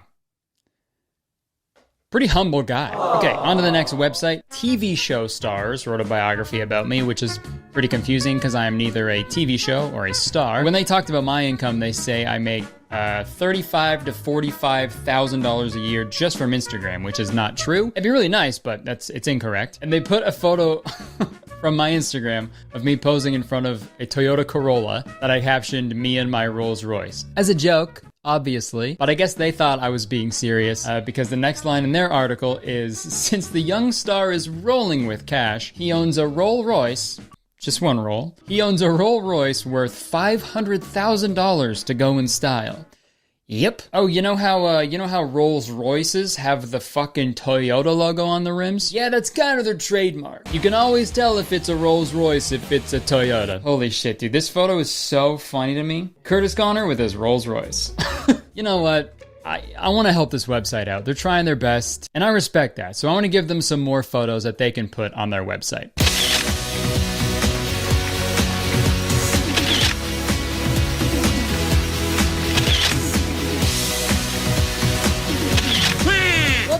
Sorry, I don't know how that one got in there. Also, it's so obvious that whoever makes these articles are just like copy and pasting a template that they use for like 100 different fucking people a day. Because if you scroll up just a bit above this picture, it says Alex Martin biography. And look, I know I got a pretty crazy nickname, but it's not that weird. Yeah, I could literally go through these all day, but I'll wrap it up. I want to show you guys like literally, this is my favorite article that's ever written about me, and it might be just the favorite article ever written. So I think we should read the whole thing together to get the full experience. Kurtis Conner is one of the most compelling web-based life characters in Canada. That's like what a stoner in high school would say at a party. Like, dude, we're all just fucking life characters. Some of us are web-based, some of us are not. Conner is a web-based life star and a YouTuber, and his YouTube channel has amassed more than 2 million endorsers of this date. Besides, his Instagram account, Kurtis Conner, has earned over 747,000 devotees on the web. Dude, endorsers, devotees? I actually kind of fuck with that. That's cool. Kurtis Conner is a high-quality entertainer by calling, and furthermore, an online life star. Conner praises his birthday on the 4th of May. Oh, my birthday. At the hour of composing this article, he was 25 years of age. Kurtis was born at the New York General Hospital, arranged in Ontario, Canada. Not called that. I was born at North York General. Kurtis was born in New York, in Canada. And this is my favorite part. The internet stands tall at a tallness of 5 feet, 10 inches. I'm almost there. You give me, hey, by the end of this video, I will be 5'10". Just you wait. 5 feet, 10 inches. The subtleties on his body estimations will be refreshed soon. Please don't. The internet stands tall. Holy shit, dude. There's my new nickname. Hi, my full name's Kurtis Conner. My friends call me Kurtis, but some of my friends call me... The internet So yeah, whatever you're comfortable with. In conclusion, you know, I just like to see a little bit more effort put into these biographies, you know? You could write about me all you want, I don't give a fuck, but, you know, just try, right? Just try like a little. There's better ways to make money than just slapping an ad on some random shit that you made in like a week. This video is sponsored by Inkbox. Okay, thank you so much for watching this video. Hope you enjoyed it. I know it's a little different than my other stuff, but, you know, just want to do a chill little video this week. Like the video because, believe it or not, 1 like equals 1 bowl of cacio e pepe that I will be buried with. So bury me in spaghetti, please. Leave a comment. Please leave some fun facts about me down there so these websites can have something to actually base their fucking info off of. Yeah, you can press the subscribe button if you want, because as soon as you do, you become a valued citizen of Kurtistown. If you didn't know, Kurtistown is the best place to live in the world, and I'm the mayor, so you have to be nice to me. It's the law. And if you want to see the other things I do, you can check the description. My Instagram, Twitter, my weekly podcast called Very Really Good, my Twitch, my gaming channel, merch. All right, that's it. I would stick around, but unfortunately, I have to go. I just found out that I'm the internet, so I have a lot of work to do. Goodbye. Okay, folks. Yes, I got a haircut, okay? It's my summertime mullet, and yes, I'm only accepting compliments. Let me ask you a question. Was there ever a commercial that you saw when you were a kid for like a toy, or like a video game, or like a shirt? I'm sure we all have at least one, right? Toy commercials especially were incredible at making you feel like you were literally gonna die if you didn't get the product they're advertising. Obviously, it wasn't just toy commercials that made you feel like that. Like, I remember watching the Magic Bullet infomercial like every night before bed for some reason. Oh, you're telling me I can make fresh pico de gallo in 5 seconds? Well, even though I'm a child and I don't like pico de gallo because I'm not a fan of cilantro, I need the fucking Magic Bullet right now. Give it to me. You know how bad I wanted to fucking sit at that table with all those old people and eat whatever food they were making? Dude, I'm totally anti-gun, but I am very pro-bullet, if you know what I mean. That's right. The Magic Bullet was just one of those things that I wanted so bad for some reason when I was younger, but was just never able to get. But the one item at the top of that list was the Fushigi Magic Gravity Ball. Okay, whoa. Fushigi Magic Gravity Ball and Magic Bullet. You put the fucking word magic in anything and I want it. If I saw an ad for magic breast implants, dude, I'm getting double D's, man. But if you've never heard of the Fushigi Magic Gravity Ball,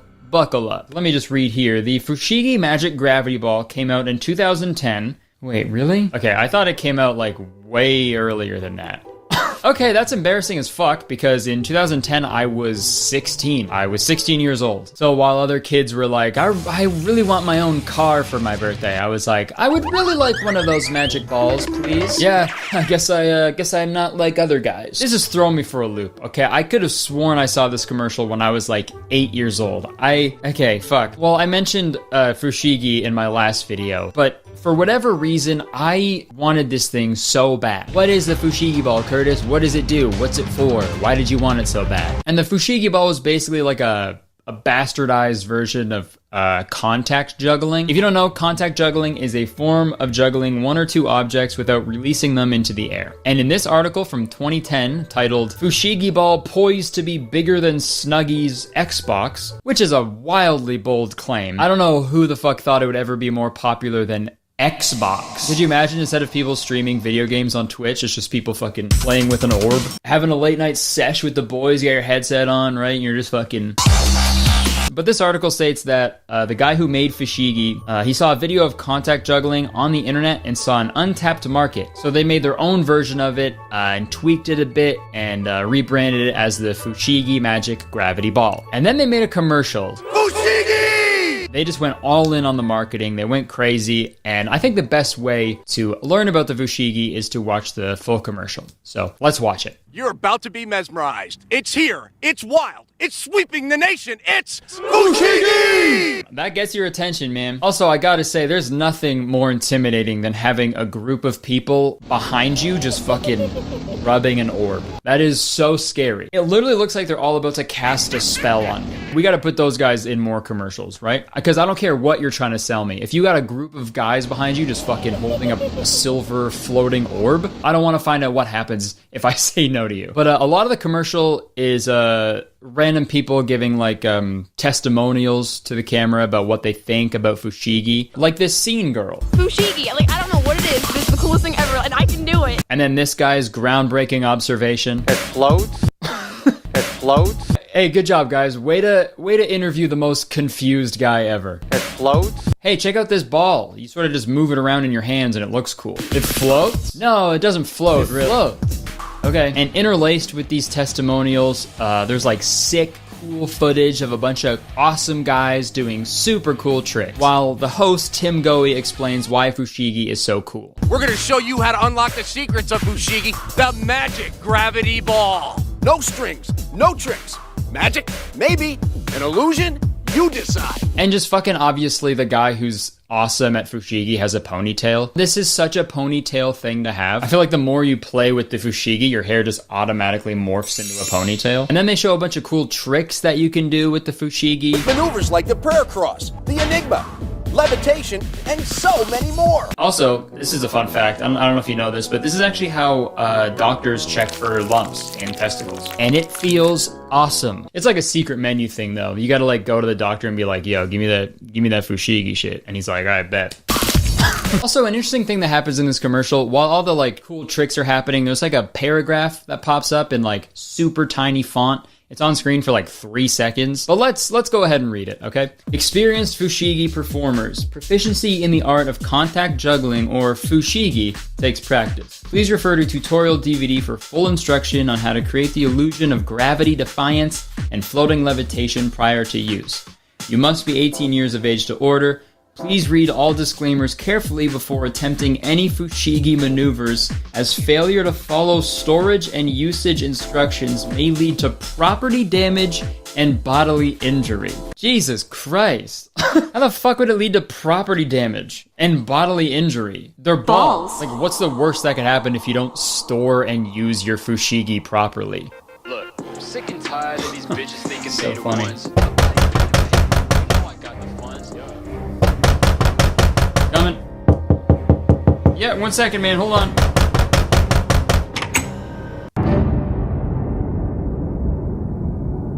Can I help you? Yeah, you can answer me this question. And answer wisely. Where's your Fushigi? Sorry, my what? My Fushigi? Got something in your fucking ear, buddy? Your Fushigi, where are you storing it? I think it's like in a drawer somewhere with a bunch of other old crap. I don't know, man. What are you doing? I don't like what you're doing right now. You should have followed the instructions. Look, man, I can go get the Fushigi if that's what you want.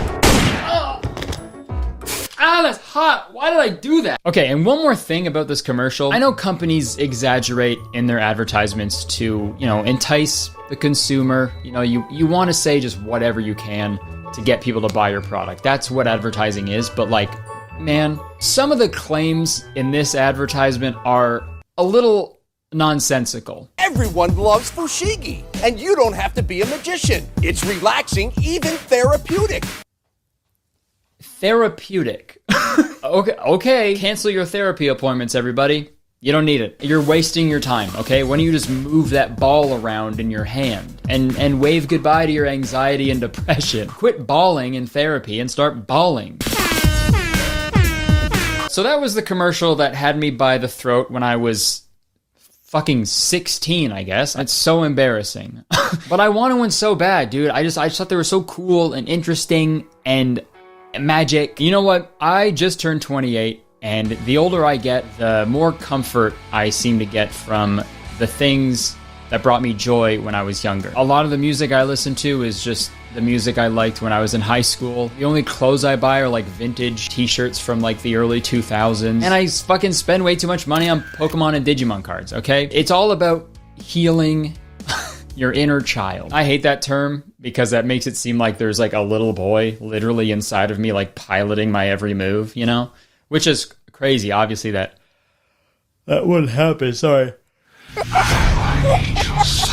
Whoa. Sorry about that. But like I said, being an adult, it's all about healing that inner child that lives inside of you and controls every move and thought that you have. So I bought a Fushigi.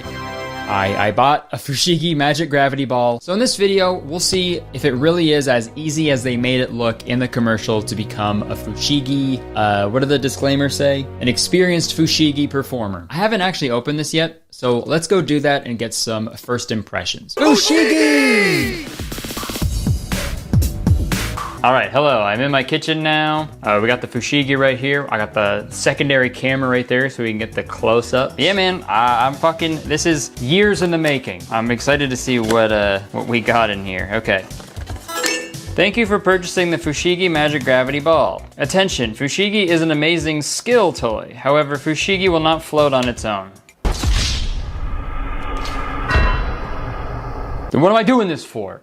Yo, what the fuck? Okay. What is Fushigi? The art of maneuvering a clear or reflective sphere through mind and body isolation and manipulation that seemingly create the illusion that the sphere may be defying the laws of gravity, whereas the resulting actions and movements of the subject performing the manipulations give the appearance that they are consequently reacting to the sphere as it seemingly moves on its own. Hey, what? One question. Pardon? Could have just been like magic ball. Ball go magic. Ball go magic time. Always practice with your fushigi over carpet. Maybe they mean like put a towel down in case like you get someone wet. You get them so wet from your fushigi skills, you know? That's probably what they mean. Never use fushigi outdoors? Never use fushigi outdoors? Also, hey guys, you spelled fushigi wrong. Your own fucking thing and you spelled fushgi. Good job, guys. Maybe I'll put like a dish towel down. There, a dish drying mat. So if I drop the fushigi, it's all good. So I thought for this part of the video, I'll just do like first impressions, see if I can do tricks right off the bat like they said in the commercial, and then we'll go to the DVD. All right, we got the DVD still in the case, as you can see, and we got fushigi. Oh my god. Yeah, it's heavy. So it's a little scuffed. This has definitely been fushigged before. But it comes with a little carrying case, which is nice. A little ball sack, if you will. All right, let me pull up the commercial again. I want to see if I can do some of the moves like right away. With maneuvers like the prayer cross, the enigma. The enigma. Okay, that looks pretty easy. You just sort of like... How's this look? Is this shit floating or what? Okay, what's the next one? Levitation, and so many more. Levitation, you sort of just... Whoa, it's fucking floating and shit. Whoa. Like, I don't know if it looks cool on camera, but should I try to do the one where it like rolls on the arm?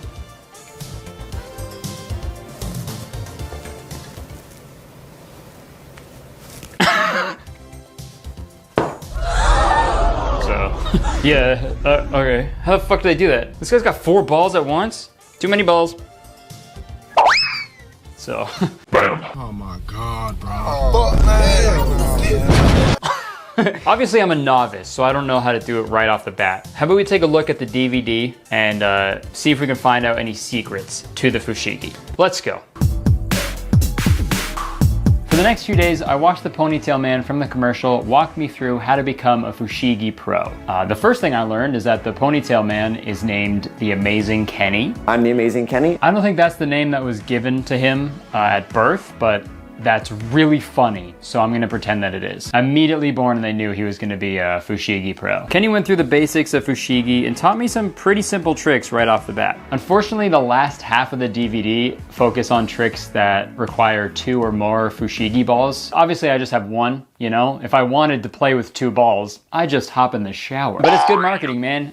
You make the kids think they want the fushigi and then they finally get it and watch the DVD, and on the DVD you're like, no, you need 2. You need 4, actually, sorry. But I will say, I was pretty shocked that the tricks themselves are actually pretty easy to do, but the real learning curve is making the tricks seem fluid and natural. And that learning curve is steep, okay? It's thick. These balls are thick. And the more I watched the tutorial, the more I realized that fushigi is more of a dance than a magic trick, because it's not the actual like move, it's how you do it, you know? You can teach someone 100 different dance moves, but if they don't practice and like find out their own way how to make it look cool, then you're just gonna look like a weirdo. You know what I mean? So that's how I thought about it going forward. It's good marketing, you know? I thought it was magic, but it's a dance move, okay? Fushigi is a dance move, changed my mind. It'd be a lit ass party, dude. You go to the club, set everyone dancing, they're just like, you know, grinding your fushigi on each other. That'd be kind of cool. One thing I can say about this DVD, the Amazing Kenny, He lived up to his name. He really did. He is amazing. And he's Kenny. He is genuinely like such a good teacher, and you can really tell that he's passionate about fushigi and contact juggling. Honestly, dude, at certain times of the DVD, I had to like snap myself out of a trance, you know, that I was put in by Kenny's awesome balls. I was just captivated. I was blown away by the amazing Kenny. At certain times, I was like, you know what? Fuck stand-up. You know, I'm just gonna do fushigi on stage for an hour when I go on tour this summer. I'm going on tour this summer. You should get tickets, by the way. You know, maybe I'll do stand-up, maybe I'll do fushigi. That's up to you to find out, so get tickets. But I watched the DVD over and over again, and I took a few days to try to learn these tricks. At times, it was confusing. Up, thumb and pointer, switch, and down. It's actually fairly simple to do for the prayer hold. Holy moly. Or even have the ball falling slightly forward for this forward roll. So that it rolls up to this position, then switch. And most of the time, it was really frustrating. And then you're doing the wiper. Ugh, looks like I really dropped the ball on that one. But as the days went on and the more I practiced, I felt like I wasn't getting any better. I felt like I was just getting worse. Like, what was the secret? Why couldn't I do it? Why couldn't I crack the fushigi code? And they say in the commercial that you can start doing really cool tricks right away. Anyone can fushigi from the minute they pick up the magic gravity ball. So what was it? What was I missing? But then it hit me. I thought back to the comment that I made earlier in this video. This is such a ponytail thing to have. I feel like the more you play with the fushigi, your hair just automatically morphs into a ponytail. That was it. The secret to fushigi was right in front of me, and it is what could be right behind me. A ponytail. I needed a ponytail. How did I not see it sooner? If I'm gonna be a guy who plays with a magic orb, I have to look the part. So I tied my mullet into a ponytail, and I tried the tricks again. And this time, it was totally different. I don't know how, but I immediately felt a bond to the fushigi. I felt like I was half man, half ball. Like that one Digimon. I felt like that guy. The fushigi was now an extension of me. I was the fushigi was me. And after a few days of practicing with my new ponytail, I was ready. So please enjoy my fushigi performance.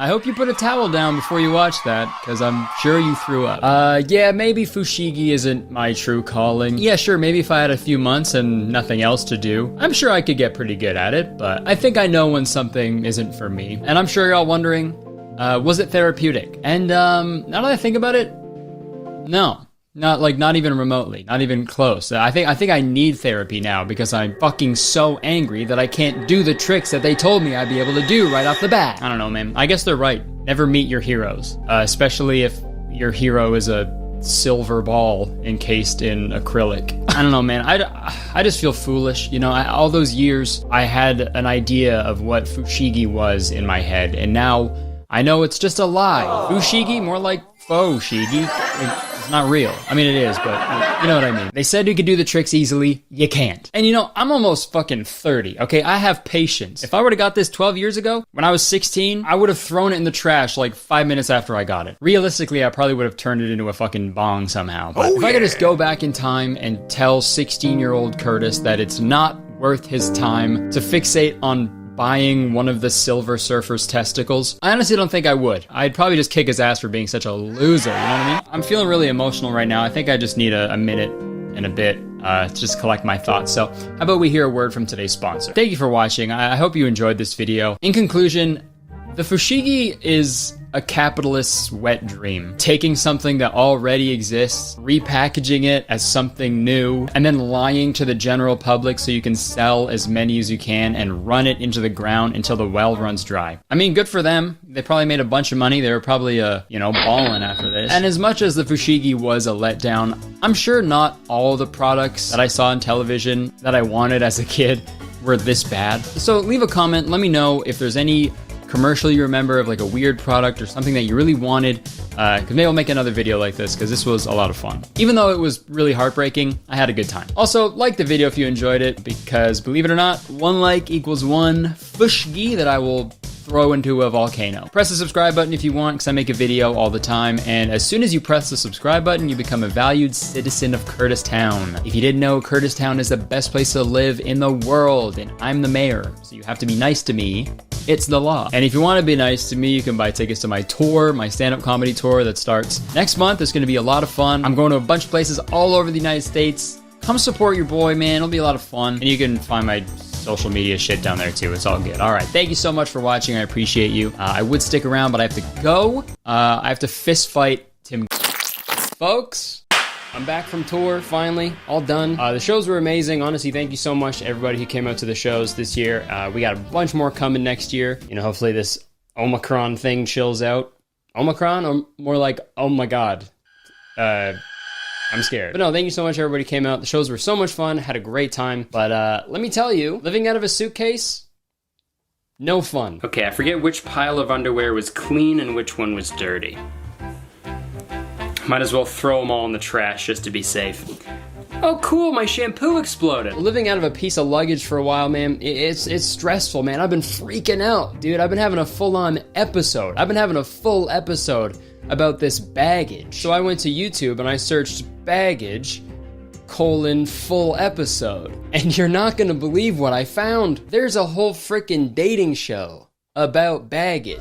Yeah, so today we're gonna talk about it, okay? And yes, all of that did happen. Of course it did. It's not like one of you guys just sent me a message and was like, hey, you should make a video about baggage. That didn't happen. So the show Baggage, it's not like about like a guy like going through someone's luggage like Room Raiders style. The show revolves around the term like baggage, like in a relationship. I'll look it up in Urban Dictionary because I didn't explain it very well. Okay, baggage, an issue regarding a person's past that can affect their current disposition, addictions, debt, diseases, bad habits, past relationships, or kids. So the way the game works, there's one person like looking for love, and there's 3 contestants trying to win a date with this person. As the show goes on, the contestants reveal 3 bad things about themselves, or baggage, and these pieces of baggage get increasingly worse. They're then eliminated one by one until there's only one contestant left. And honestly, that's a good premise, okay? Because it's beneficial to know the worst things about people and all the negative things that they've done before you date them, because remember, you are your mistakes. Don't ever forget that. And honestly, the show is just super ridiculous, like every other dating show. So I thought we'd watch one, laugh at it a little bit. So without further ado, pack your bags. We're gonna watch a show. Hi, I'm Jerry Springer, and welcome to Baggage. Oh yeah, sorry, I forgot to mention, this show is hosted by Jerry Springer. I hardly know her. Seriously though, this show is hosted by the one and only Jerry Springer. The man who is responsible for like 95% of white trash divorces. And I'm sure the other 5% is like sexy cousins or something. I don't know. But why would you sleep with him? Because I want to be with him. Yeah, sorry, I should have mentioned the whole Jerry Springer thing sooner. I honestly think I was trying to forget it myself, because I'm not a fan. I'm not a fan of Jerry Springer. If you aren't familiar with his work or who he is, just picture you're trying to drown Maury Povich in a bathtub full of Mountain Dew, but then you just give up halfway through. The man who emerges is Jerry Springer. Oh, you think white people don't have culture? Okay, man. You watch an episode of Jerry Springer and then say that. I had sex with your fiance. How could you? Because you'd still be right. Okay, enough about Jer. Let's meet the main contestant who is looking for love. Right now, let's meet our dater. He's a sports coach from Yorktown, New York. Say hello to Chris. Okay, sorry to interrupt so quickly, but I have a question. What the fuck is a sports coach? He's a sports coach from Yorktown, New York. A sports coach from Yorktown, New York? Not real. Both of those things are lies. Are you kidding me, dude? Dude, that is so vague. Yeah, I'm a sports coach. Maybe they're not allowed to, like, specifically say what he does for, like, confidentiality. So they have to make, like, a generic substitute. Oh, like they do with, like, foods in television shows, right? So, like, instead of Cocoa Pebbles in a TV show, they'll say, like, I have a bowl of chocolate rocks. Or instead of, like, an Oh Henry, it's a Wow, Steven. Or instead of, like, a Mountain Dew, oh, sorry, that's just a picture of Jerry Springer. My apologies. But this Chris guy already got some baggage right there, bro. His job, that's baggage. Oh, what do? I'm like a sports coach. What, did you just make that up? Yeah. That's like telling someone you're a human doctor, right? Like, I guess you're right, but be more specific, please. You're creeping me out. Also, how'd you get in my house? But back to the show. Chris goes on to talk about all the generic qualities he's looking for in a girl. And I gotta show you this part because there's this thing that happens throughout this entire episode where the crowd applauds at the worst possible time, and it is very funny to me. I'm looking for a girl who's ambitious, someone who cares about family and friends, someone who takes care of themselves, both physically and mentally and spiritually. Hey guys, he was still talking. you know? Rude. Rude, audience. Bad. Like, why would that even happen? Do you think, like, the person holding the applause sign is, like, Chris's ex-girlfriend or something? Okay. We're still talking, so. Alright. Just trying to do a funny hypothetical thing here, and you guys are just cheering over me, okay? What I was saying, do you think the person holding the applause sign is like Chris's ex-girlfriend, so when he's saying all the things that he wants in a partner, she's like, no, you're not gonna get that today. Okay, fuck you guys, man. Now, what are your interests? I've been doing ballroom dancing, some partner dancing. But the public... Would you like to try to? With you? What am I doing? Just rock back and forth. You pop out this way. Pop this way. Come this way. There you go, ready? There we go, back to back. And you go over. I don't know what's worse, Jerry Springer dancing or Chris's fucking boot-cut jeans. You know what? No, sorry. Worst part of that entire thing was Jerry's face right here. Disgusting. That is the face of an erect man. Okay, while we wait for Jerry's Springer to soften, how about we meet the ladies? First up, we got Caitlin. I enjoy dancing, hanging out with my dog, and getting physical with the right man. Maybe you could be him? Next up, we got Holly. Hi, Chris. I love shopping, working out, and spending time with my family. So maybe if you're lucky enough, you'll get to meet them. And then we got Raquel. Hey, Chris. They saved the best for last. I have a passion for fashion. I enjoy painting, and I love going to concerts. Maybe you could take me sometime. They all seem pretty cool, right? Well, things aren't always what they seem. These women are multifaceted. And oh yeah, they've made some mistakes in their lives that I'm sure they're not proud of, and I'd like to think they're trying their best to improve every single day. Fucking weirdos, man. Losers, okay? Just be perfect. All right, now it's time for them to reveal their bagage. Let's start with Caitlin. I'm obsessed with being photographed. Hey man, if that's baggage, we're gonna need a bigger plane. That's fucking me, man. That's me, for sure, dude. Look at what I'm doing right now. This camera is taking 30 pictures of me every second. If that's baggage, call me fucking Fletcher Reed at the end of Liar Liar. Cause I'm also in my bag. But hey, she's obsessed with being photographed, and that's fine. At least we know Jerry won't say anything weird about it. Well, she is well developed. Okay. Old guy saying something creepy to a young, pretty woman. You know, that's not surprising. Let's see Chris's response to this, though. Just kind of like a vain thing. I mean, photographs are great to capture the memory and all, but I mean, I don't know, it just seems like it might be all more about you than kind of the moment and going out and about and enjoying life instead of kind of documenting it all the time. Again, audience just cheering way too fucking early. I love to look and feel beautiful. I love when people give me the attention. And wouldn't you take pictures of me all day if I were with you? Damn, all right, that was smooth as hell. Okay, that was a smooth response. And what's great about that is Jerry already did his super creepy thing, so we don't have to worry about him doing that again.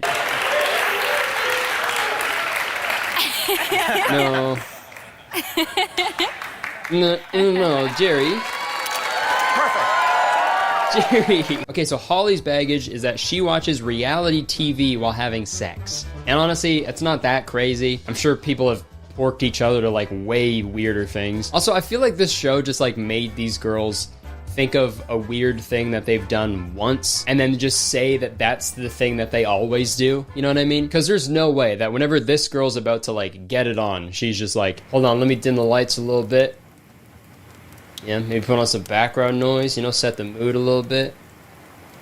This is the story of my family. We're the Duggars. All right, and last but not least, let's see Raquel's baggage.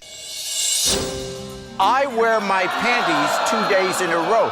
That is pretty gnarly, but hey man, some guys are into that, okay? I don't want to kink shame or stink shame or whatever you want to call it. You know, some people just love that extra seasoning in there, and that's all good. Also, I'm not going to take personal hygiene tips about private parts from a dude who's wearing, or just a dude in general. Like, it doesn't matter what he's wearing. I'm not going to take personal hygiene tips from a guy about his balls. I've been in a change room before, dude. That's actually why they call it a change room, because you want to change the room that you're currently in because it smells so much like a ball sack. But anyways, we're on to the first elimination round, which is a little different because now they open a baggage without knowing like who it belongs to. So he can make a totally unbiased decision.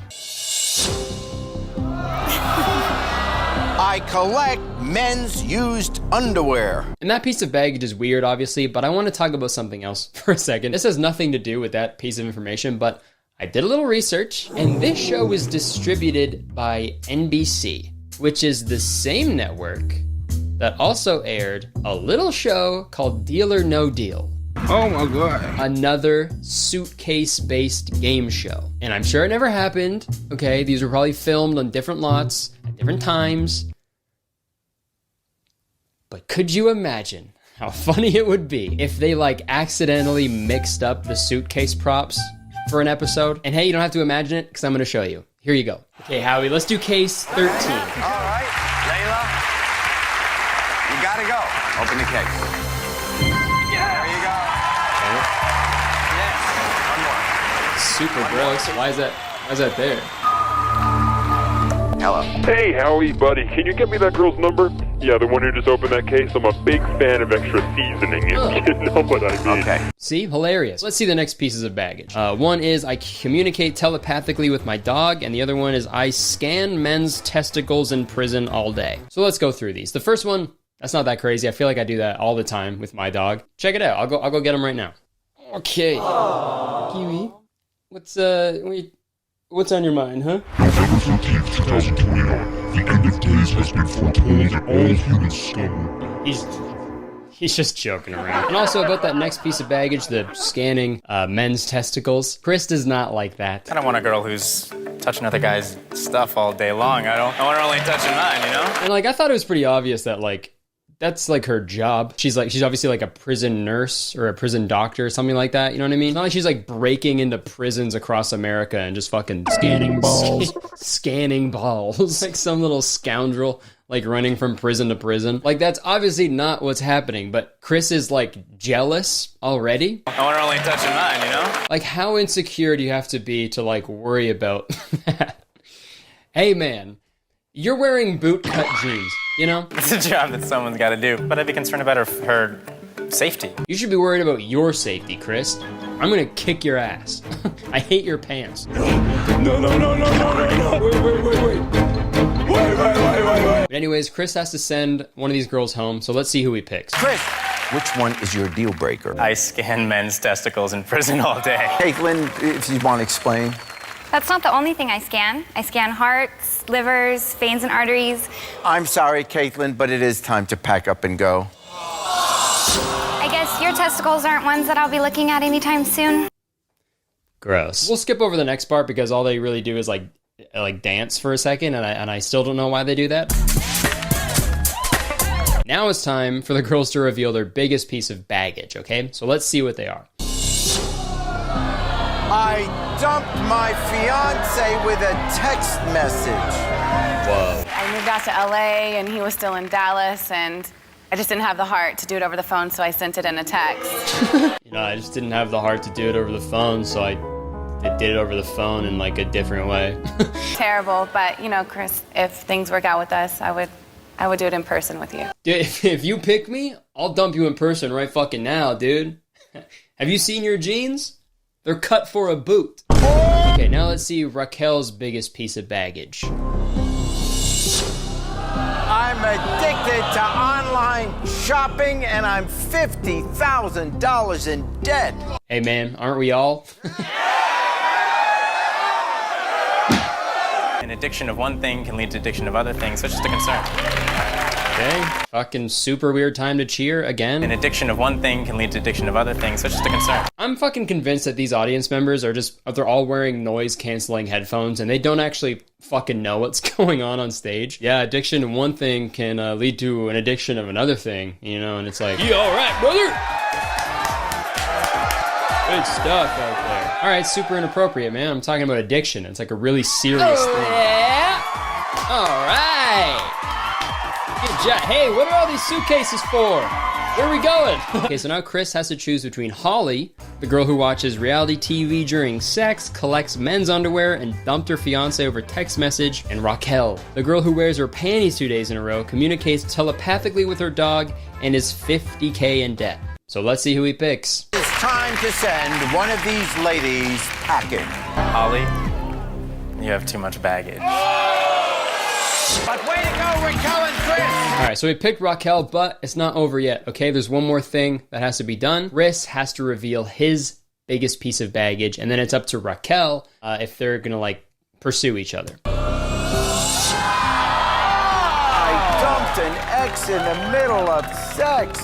Look, it was a long, volatile relationship. We had been fighting for a while. Here we are being intimate with each other, and she decided to bring it up. It just ruined the mood, and all the reality of it just came to me, and it just ended it right then and there. Also, I'm just now noticing that this guy sounds exactly like Russell Hartley. I keep seeing so much lately that women are living their life on easy mode, and I'm here to tell you that that's absolutely true. true. It was a long, volatile relationship. We've been fighting for a while. Here we are. Too bad for you to build what I call It just ruined the mood, and rotational women that the you have reality of it just available came to to you. me. It's creeped me out. Can you accept Chris's baggage? Well, Chris, Do it. I'm gonna accept your baggage. Congratulations! Raquel and Chris will enjoy an exhilarating adventure helicopter tour of Los Angeles. We'll see you next. Yeah, and that's the prize? A fucking helicopter tour of Los Angeles? Hopefully Chris's jeans don't get caught in the fucking blades, dude. They're so big. They're so big, I'm gonna throw up. And also, I've got a bone to pick. Okay, I got a bone to pick. That's my baggage. My baggage is I have a bone to pick. If the girls had to show 3 of their worst secrets, how come Chris only had to show 1? I don't think that's fair. Okay, I think we need to reshoot every episode. Bring them all back and have them reshoot every episode so it's fair. Actually, on second thought, I think I know his other 2 pieces of baggage. Number 1, he danced with Jerry Springer until he climaxed. 2, he's wearing bootcut jeans, okay? I don't even think those fucking things would fit in a piece of baggage. They're so wide at the bottom. Sorry. But all in all, I think the show is very entertaining. If I'm being honest, I don't think these people ever fucking talked to each other once they stopped recording this show, because dating shows aren't real. But at the end of the day, I think the show does a really good job of enforcing the idea that I brought up before.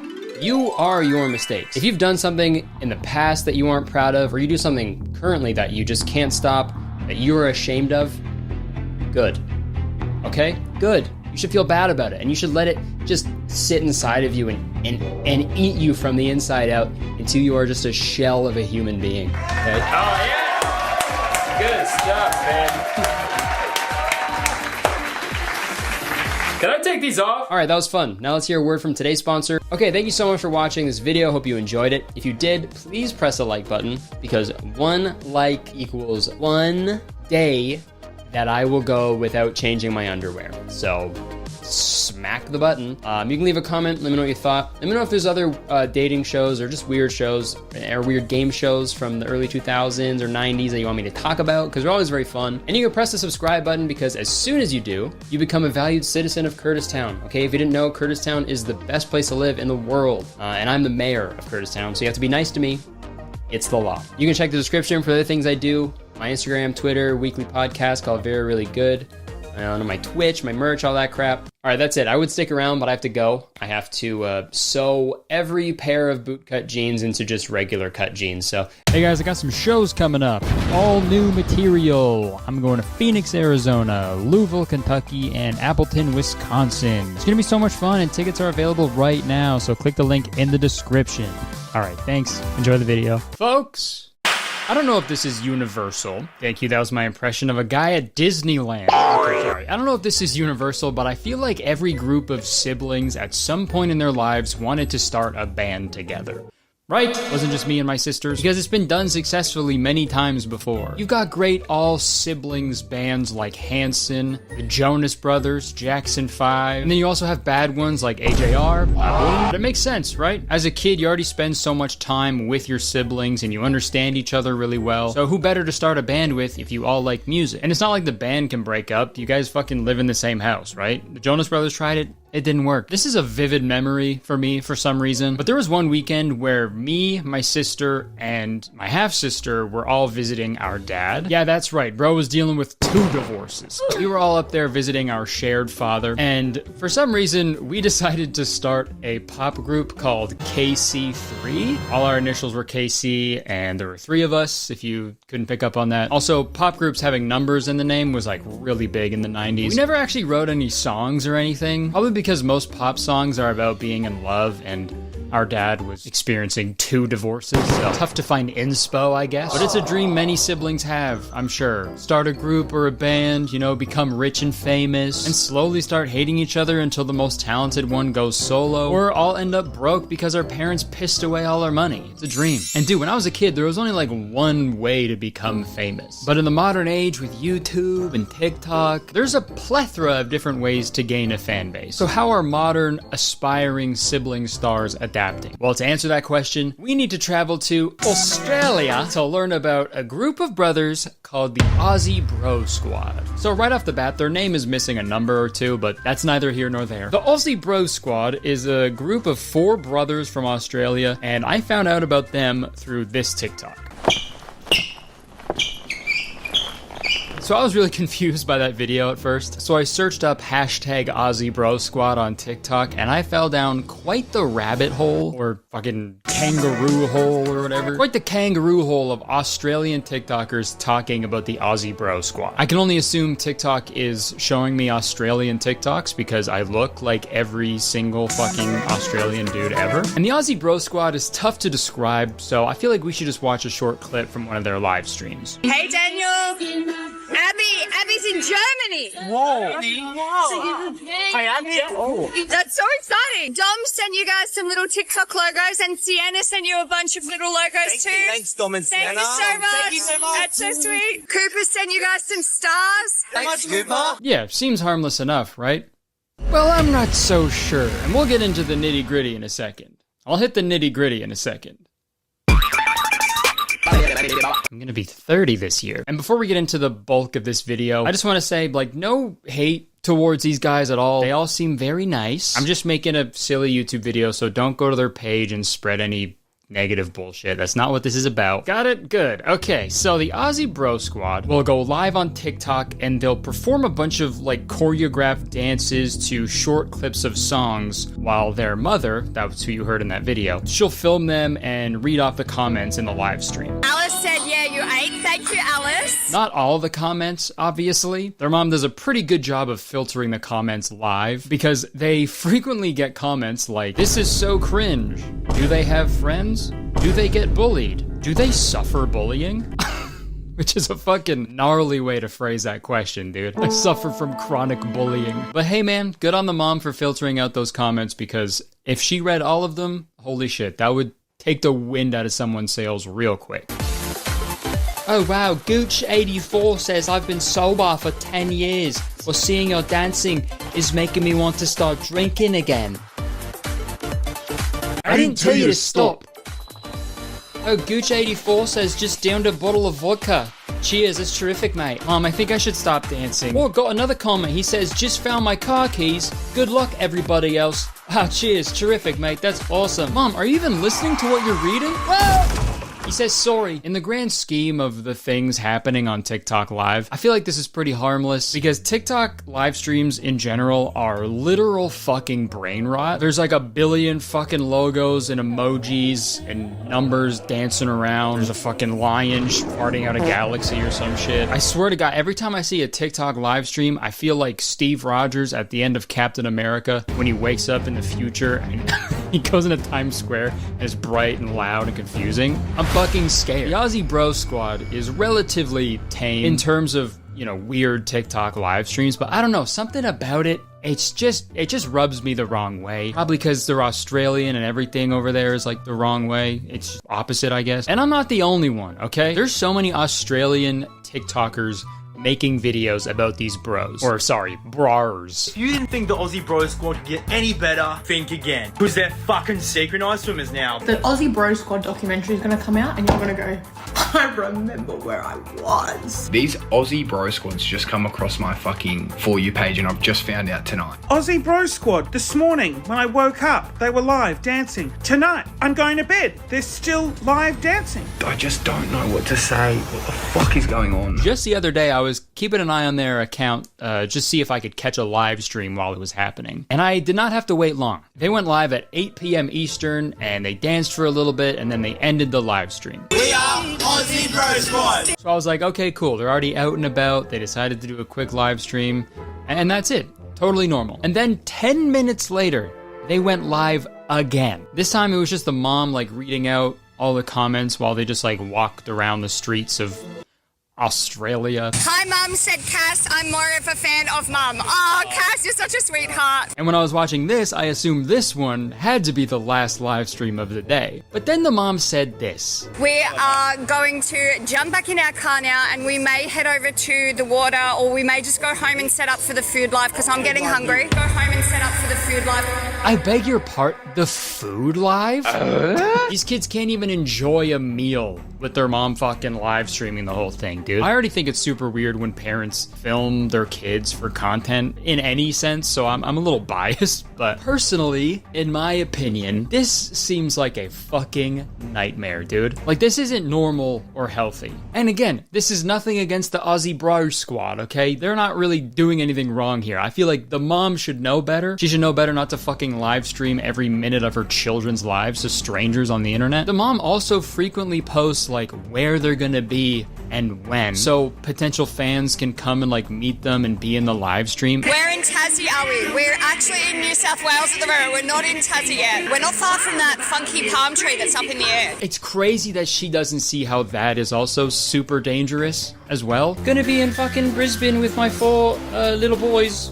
Come get them. What the fuck? But I digress. So I tuned into the food live stream for a few minutes, and in my head I was like, well, surely this has to be the last live stream of the day. You know, there's no way they're gonna do another one after this, right? I was wrong. You guys recommended that we do dessert live. Yeah, so we would do a dessert live for you. Yeah, another separate live for when they eat dessert. What the fuck, dude? I mean, at this point, it was like 11 p.m. and I went to bed. I didn't want to stay up to see them eat dessert, so I can't confirm or deny that it happened, but this is it's like way too much, right? You don't have to do a live stream for fucking every single thing they do. Mom, can I talk to you? Absolutely. Jessica just broke up with me.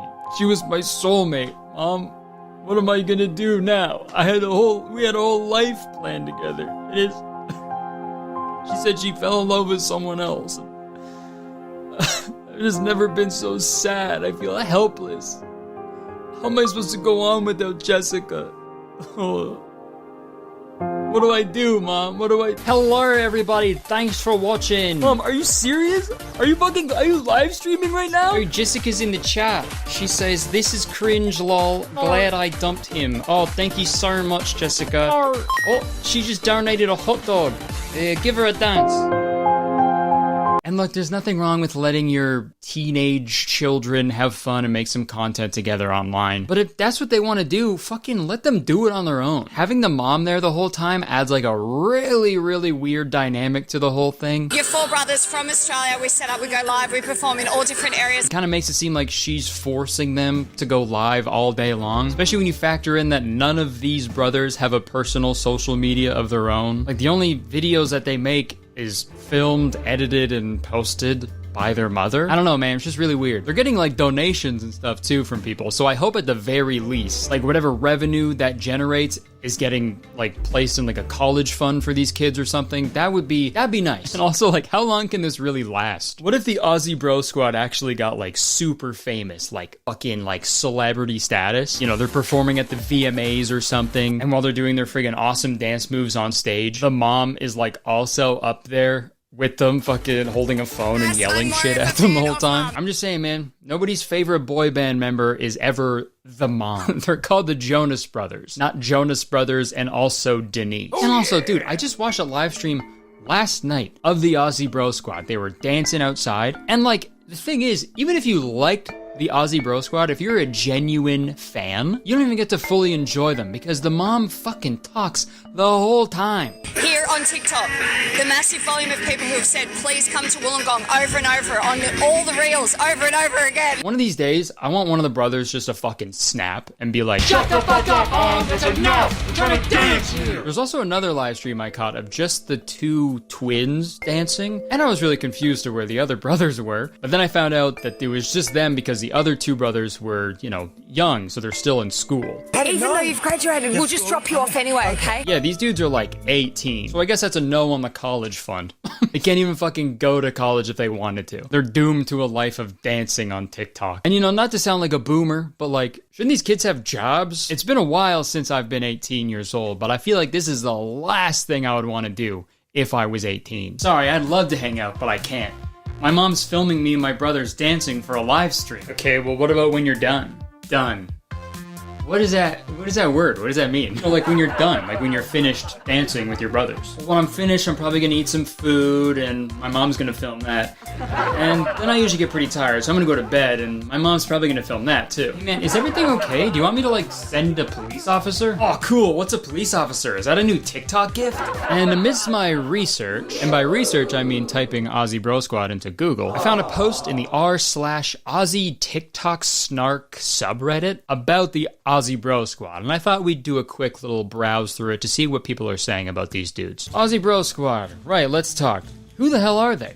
What the hell are they even doing? I don't understand their purpose. Do they take breaks? Like, I seen them live at 7 a.m, goddammit. I seen someone say, give Hillsong by. What is their purpose? Like, to book gigs? I came across their live super early the other day, like it must have literally started seconds before because there was less than 5 viewers and the camera was on one of the boys on his own outside, and he looked so upset and annoyed. Totally out of character to how they usually look. But then the camera ran across the grass and went to the other 3 happily dancing. It was so weird, it made me uncomfortable to see him like that. I have a feeling she might not have realized she was live at that moment. No one mentioned anything in the live comments, so I'm not sure anyone else noticed. It's a group of boys being exploited by their mom. They seem pretty conservative, probably were homeschooled or attended a conservative church, etc., because they seem really out of touch with their age group. Usually an 18-year-old wouldn't be interested in being in Mummy's pop group. I would say Mum has been wanting them to be famous for many years. It also looks like to me they are copying K-pop styling. Ultimately, I think ABS is a group... Oh, Aussie Bro Squad. ABS. Okay. Ultimately, I think ABS is a group of brothers who have been babied by their controlling mother and don't realize how unusual their life is. Now, all of this is just speculation, obviously, and that first post could 100% be a total lie, like who knows, right? But it is nice knowing I'm not the only person who thinks this dynamic is a little off-putting. Wish I could get off-putting, I'd lose a little bit of weight. All that stuff. And as strange as all this is, I gotta admit, the acronym for Aussie Bro Squad being ABS, that is a 10,000 IQ play if they're trying to be the next MagCom boys. Also, the 7 a.m. thing is crazy if that's true. Hopping and locking before the fucking sun rises is wild. They heard the term rise and grind and completely misunderstood. Yeah, dude. Rise and grind in me. And again, this is the last thing I would want to do before going to school in the morning, dude. But the mom has a strict schedule, I guess. This is how I imagine the mom wakes up the Aussie Bro Squad every morning. Dance. I just have so many questions, man. Like, where's the dad during all of this? Never see him, dude. Is he the choreographer? Or maybe he's off working fucking 4 jobs to support the abs? Who knows, dude? Maybe their dad is Jason Nash. That would actually make a lot of sense, you know? Keep the business in the family. Mirror with the sunglasses, yes! He can never be in their videos because he's too busy stacking bread in his own live streams. You're 4 brothers from Australia. We set up, we go live, we perform. Another question, are there any other brothers? Ones that didn't make the cut? Because that's pretty common with famous groups of brothers. The Jonas Brothers have that bonus Jonas they never talk about. The Property Brothers have that emo brother that they never talk about. I wish they would talk about that emo brother though, dude. Sorry to get off topic here, but could you imagine a Property Brother show with an emo Property Brother, like leading it? He's the emo Property Brother. He's the emo Property Brother. Only on HGTV. Welcome back to Emo Property Brother. Today I have Aaron with me. He wants to buy this fucking house. Fuck! So here's the living room. It's fucking stupid. I don't know why you like it. You know, I actually think it's kind of nice. Well, you're wrong. It's dumb. That's why the price is at an all-time low. Hey, why are you even a realtor? You seem like really sad. I am sad. I only became a realtor because I listened to Sunny Day Real Estate and I thought this job was just gonna be me listening to their music. Okay, well, whatever. I'll take it. Okay? What do you need from me? Well, I'll need from first to last month's rent by Thursday. But it's okay if you're a day late. I won't say anything. Okay, are those actually things you need from me, or are you just saying the names of emo bands? Taking back Thunder. Okay.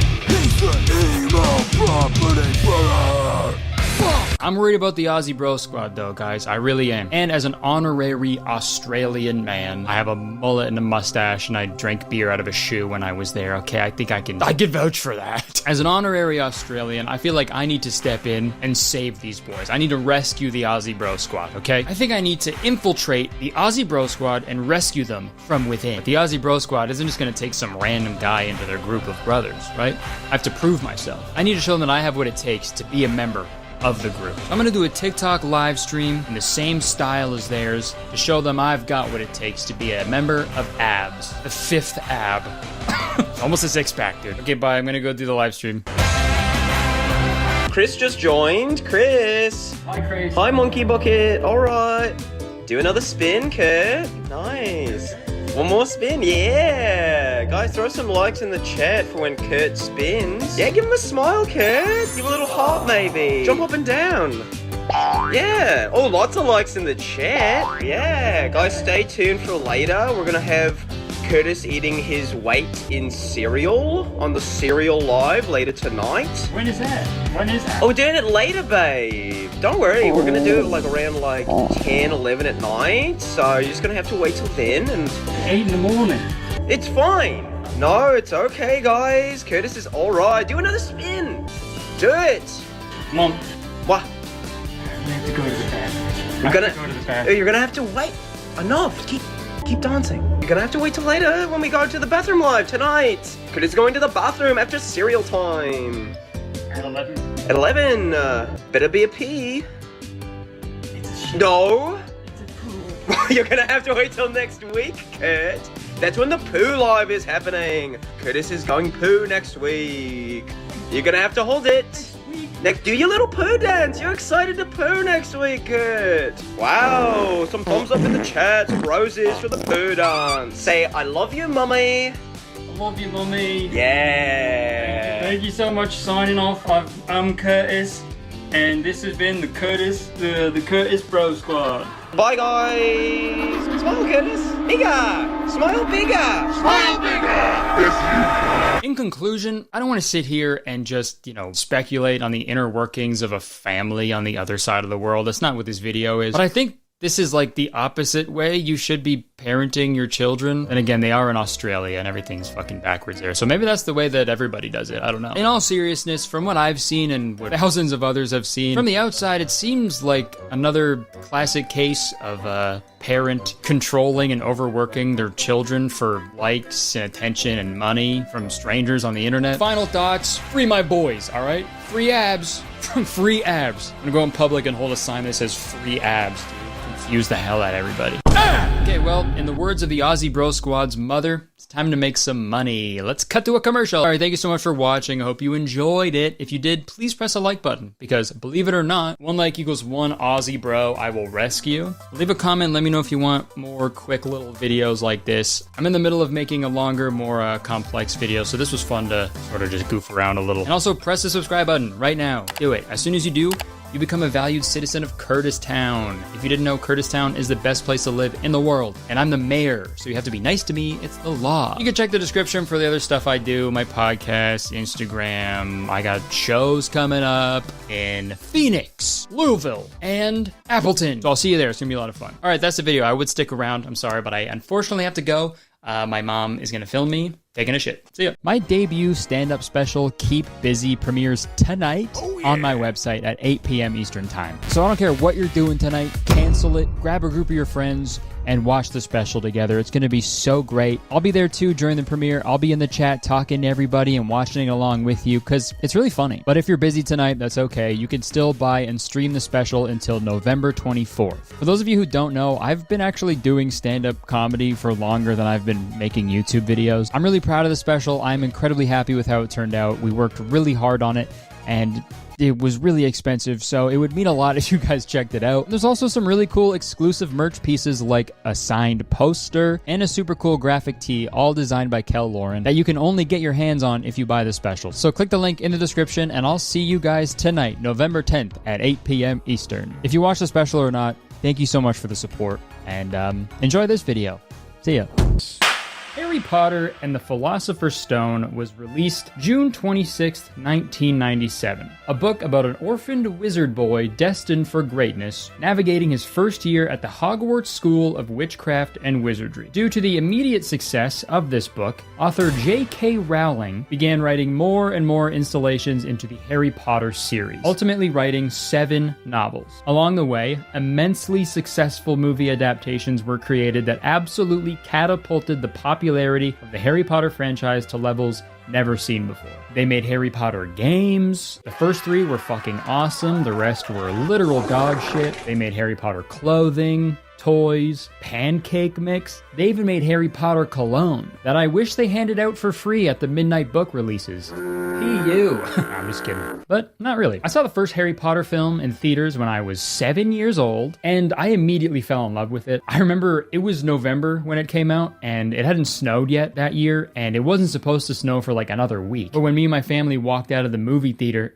it was fucking snowing, dude. And I freaked out because I thought it was magic. But looking back now, it was just a classic case of weathermen being wrong all the time. I then started reading the books after I saw the first movie, but then I realized video games and skateboarding existed. So I just did that instead while I waited for the rest of the movies to come out. And let me tell you, dude, I was a huge Harry Potter fan growing up. I played all the video games. Dude, I got sorted into my Hogwarts house on the original Harry Potter Flash website. I also did Hogwarts roleplay on Habbo Hotel, but I'm not gonna divulge any further details about that. I kept up with the Harry Potter franchise up until the last movie's 2011 release, and it felt cool watching the finale to the series that I grew up watching. Seeing the characters I grew up with also dealing with the same issues I was dealing with while becoming a young adult. I mean, not all the same issues, obviously. I mean, like evil Snake Man trying to kill you. Happens every teenager, man. And when the credits rolled on the final movie, that felt like a good time for me to leave Harry Potter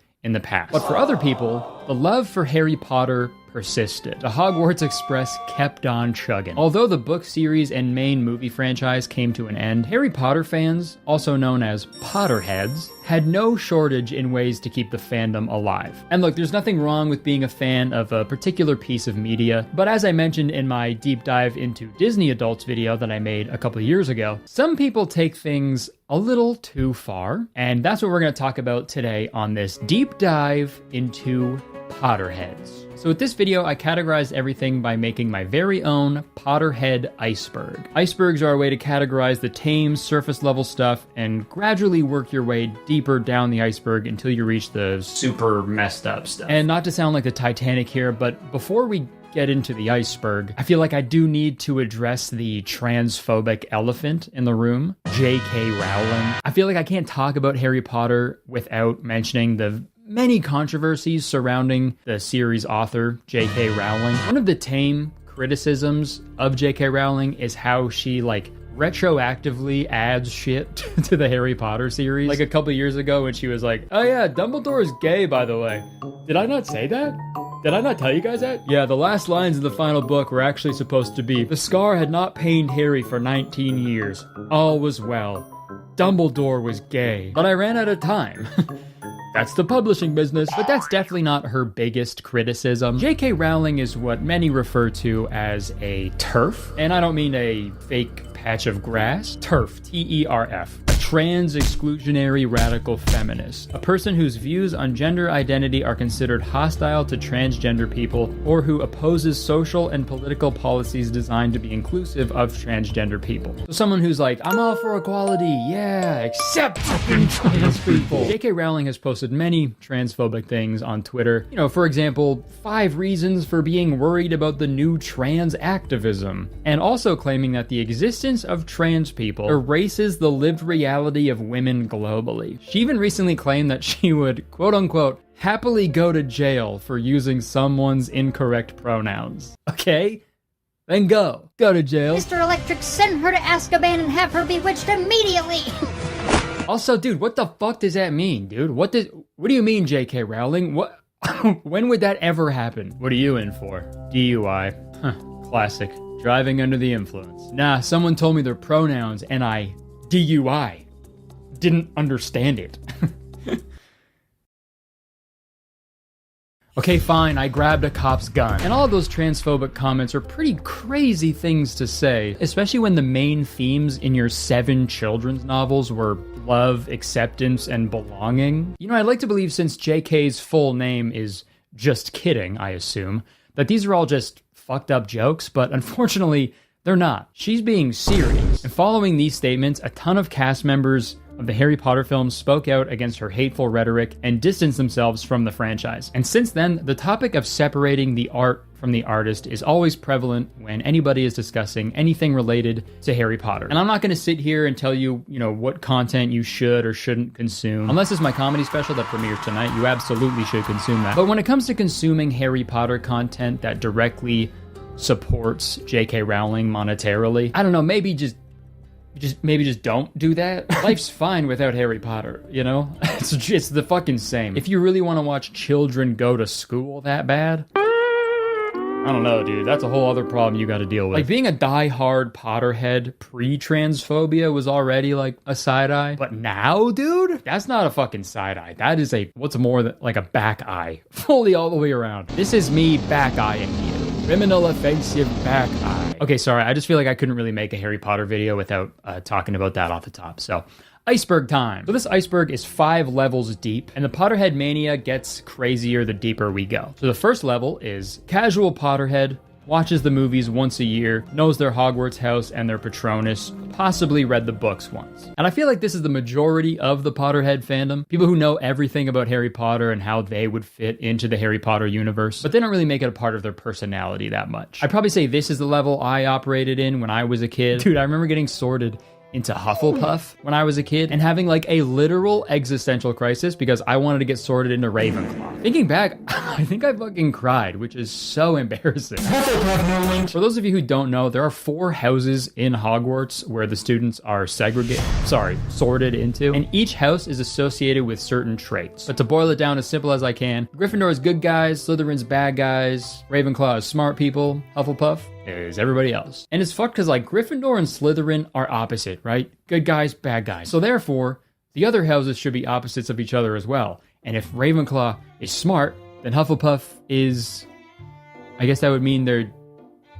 I don't know what the opposite of smart is. I'm a Hufflepuff. We're fucking stupid. I cried when I got sorted online, alone, in my computer room. If I had to do that in front of thousands of kids, if I was an 11-year-old magic boy and I sat down and some fucking person put on a magic hat and he was like, dumbass, I'd fucking transfer to a public school immediately. And usually the people in the first category also know what their Patronus is. And a Patronus is a sort of spectral animal that protects that person when they cast the spell Expecto Patronum. She expect my Patronum until I owe. And that was one thing I never liked in the movies. I'm realizing now the first part of this iceberg is just me making fun of the movies, but let me get it out of my system. I never liked the Patronus concept in the movies because some kids' fucking Patronus was a grizzly bear, and then another kid's would be a rat. You're telling me both of those are gonna do the same amount of protecting? Fuck no, that's impossible. And you can't change your Patronus. What if you just got a super shitty one that doesn't help you at all?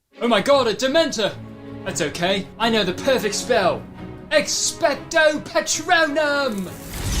Down one more level of the iceberg. The next level is genuine Potterhead. Watches the movies several times a year and they've read every book. They straight up bring butterbeer to a pre-drink and have their own wand. They have at least one Harry Potter tattoo, join their college's Quidditch team. This is where it starts to get a little more gnarly. Once you get a Harry Potter tattoo, there's no going back, I'm afraid. And that's coming from someone with a fucking Gooby tattoo. I just remembered the actor who does the voice for Gooby was Robbie Coltrane, rest in peace. He also played Hagrid in the Harry Potter movies, so I kind of inadvertently have a Harry Potter tattoo. The Deathly Hallows tattoos are a staple, obviously. That design kind of lends itself to a tattoo, and I feel like J.K. Rowling knew that when she was cooking up that design. I'm going to create a design that is so simple. But some Harry Potter tattoos are a little more questionable, like this Harry Potter full leg piece. I'm gonna go out on a limb here and say that you shouldn't go out on a limb there, okay? Lagrid.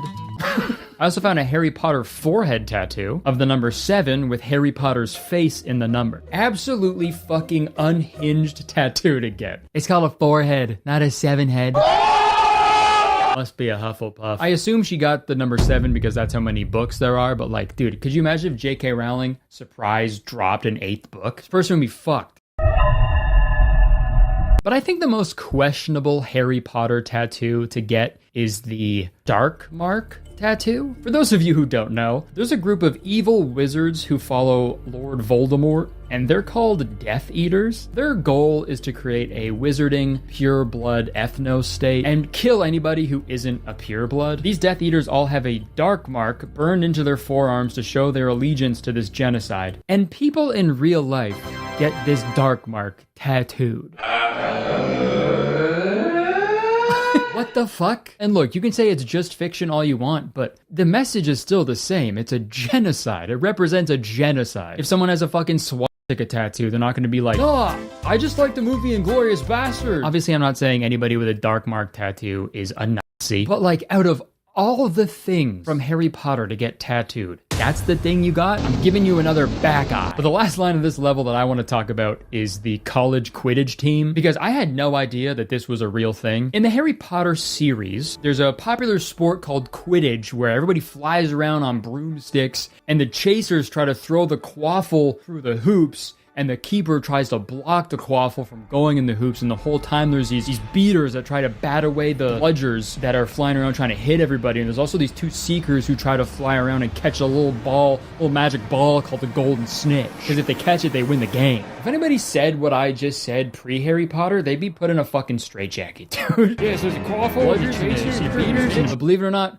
Quidditch doesn't just exist in the wizarding world. It's also here now in the muggle world. The only difference is they just run with brooms between their legs instead of flying. And unlike the movie, they don't draw a crowd. Okay, sorry, that was mean. Sort of a moment. But the funniest thing about real life Quidditch is how they incorporate the golden snitch. I was really curious how they were gonna do this because the golden snitch is a magic little flying ball that sort of zips around. So I had no idea how they were gonna add that to the real life game. But this is how they do it. Seeker's job is to catch the snitch, and the Seekers have to get the tennis ball without actually touching the snitch runner.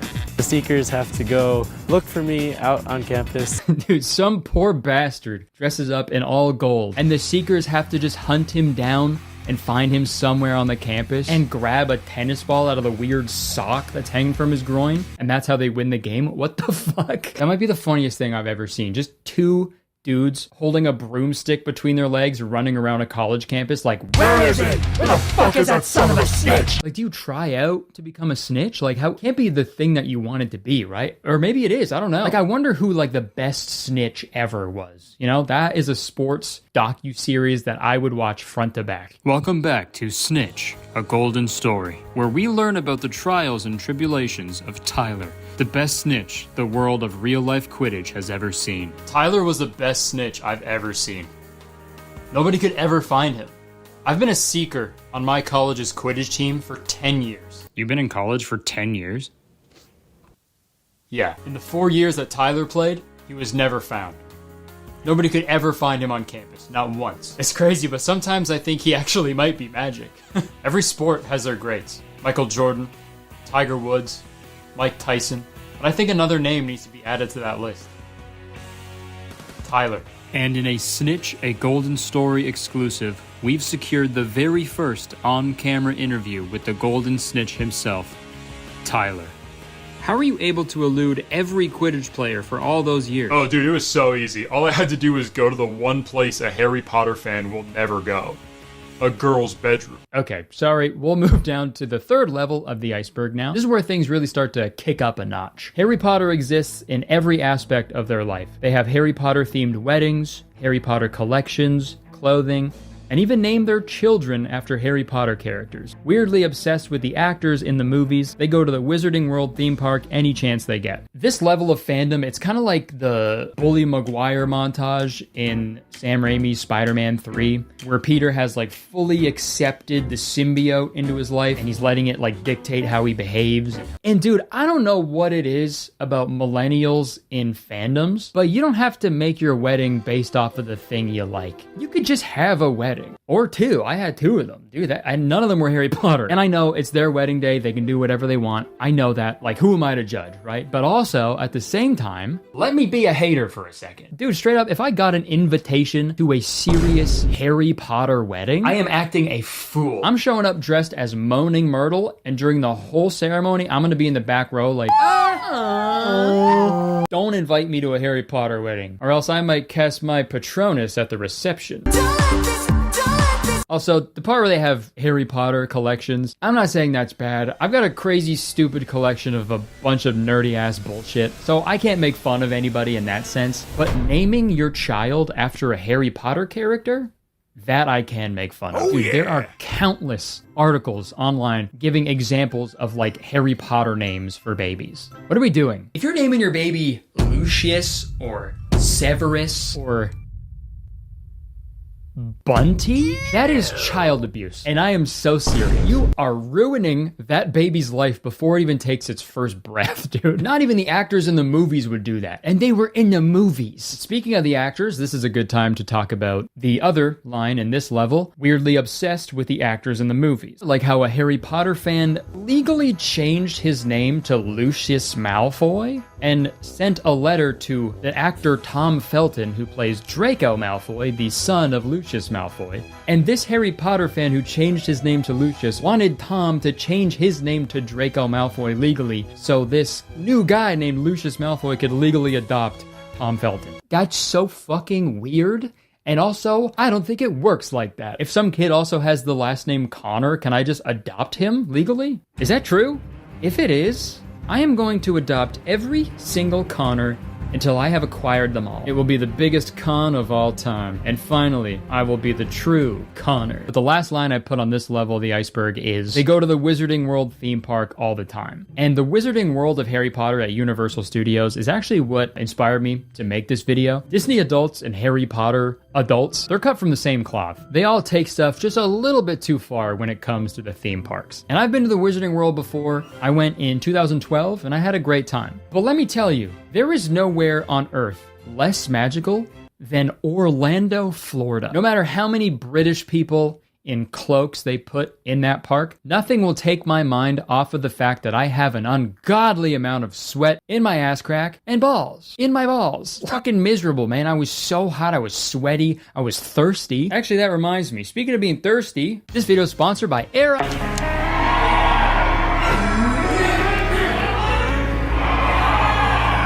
we go. Let's go.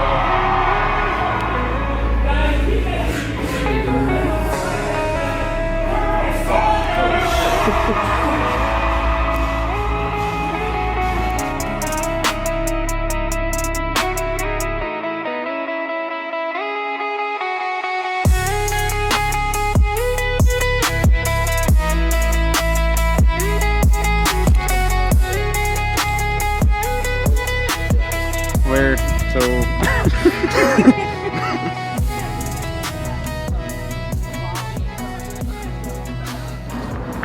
Just me in the mountain against the world. I think I like this little life.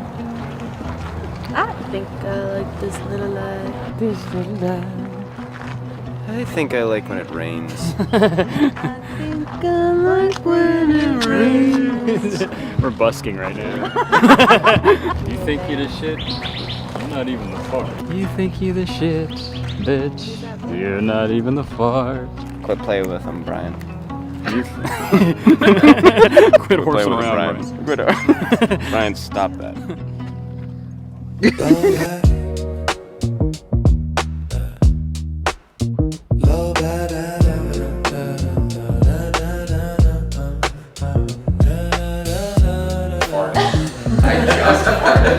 And I was like, there was wet shit in my ass. I'm literally like walking, like holding like the wet poo in my underwear. It's already out. The poop's already out. I know but it's I don't want it to like run down my leg. I was also wearing like top pants. If it was the ground, it would have been like.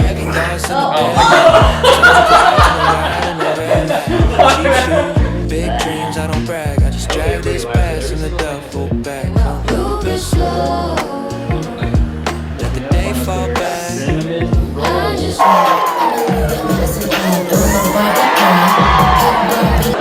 Forced release is Wow.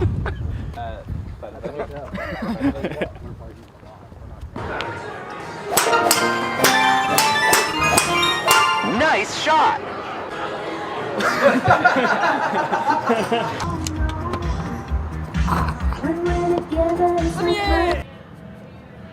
Could look sick with a goatee. This is one of one. Keep going for my best friend. Give it up for Kurtis Conner.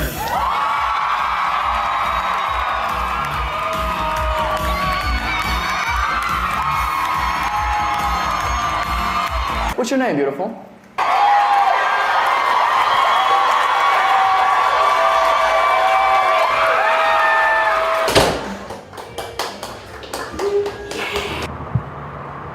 Fucking put me to work. This isn't my fucking job. I remember the last time we had a sold out Sunday, so that's pretty exciting. Wow. Oh, the Lord's Day. What's the deal with airplane food? We did it. 3 days, 5 shows. Me and I think I knew word. I'm literally 13, so We tricked him.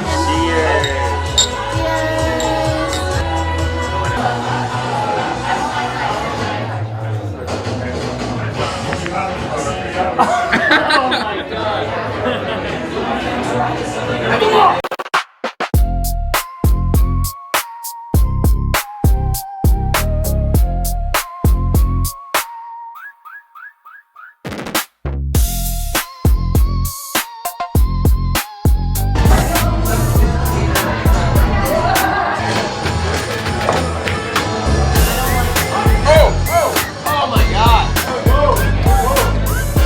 Wow.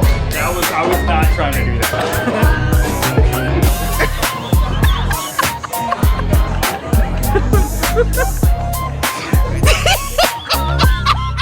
what the hell?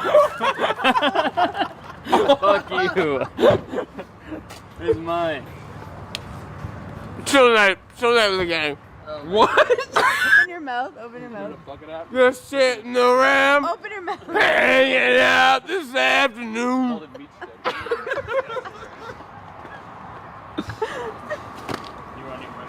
I lost my privileges. Get here. Some little kid cough. Like, get here. In my back. I saw that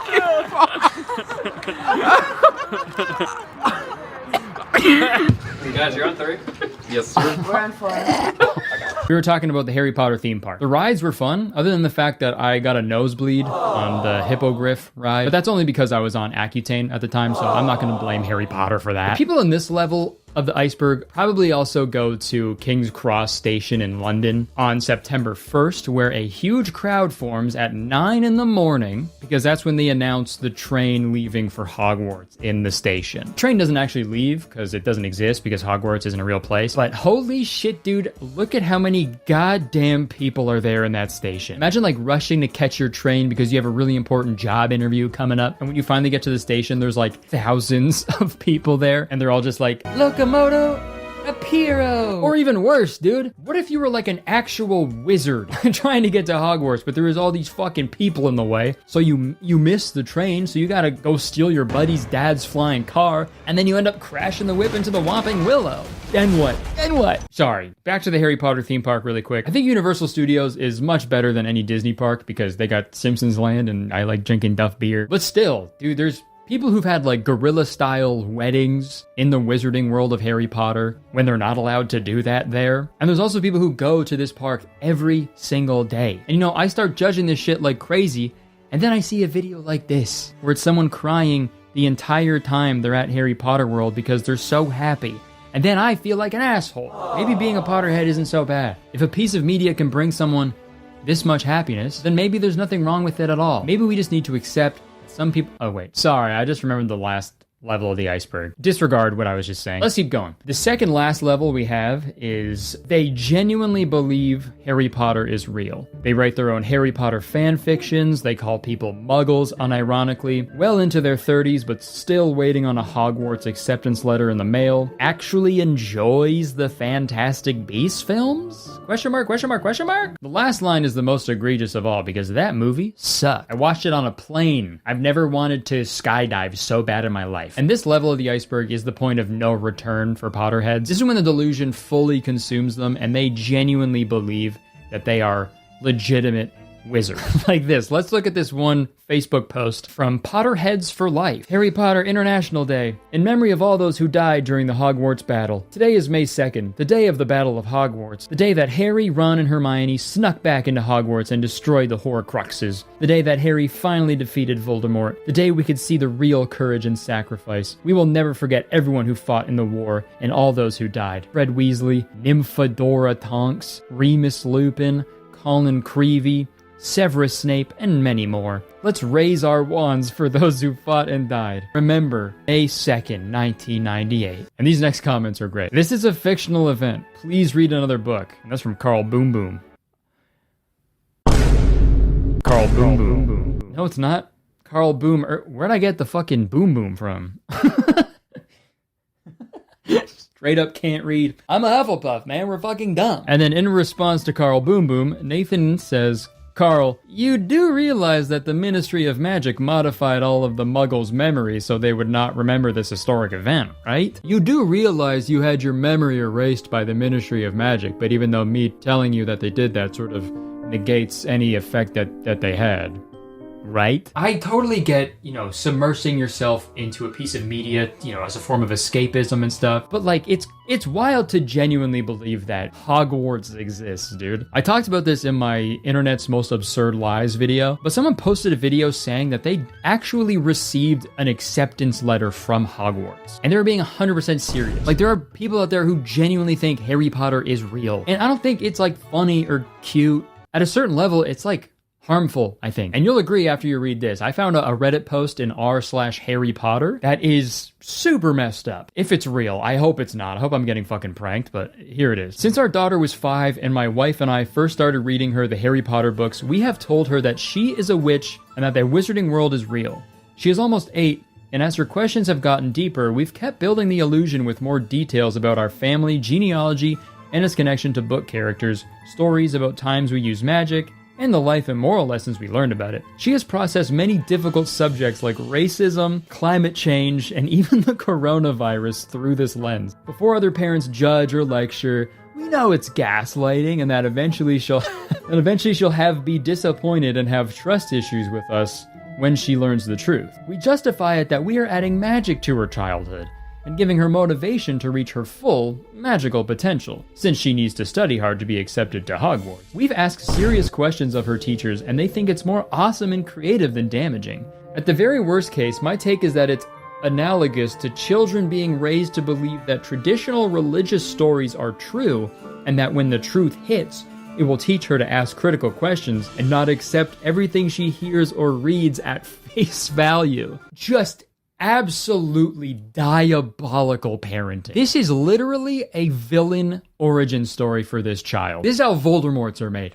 When this kid actually finds out magic isn't real, they're gonna be so angry and betrayed, they're gonna be like, Avada Kedavra! And then nothing's gonna happen because magic isn't real. Bruh. Also, to compare it to religion and frame it as a weird lesson to never take things at face value, dude, what a fucking terrible lesson for your child. You're dumb for believing us. We're your parents. You should never believe a word we tell you. Got it? Okay. We love you. This is a modern version of Plato's allegory of the cave. But instead of an allegory, it's just someone's life. This is like being the last kid that believes in Santa, but 1,000,000 times worse. I feel like this could escalate to something really dangerous. Hey Dad, up here! Check it out! Oh my god, what are you doing up there? Get down, right now! No, it's okay, Dad, I'm gonna fly, just like you told me. Here we go! Hey, whoa. Oh my god! I can't watch! Oh my gosh, I can see everything from up here. Oh my god, you're flying! You're really flying! You are a wizard! No, I think I died when I hit the ground. I'm going to heaven. Yeah. Looks like I'm gonna be in the doghouse. And I think the Potterheads at this level take their Hogwarts houses way too seriously as well. I've seen a lot of posts where people will put their like Hogwarts house in their like Tinder and Hinge bios, which I don't know what would compel you to do that. But I also found a YouTube video titled, "These Harry Potter YouTubers have something to say." When I saw that, I was like, damn, dude, this is gonna be some hard-hitting shit. This is gonna be some serious stuff they're covering. Let's see what they have to say. One thing that really annoys me about being in Slytherin is that people think we are all bad. Just because we are in Slytherin does not make us bad people. Our house mascot is a blimmin' eagle. It is not a raven.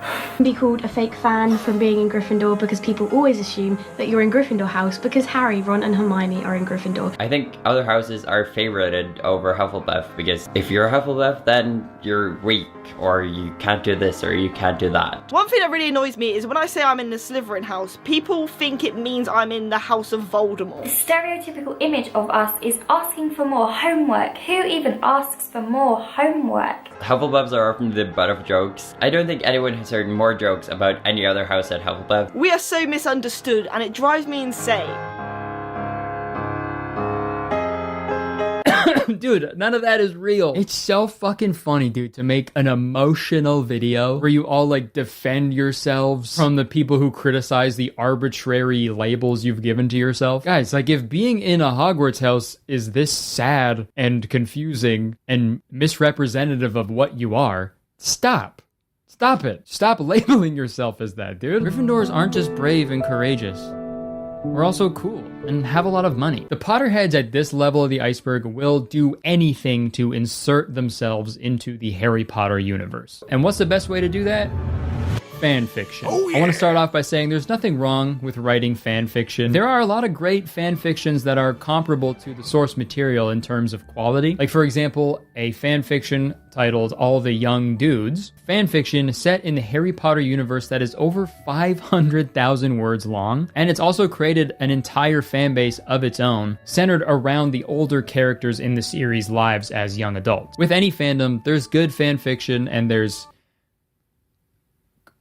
questionable fan fiction. Guys, I could have made an entire video strictly about Harry Potter fan fiction, but I've picked one to take a quick look at. I found a short story titled Harry Potter and the Tumbling Towers. It takes place on September 11th, 2001, and it's about Hermione rushing to New York to save Ron when she finds out about the 9/11 attacks. I'll read a few excerpts. 11th September 2001. Just as she was placing a piece of bread in the toaster, the voice of the newscaster on the television caused her to suddenly drop her cup, which shattered at her feet. We've just received breaking news from the US. Only moments ago, Flight 11 crashed into the North Tower of the World Trade Center. The plane had departed from Portland, Maine, and was scheduled to land in Boston, Massachusetts. American sources say this sudden event could possibly be a terrorist attack. So many thoughts were rushing through her head, making her weak in the knees and forcing her to sit down in the nearest chair. Ron was in New York.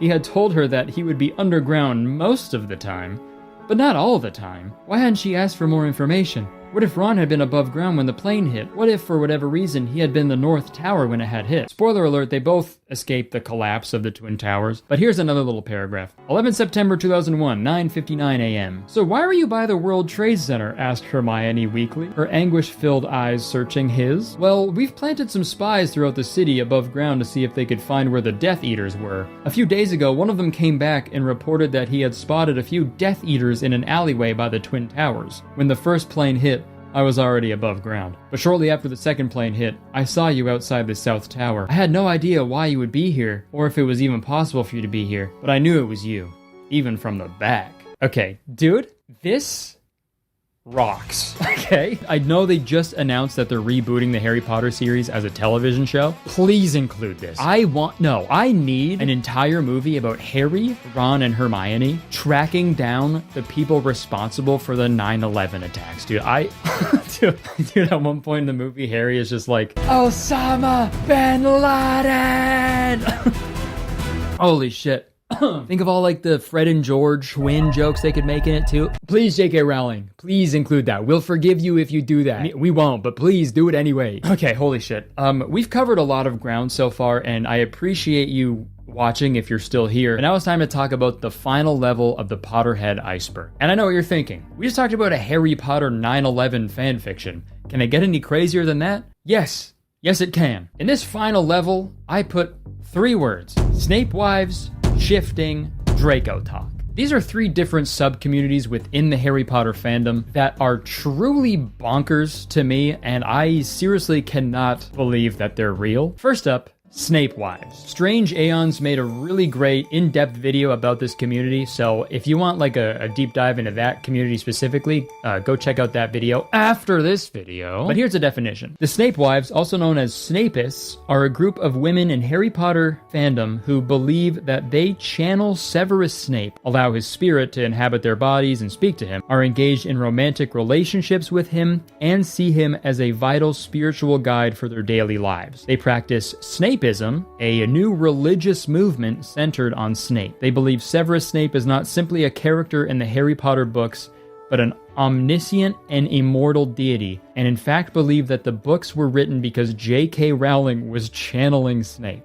I should say that the Snape wives community doesn't really exist anymore, at least not publicly. They were most active in 2006 on LiveJournal, but these middle-aged women would Photoshop pictures of themselves with Professor Snape, and they'd all take turns marrying him and talking to him, and even going as far as worshiping him as like a godlike being. Professor Snape, like the potions instructor from the books. The Snape wives also believed that Snape was always watching over them. Here's a little excerpt from one of the Snape wives' LiveJournal about her encounters with Snape. In a dramatic tale, he took away a hairband from her and later returned it. Rose recounts tossing her hairband on the floor and being unable to locate it afterwards. She realized, "My darling was teaching me not to throw."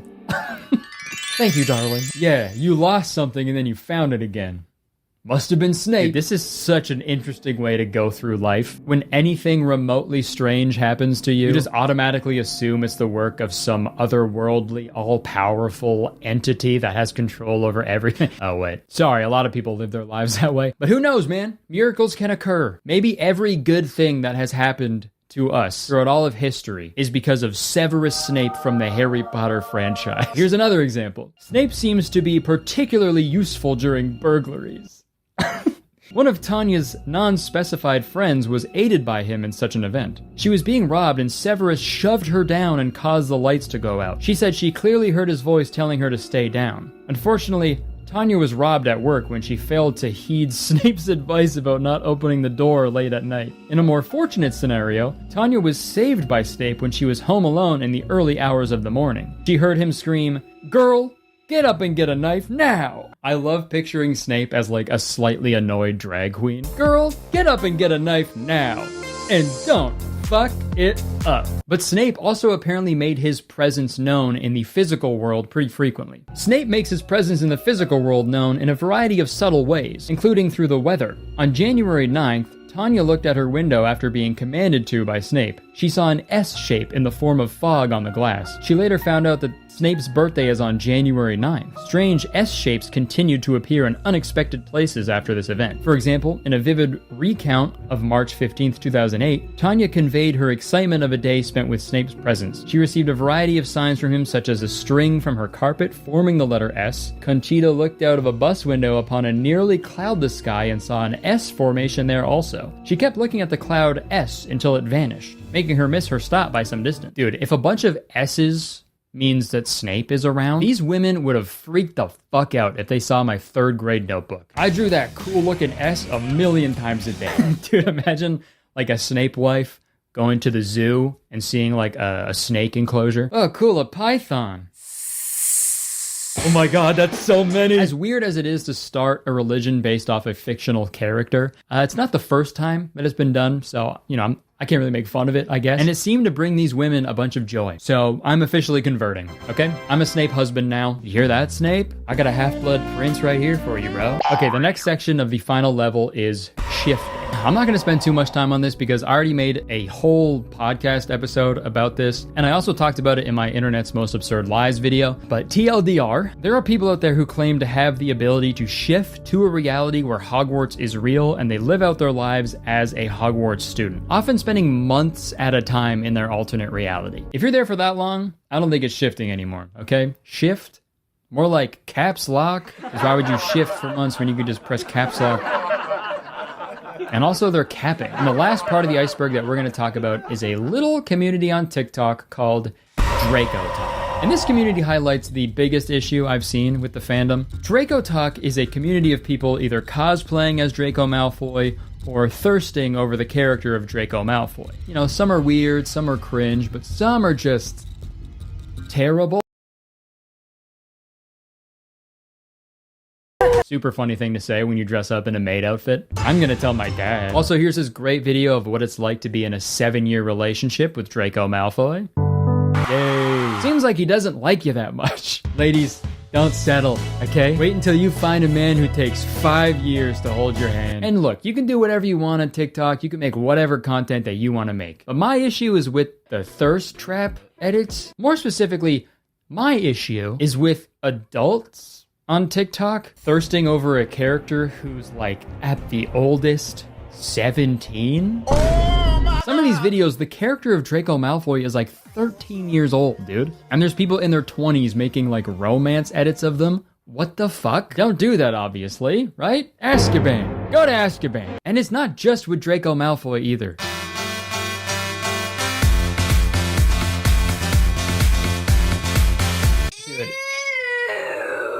Dude, his name is Harry, not Harry, okay? Harry Potter is a little boy. What are you fucking doing, dude? What's next? A fucking Tommy Pickles thirst trap? You do a fucking Caillou striptease? Like, this is fucking weird, right? This is a kid's fantasy novel series. What is happening? I know this is a very small percentage of the fandom, but it's still happening and it's fucking gross. These characters should not be sexualized at all, but it happens more than it should. Like this Reddit exchange, for example. As a Snemione shipper, this scene is pure gold, too. A Snemione shipper. If you didn't catch that, that's Snape and Hermione. In the 6th book, Hermione is 16. And in the same book, Snape is 38. Bro, what the hell, dude? At least now we know what the S that was shown to all the Snape wives stands for. Statutory. Okay, that concludes my Potterhead iceberg. But it would feel wrong to end this video without hearing what it's like to be a Potterhead from an actual Potterhead. I gotta hear it from the hippogriff's mouth. I reached out to a ton of Harry Potter content creators, and they pretty much all declined or just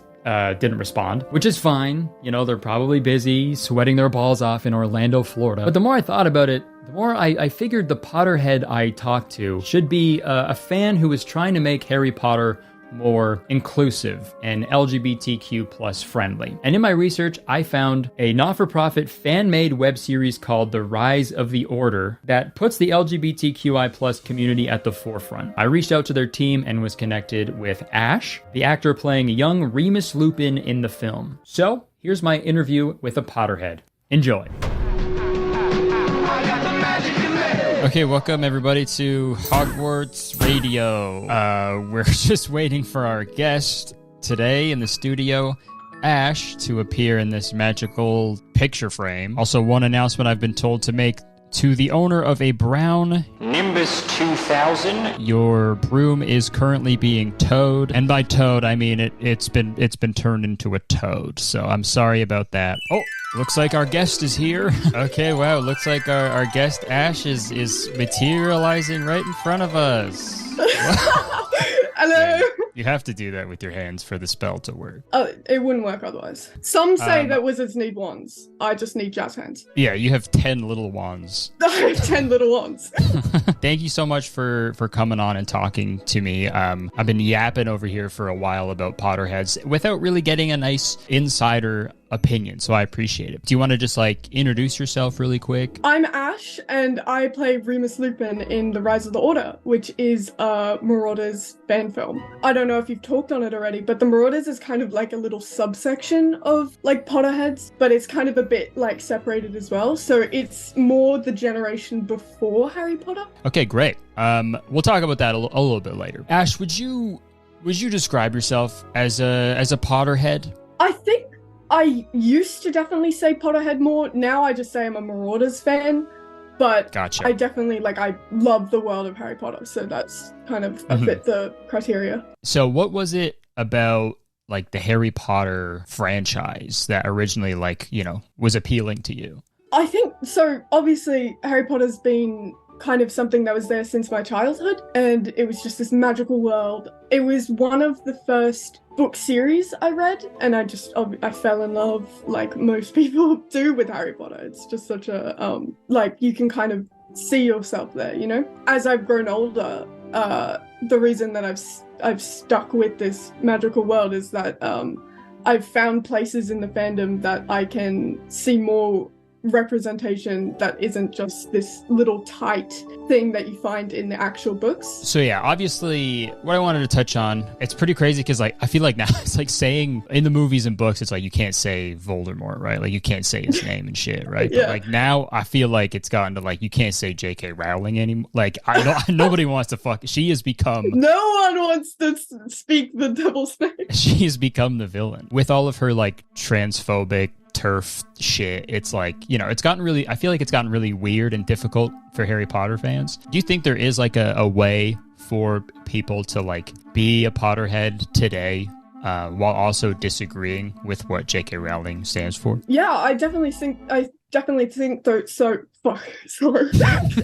Sorry, I was casting a mumbling spell on you. I think it really depends on you've got to do it right. You can't just ignore it. You can't just pretend that there isn't the history behind J.K. Rowling, and that's actually a present thing happening today, is that she is actively against trans people and supporting anti-trans groups and stuff. So I think it's not something that can be ignored, but there is a right way to do it. I make it very vocal that I don't support her views, but it's not only that I don't support her views, I also don't support her money-wise anymore. I don't fund anything that I know is going to go into her pockets, and just making sure that if you have a platform where you're engaging in Harry Potter related things, you're making it clear that you don't support those views. Okay, yeah, and I guess that it's true. It's with how big Harry Potter has gotten, I guess it's so easy to find people who make their own custom Harry Potter merch too, and it's probably better than the official shit anyway. So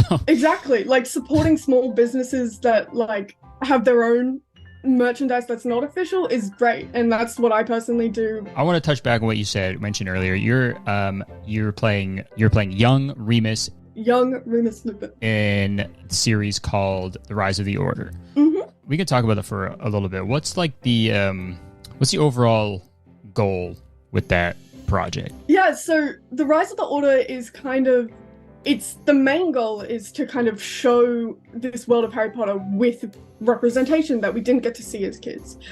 So we've got diverse range of cast, in terms of LGBTQ spec, different ethnicities, it's just a very wide range of a cast where we're representing characters that we wish we had seen when we were a kid as well. It's a not-for-profit because obviously if it was, then we would have to give money to J.K. Rowling. So we're very much, we are very openly against her views. We have it all on our website, and it's, yeah. Cool. So do you have a release date in mind yet, or? Yeah, so I think it'll be next year sometime. We're hoping for early next year, first quarter, but not sure exactly yet. The release date's not out. Cool. And that will just be on YouTube or on the website? Yep. Or YouTube. Okay, awesome. Go fucking follow them. Go check it out. Go support money, not going to JK. Ash, thank you again for taking the time to talk to me. And if there's any final message you want to give out to Hogwarts Radio, because that's what I said at the beginning.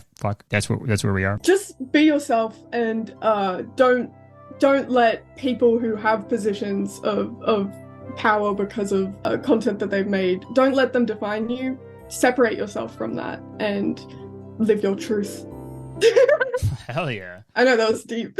Thanks again, Ash. Goodbye. Oh yeah, there you go. Whoa. Holy shit. Alright, it seems someone may have cast a haircut spell on me. Well, folks, that concludes our deep dive into Potterhead. As long as this video is, I feel like it easily could have been twice as long. Trust me, I really tried to condense it to the most interesting stuff that I found. In conclusion, I think the Harry Potter fandom is in a really interesting spot right now. The main movie series has been done for over 10 years now, and any attempt at a new movie in the Harry Potter franchise has been a flop. All that paired with the fact that the author is a proud transphobe, I honestly think we've seen the peak of the fandom. And I think when it comes to separating the art from the artist, like what Ash said, there are ways to continue being a Potterhead without supporting J.K. Rowling. And after talking with Ash and learning about, projects like The Rise of the Order, it made me feel good about just the future in general. Like, this group of young people had this huge amount of love for this franchise that they no longer felt safe or accepted in. So they were just like, fuck it, we'll do it ourselves. We'll do it live! Fuck it! Fucking thing sucks! And that's fucking badass, dude. And I think it's like an extra slap in the face to J.K. Rowling because that's literally a plot to one of the Harry Potter novels. In the Order of the Phoenix, everyone's trying to control the students and all their opinions are being ignored and invalidated. So the Hogwarts students all say, fuck it, we'll just do it ourselves. Fucking thing sucks! And it's just so weird because obviously I can't deny the positive effect the Harry Potter franchise had on my life growing up. And although it's difficult to navigate being a Potterhead today, it will never be as difficult as navigating King's Cross Station on September 1st. But all jokes aside, Potterheads may seem cringy or weird from an outsider's perspective, but if you try to empathize with them, and if you look hard enough, you might see the letter S. That means Snape is looking after you. Turn to page 394. Okay, thank you so much for watching this video. I hope you enjoyed it, and if you did, please press the like button. Leave a comment, let me know what you thought of this video. Let me know what you think about being a Potterhead today. And also, buy my comedy special for crying out loud. Seriously, it's super funny. It premieres tonight at 8 p.m. Eastern, but if you can't get there tonight at 8 p.m., it's all good. It'll be available to buy and stream until November 24th. But I'll be there in the chat tonight at 8 p.m., so I will see you there. It's gonna be so much fun. I hope you enjoy it. If not, sorry. Okay, I would stick around, but unfortunately, you gotta go buy my special. See ya. Oh, hey, it's Kurtis. He shaved. What the heck? He shaved. He shaved his mustache? No way he shaved. Is he serious? Yeah, the rumors are true. Shave my mustache. I wanted to keep it, but I was threatened by People magazine with violence because I was practically a shoo-in for the Sexiest Man Alive 2021, and they wanted to give it to Blake Shelton again. So just for my own safety, I had to shave it off. But it's all good. It'll come back bushier, bigger, and stinkier the next time. Okay, welcome back to my channel. If you are new here, what's up? How's it going? And if you're coming back, what's up? How's it going? It is really good to see you again. I hope you're doing well.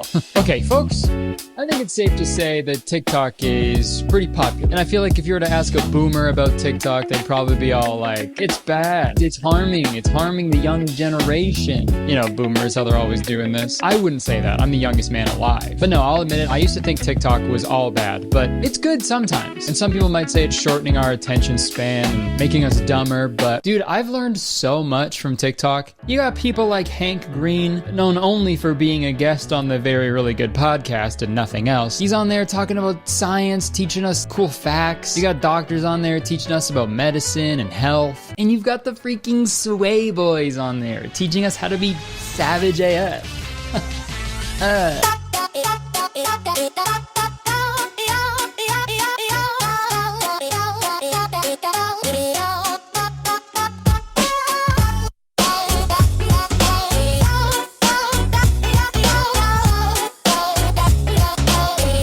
I got my knee cracked.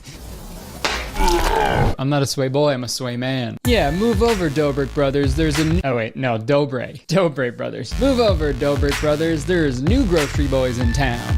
So there's a bunch of stuff to learn on TikTok, but there's something that we're taught like really frequently when you're younger, but not so much when we're adults. And that is safety. When you were a kid, it was all about being safe. Safety was like the #1 priority because they didn't want a dead kid on their hands. It leaves a stain. You don't want them on your hands. You're always told to wear a helmet, even though it was like lame to wear one for some reason. Shut up! Brain damage is lit. But riddle me this, if helmets were really good, they'd be called heaven mitts. So, safety was always super important though. My Southern Ontario viewers will know what I'm talking about, but there was this place called Safety Village that we would go to, every year, like on a field trip in elementary school, it was like this tiny fake village where you go and you learn how to be safe, man. You get to rip around in little cars. There was a fake dead body trapped under the ice to teach you to not walk on a frozen lake. That still scars me to this day. Mascot was a bunny, I think. It was fucking awesome, man. But if I went there today, like alone, to learn how to be safe, be weird as fuck, man. Especially if I had my mustache. They think I was like an employee teaching kids to stay away from strangers. So as an adult, we need another way to, learn how to be safe. And that's where TikTok comes in. Today, we're gonna be looking at a few TikTok accounts that are all about teaching you how to be safe. So without further ado, put on your closest helmet or your furthest one, doesn't matter. And let's watch some safety TikToks. The first account we're gonna be looking at is called Lean Bibles. I learned how to do this in the Lean Bible. Wow, so funny. Just kidding, fuck you. So this account posts like these computer-generated, hypothetical, dangerous situations, and they teach you how to avoid them and how to stay safe within them. Like this one, for example.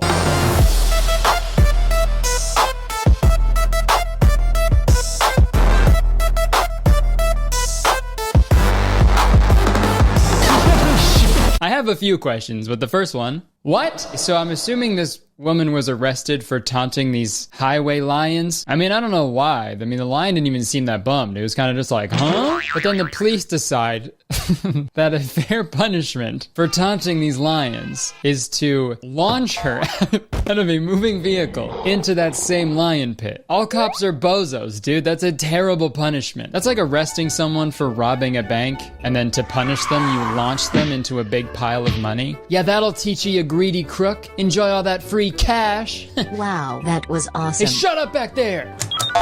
But hey, I'd be lying if I said that wasn't a creative punishment. Okay, how about we move on? Let's look at another one. Maybe this one will be a little more relatable.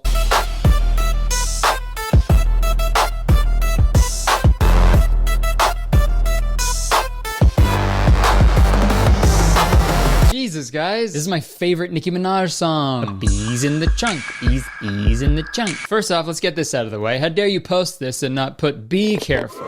You deserve to be launched out of a moving vehicle into a highway lion pit for that. But what's the lesson here, right?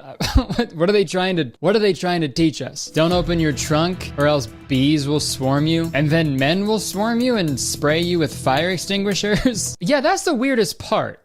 Like, if these guys use fire extinguishers to get rid of bees, what do they do to stop a fire?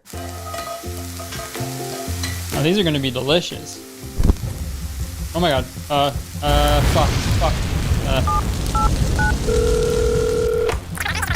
Yeah, you gotta come quick. It's out of control over here. Okay. Hey, buddy, what's up? Oh my god. What happened? We have to get out of here. Come on. It's okay. I called the authorities. They should be here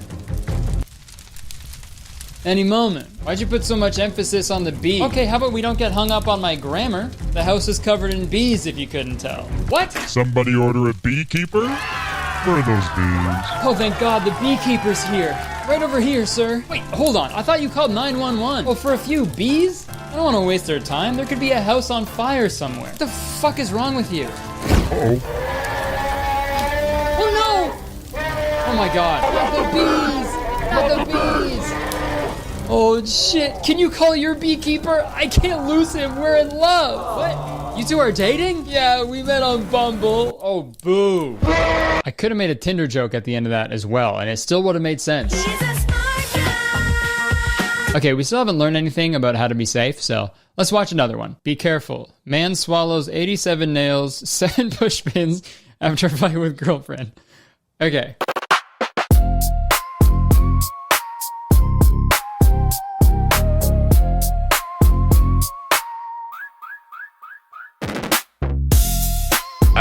Okay. What are they arguing about that could possibly prompt him to do that, right? You never swallow 87 nails and 7 push pins. Oh, she's right. Also, dude, it is so funny to think that like this is his natural response to any argument that he gets into with his girlfriend. Like you'd assume he'd just go get a beer, right? He'd maybe go to a bar, blow off some steam. But no, this guy just pulls up to a fucking Home Depot and is just like, hey, barkeep. The usual, please. Trouble in paradise, huh? Yeah, you could say that again. Well, here you go, sir. Here's your usual. 87 nails and 7 push pins. Neat. Thank you, my friend. Picked the wrong week to quit, huh? Ow! Oh. Sorry to interrupt, sir. I think the new girl has a question for you. Okay. Would you like another nail, sir? Well, sure, yeah. Oh, okay, back to this video and all of their videos, I guess. It says be careful on the top. And like, be careful of what? Be careful of the guy who just swallowed 87 nails and 7 push pins? Yeah, I know, he's crazy. Or maybe they mean be careful when you eat 87 nails and 7 push pins. But no, if you're doing that, you're not being careful. You're not being careful to begin with. Like, they put be careful on every single one of their videos, but they never tell you how to prevent any of these things or even what to be careful of. It's just, be careful. Like, you can be extra careful and terrible things can still happen. Ask my parents. Okay, let's watch another. This one surprisingly isn't captioned be careful. It's like the one that isn't. It says man argument. So let's see what happens.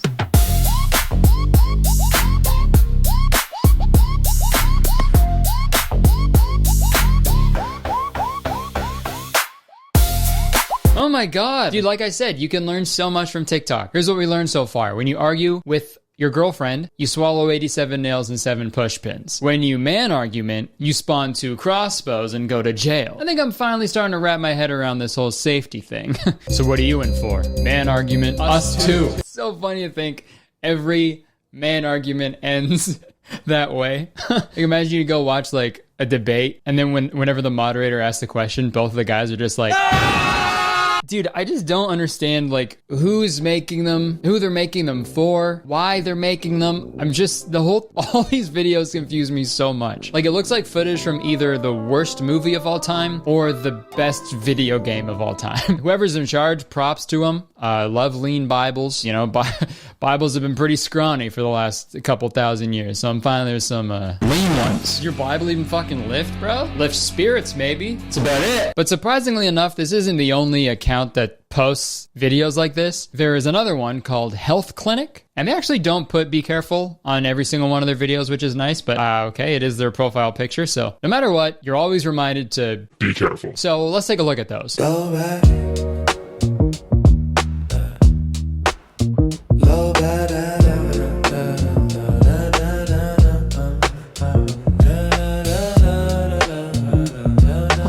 Okay, well, this TikTok actually unlocked a brand new fear for me, because usually when I'm in a public restroom, I want to be in and out as fast as I can. Okay, I speed run shitting in public bathrooms. So if there was something that was forcing me to be stuck in a public bathroom for even a second longer than I have to be, I'm starting an argument with the first guy I see so he can shoot me with a crossbow. Just fucking kill me, you know? Also, putting aside the fact that they got there so fast to remove her gluey ass from the toilet seat aside, why did the Home Depot employees show up too, right? The fuck they doing there? Is that one of the duties of a Home Depot employee? Hi, I'm Homer Depot.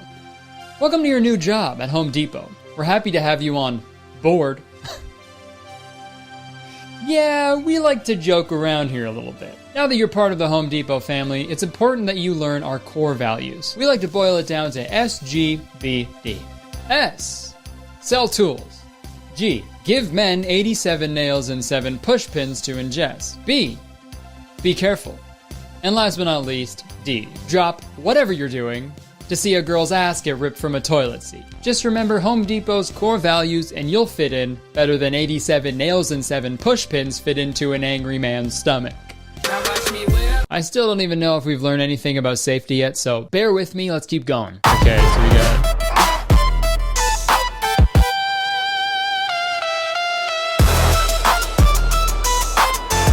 Doctor looks way too stoked to be putting a finger in a guy's ass. Maybe all doctors look like that when they do that. I guess you never know what their faces look like because you're facing the other way. Can you imagine getting a prostate exam and then you turn around and your doctor is just like, spread those cheeks. Also, the Home Depot employees, what are they doing there? Anything that has to do with shit or poo, the Home Depot employees are right there. They're freaks. Occupied.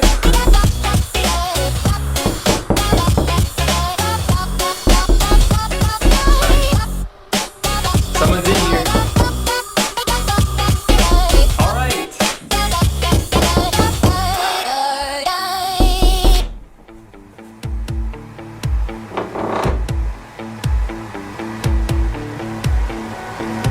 okay?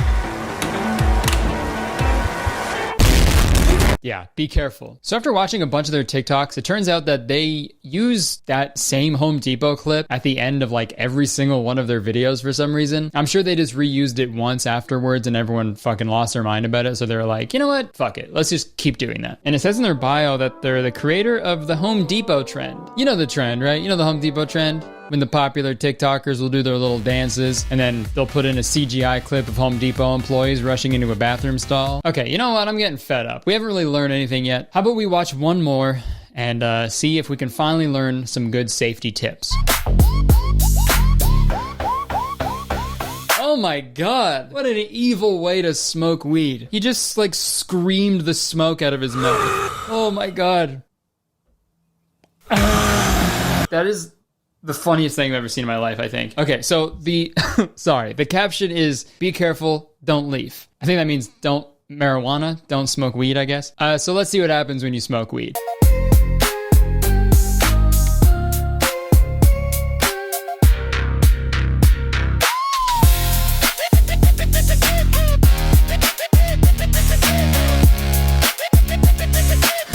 Hey, fucking pardon, man?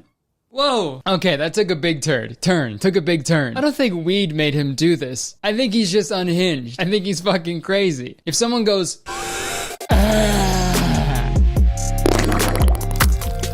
I don't think someone would just be like, yeah, it's because of the weed. Oh shit, this is why stoners are always asking for papers, right? Like toilet paper. They need to wipe the shit off their walls. Also, what's wild about this video is that like someone smeared shit on a wall and that's not even the craziest part of the video. To me, screaming while you blow smoke out of your mouth, that's gotta be the craziest thing that I've ever seen. Like if I saw someone do all of this, I wouldn't even comment on the poop on the wall. I'd just be like, why'd you fucking scream when you blew smoke out of your mouth, man? I cannot get over how funny that is, man. Imagine walking out of like an office building, bunch of people are having a smoke break, and it's just everyone screaming at each other. All right, well, I don't see how I can get any weirder than that. So how about we end it there? What did we learn? Obviously, the big lesson we learned was be careful. But more specifically, be careful of Home Depot employees when you take a poo. Hey, more like Home Depot, am I right? Cut.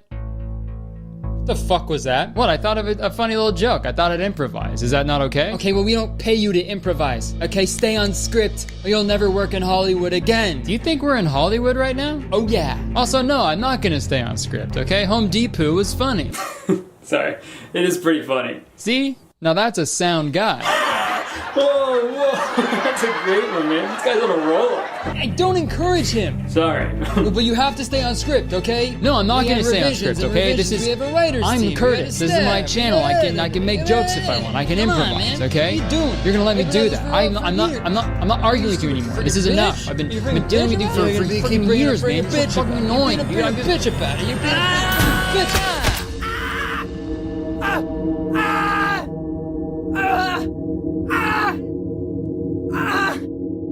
More like Home Depot. Alright, well, thanks for watching the video. Hope you enjoyed it. Yeah, press the like button if you enjoyed it. Also, 1 like equals 1 nail that I will swallow. And 7 push pins. Let me know if you want a part 2 because there's a bunch more videos that I had to cut out for just time's sake. So let me know if you want me to do another one because there's a bunch of these fucking videos and they're insane. But yeah, press the subscribe button because as soon as you press the subscribe button, you become a valued citizen of Kurtistown. If you didn't know, Kurtistown is the best place to live in the world and I'm the mayor, so you have to be nice to me.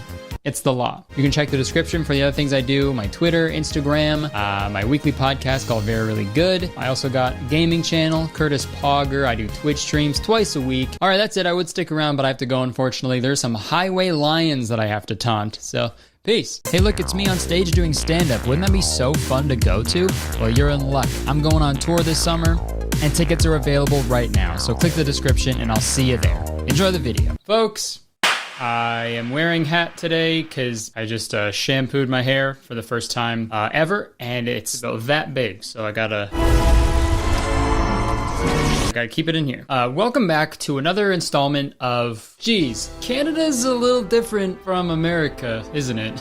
I've talked about a bunch of weird Canadian TV shows over the years, but I realized that I've never talked about the things that play in between the TV shows, and I think that's the best part. Personally, I can't watch anything on Netflix these days. There's just no commercials, and it's annoying. You expect me to pause Riverdale every 15 minutes and then pull up some newspaper ads just so I can get my fix, and then rinse and repeat? That's weird. I don't know how much longer I can do that, Netflix. I can't read. I'm joking, obviously. For the most part, commercials are stupid and bad and annoying, but, you know, there's been some good ones, I'll admit it. I remember there was that one little Caesars commercial where it like advertises a new pizza and then it cuts to a shot of an audience going, "One more time," and then they just play the exact same ad over again. That's still the funniest commercial I've ever seen. That is genius. Also, dude, when I was a kid, I fell for commercials hook, line, and sinker. Straight up, if there was just a spiky-haired kid advertising a literal hook, line, and sinker, I'd ask my parents for it for Christmas. You know when you're at the movies and you're watching trailers and there's that little bit of silence in between each trailer, and then you turn to your friend like, "I've got to see that. That looks pretty good." That was me, but with commercials. After every like Bionicle commercial, I'd like turn to my mom and be like, "Hey, if you don't buy me that, I'm gonna start screaming." Dude, I remember asking my mom for a fushigi. You guys remember that shit? Fushigi ball? That fucking like weird silver ball that sort of like you just moved around with your hands. You remember that shit? No strings, no tricks. Magic? Maybe. Don't say maybe. Magic? Maybe. We actually don't know what these are and we're fucking scared. Somebody please explain these. Okay, you know what? Leave a comment. Let me know if you want me to make a whole video about the fushigi ball, because I really want to. Spoiler alert. I'm gonna make a video about fushigi ball. I remember wanting one of these so bad, not because it was a good product, it was just good advertising. And believe it or not, that's all you really need to sell a product. And whether you're aware of it or not, commercials really stick with you, because that's literally how they're designed. But you know, when I was a kid, I was watching TV, you know, I would get commercials and stuff, but every so often there would be a PSA, a public service announcement. You know, it was just like a message from some media company that was like, "Hey, please don't do drugs," or like, "Drinking and driving is bad." You know, just like indisputable, like good messages about being safe and smart. And there were a bunch that aired in Canada in the early 2000s from this company called CCA, which stood for Concerned Children's Advertisers. And some of these PSAs were good, but some of them were not so good. And no matter how much older I get, no matter how much time passes since I've seen these on television, they are just burned in my brain, so I want to make a video about them. And yeah, Jacob made a video about these last year, and a bunch of other people did as well, but no one has the balls to make a video about it this year. So.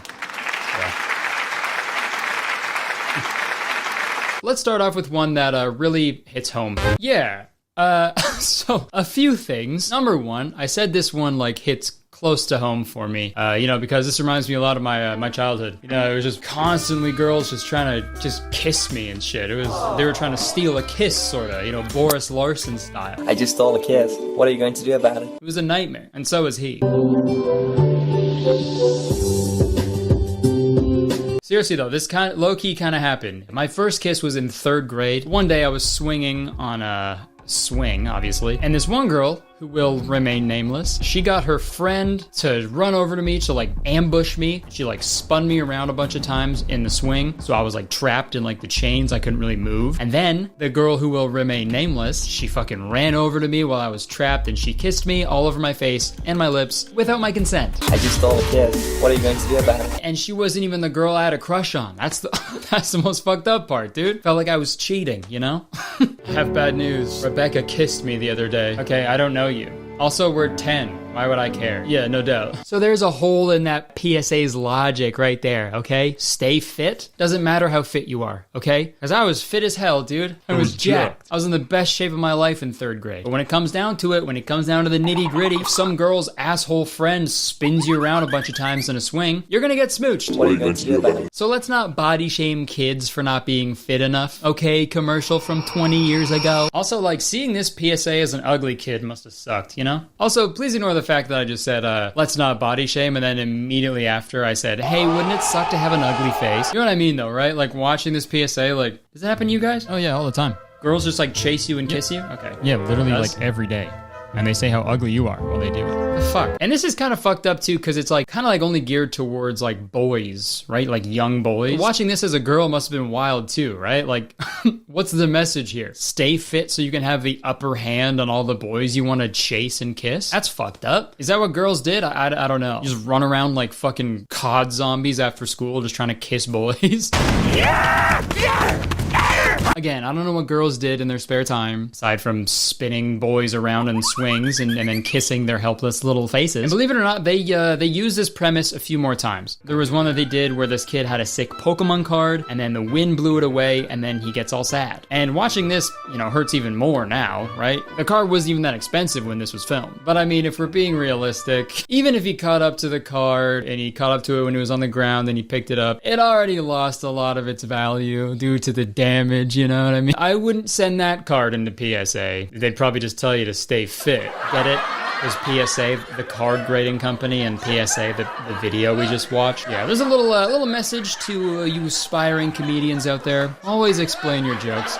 And then they use this premise for one more PSA. There's a group of kids hanging out, and then the ice cream truck drives by. They try to catch up to the moving vehicle, but they don't because it's a moving vehicle. And then we get the classic stay fit, because you never know. And again, staying fit has nothing to do with that outcome. You're telling me the average fit child is supposed to be able to run as fast or faster than a moving car? That's ridiculous. Did Usain Bolt's parents write this ad? Usain Bolt is really fast. Also, maybe the reason you can't catch up to the ice cream truck is because you're eating too much frickin' ice cream. Oh my God. Ever think of that? Take a hint, guys. If even the ice cream man won't stop to make a sale, maybe you're the problem. It almost seems like these kids are trying to chase the ice cream man out of town. We're gonna kill you if we ever catch up to you. I'm literally gonna shoot you with a gun, you dumb ice cream man, you dumbass. Fuck you. And also, one more thing that I find interesting. I'm gonna show you one more PSA that, compared to these other ones, is very weird.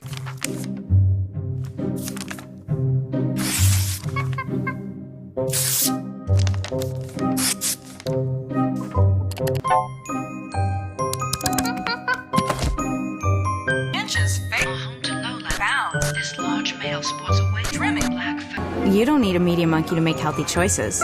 Think for yourself.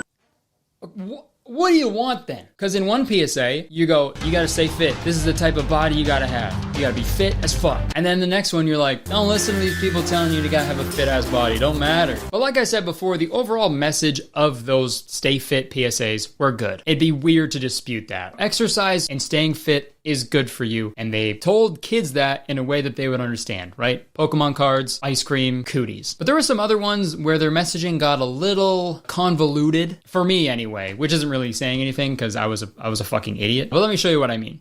It's nighttime in a kitchen just like yours. All is quiet.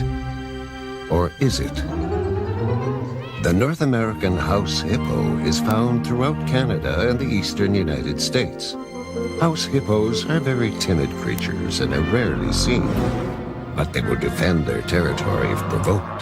The favorite foods of the house hippo are chips, raisins, and the crumbs from peanut butter on toast. House hippos sleep about 16 hours a day.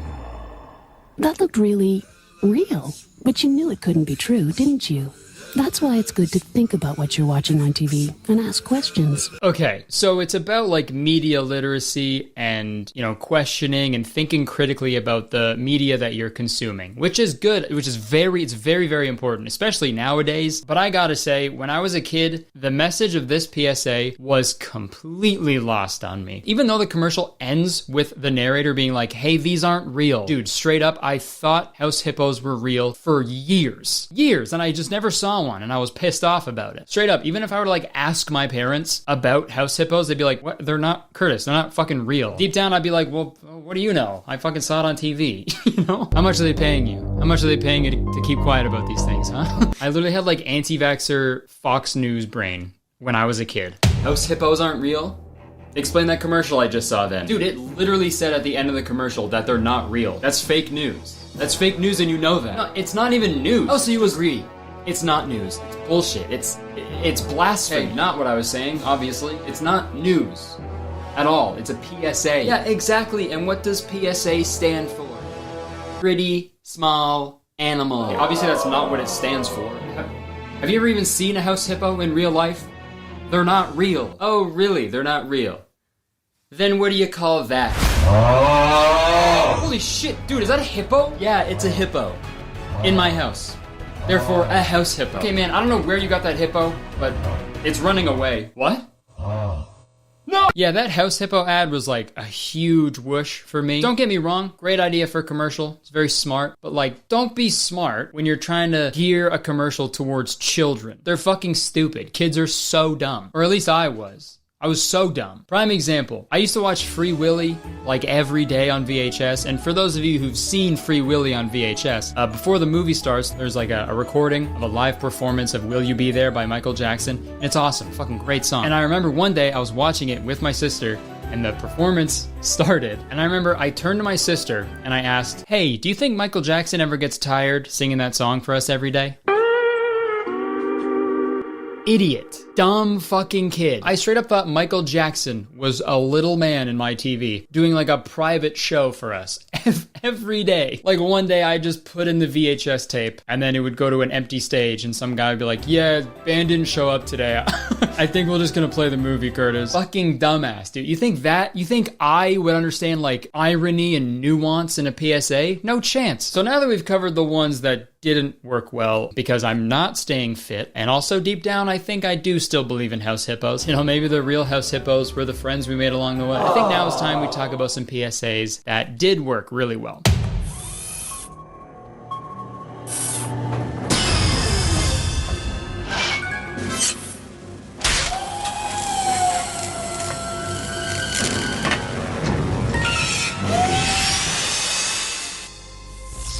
I am Ashtar, a robot from Planet Danger. I can put my arm back on. You can't. So play safe. First off, it's weird watching this now because like I remember when I first saw it, I was like, well, this is real life. These graphics are incredible. They brought a film crew to Planet Danger. That's what's up. This grabbed my attention real quick when I was a kid. You know, because it's like scary and this like weird alien planet and the music and all the saws and shit and this like stern robot woman telling me how it is. Okay, yes ma'am, I will play safe. I don't know what that means, but I will dedicate the rest of my life to figuring that out. Yeah, like I said, this one stuck with me like more than any of them because it was scary. You know, the creepy, scary stuff, it sticks with you way more than all the other shit. I watched 13 Ghosts when I was like 7 years old. I was a changed boy after that movie. That bloody naked lady is in my head whenever I turn the lights off. What do you mean by that? Sounds okay. You know what I'm trying to say. I also wasn't like cosplaying a British person when I said that by calling her like a bloody naked lady. She was literally covered in blood. And it's the same as like Goosebumps movies and episodes of Are You Afraid of the Dark? Like those are fucking in there. They're not going anywhere. You know, dude, I feel like there just aren't any like horror movies or shows like geared towards children anymore. Dude, that's what's messed up about today's society. We gotta scare kids more, you know? In like a chill way. Because at the end of every Goosebumps movie, there was like a lesson, right? It's like, no matter how scary things can get,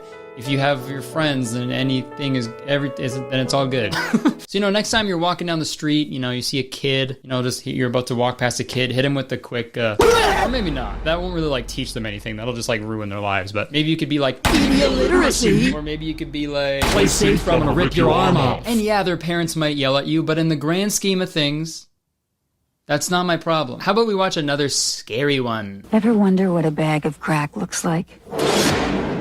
In the last 2 years, over 5,000 people in Canada and the US have died from using crack or cocaine. Do yourself a favor.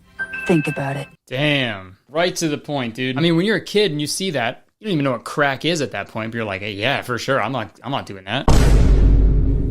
Hey. I put that as a placeholder in my editing software so I could make a green screen sketch about it later. But you know what?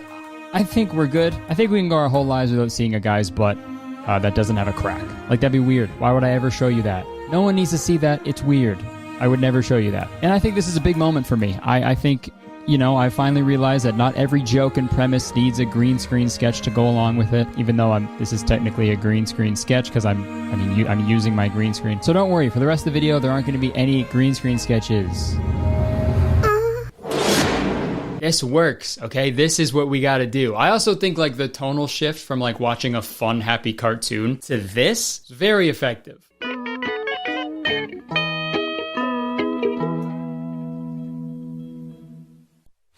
You're gonna die. You're gonna die tomorrow. Yeah. You might even die tonight if Alan takes my shift and there isn't any traffic. Alan did say he wasn't feeling well, and you know, it is the Friday before a long weekend, so things aren't looking too good for tonight. But Alan does owe me a favor. I took his shift a few weeks ago, so he owes me one, and I could always take the side street, so we'll see what happens.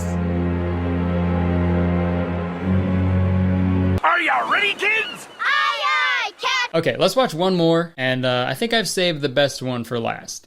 Hey, you ever thought about taking drugs? I don't know. Well, I never really thought about it. Think hard. The first hit's free, but you find me when you need more. The choice is yours. What do you think? Nah, this jerk's not worth the time. A message from Concerned Children's Advertisers. Holy shit, dude. Okay, point proven. Got it. Always ask to see a guy's eyeballs before you buy drugs off him. That was the message. If they got normal eyes, they're a normal guy. Also, I would never buy drugs, but I would especially never buy drugs from a guy with such terrible organization and inventory management skills, you know? Like, take a little bit of pride in what you do. Just a handful of, like, loose drugs and needles. Like, come on, man. Could you imagine if, like, that's how pharmacists did it, too? Hey, I have, like, a really bad headache. What do you suggest for that? Sorry to hear that, buddy. For headaches, I got the perfect remedy. First, what you want to take is, I have it here somewhere. Oh, hold on, buddy. Oh, sorry, I just can't find it. Oh, here it is. You're gonna take one of these, okay? Okay. And hold on, I'm not done yet. Hold on, I got the other thing here somewhere. Oh, sorry. Organization is not here it is. You're gonna want to inject one of these into your arm. Great. Wait, hold on. You allergic to peanuts? Yeah, actually, I am. Okay, in that case, don't use this needle. It's just peanut butter in here. Okay, why do you even have that? It's my lunch, dude, relax. I ran out of Tupperware and the only thing I had laying around was this old syringe. Forget it. Just take 9 of these pills like I said before, and you're 9 You said I only had to take 1. But yeah, that's before I knew you hated the taste of peanut butter. That's not what allergies are. I like the taste of peanut butter, I'm just allergic to it. Yeah, whatever, man. You know who does like peanut butter? Who? House hippos. I don't know what those are. Down the hatch.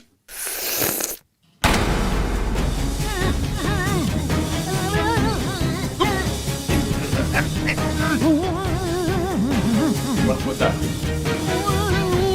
What's going on? Choking?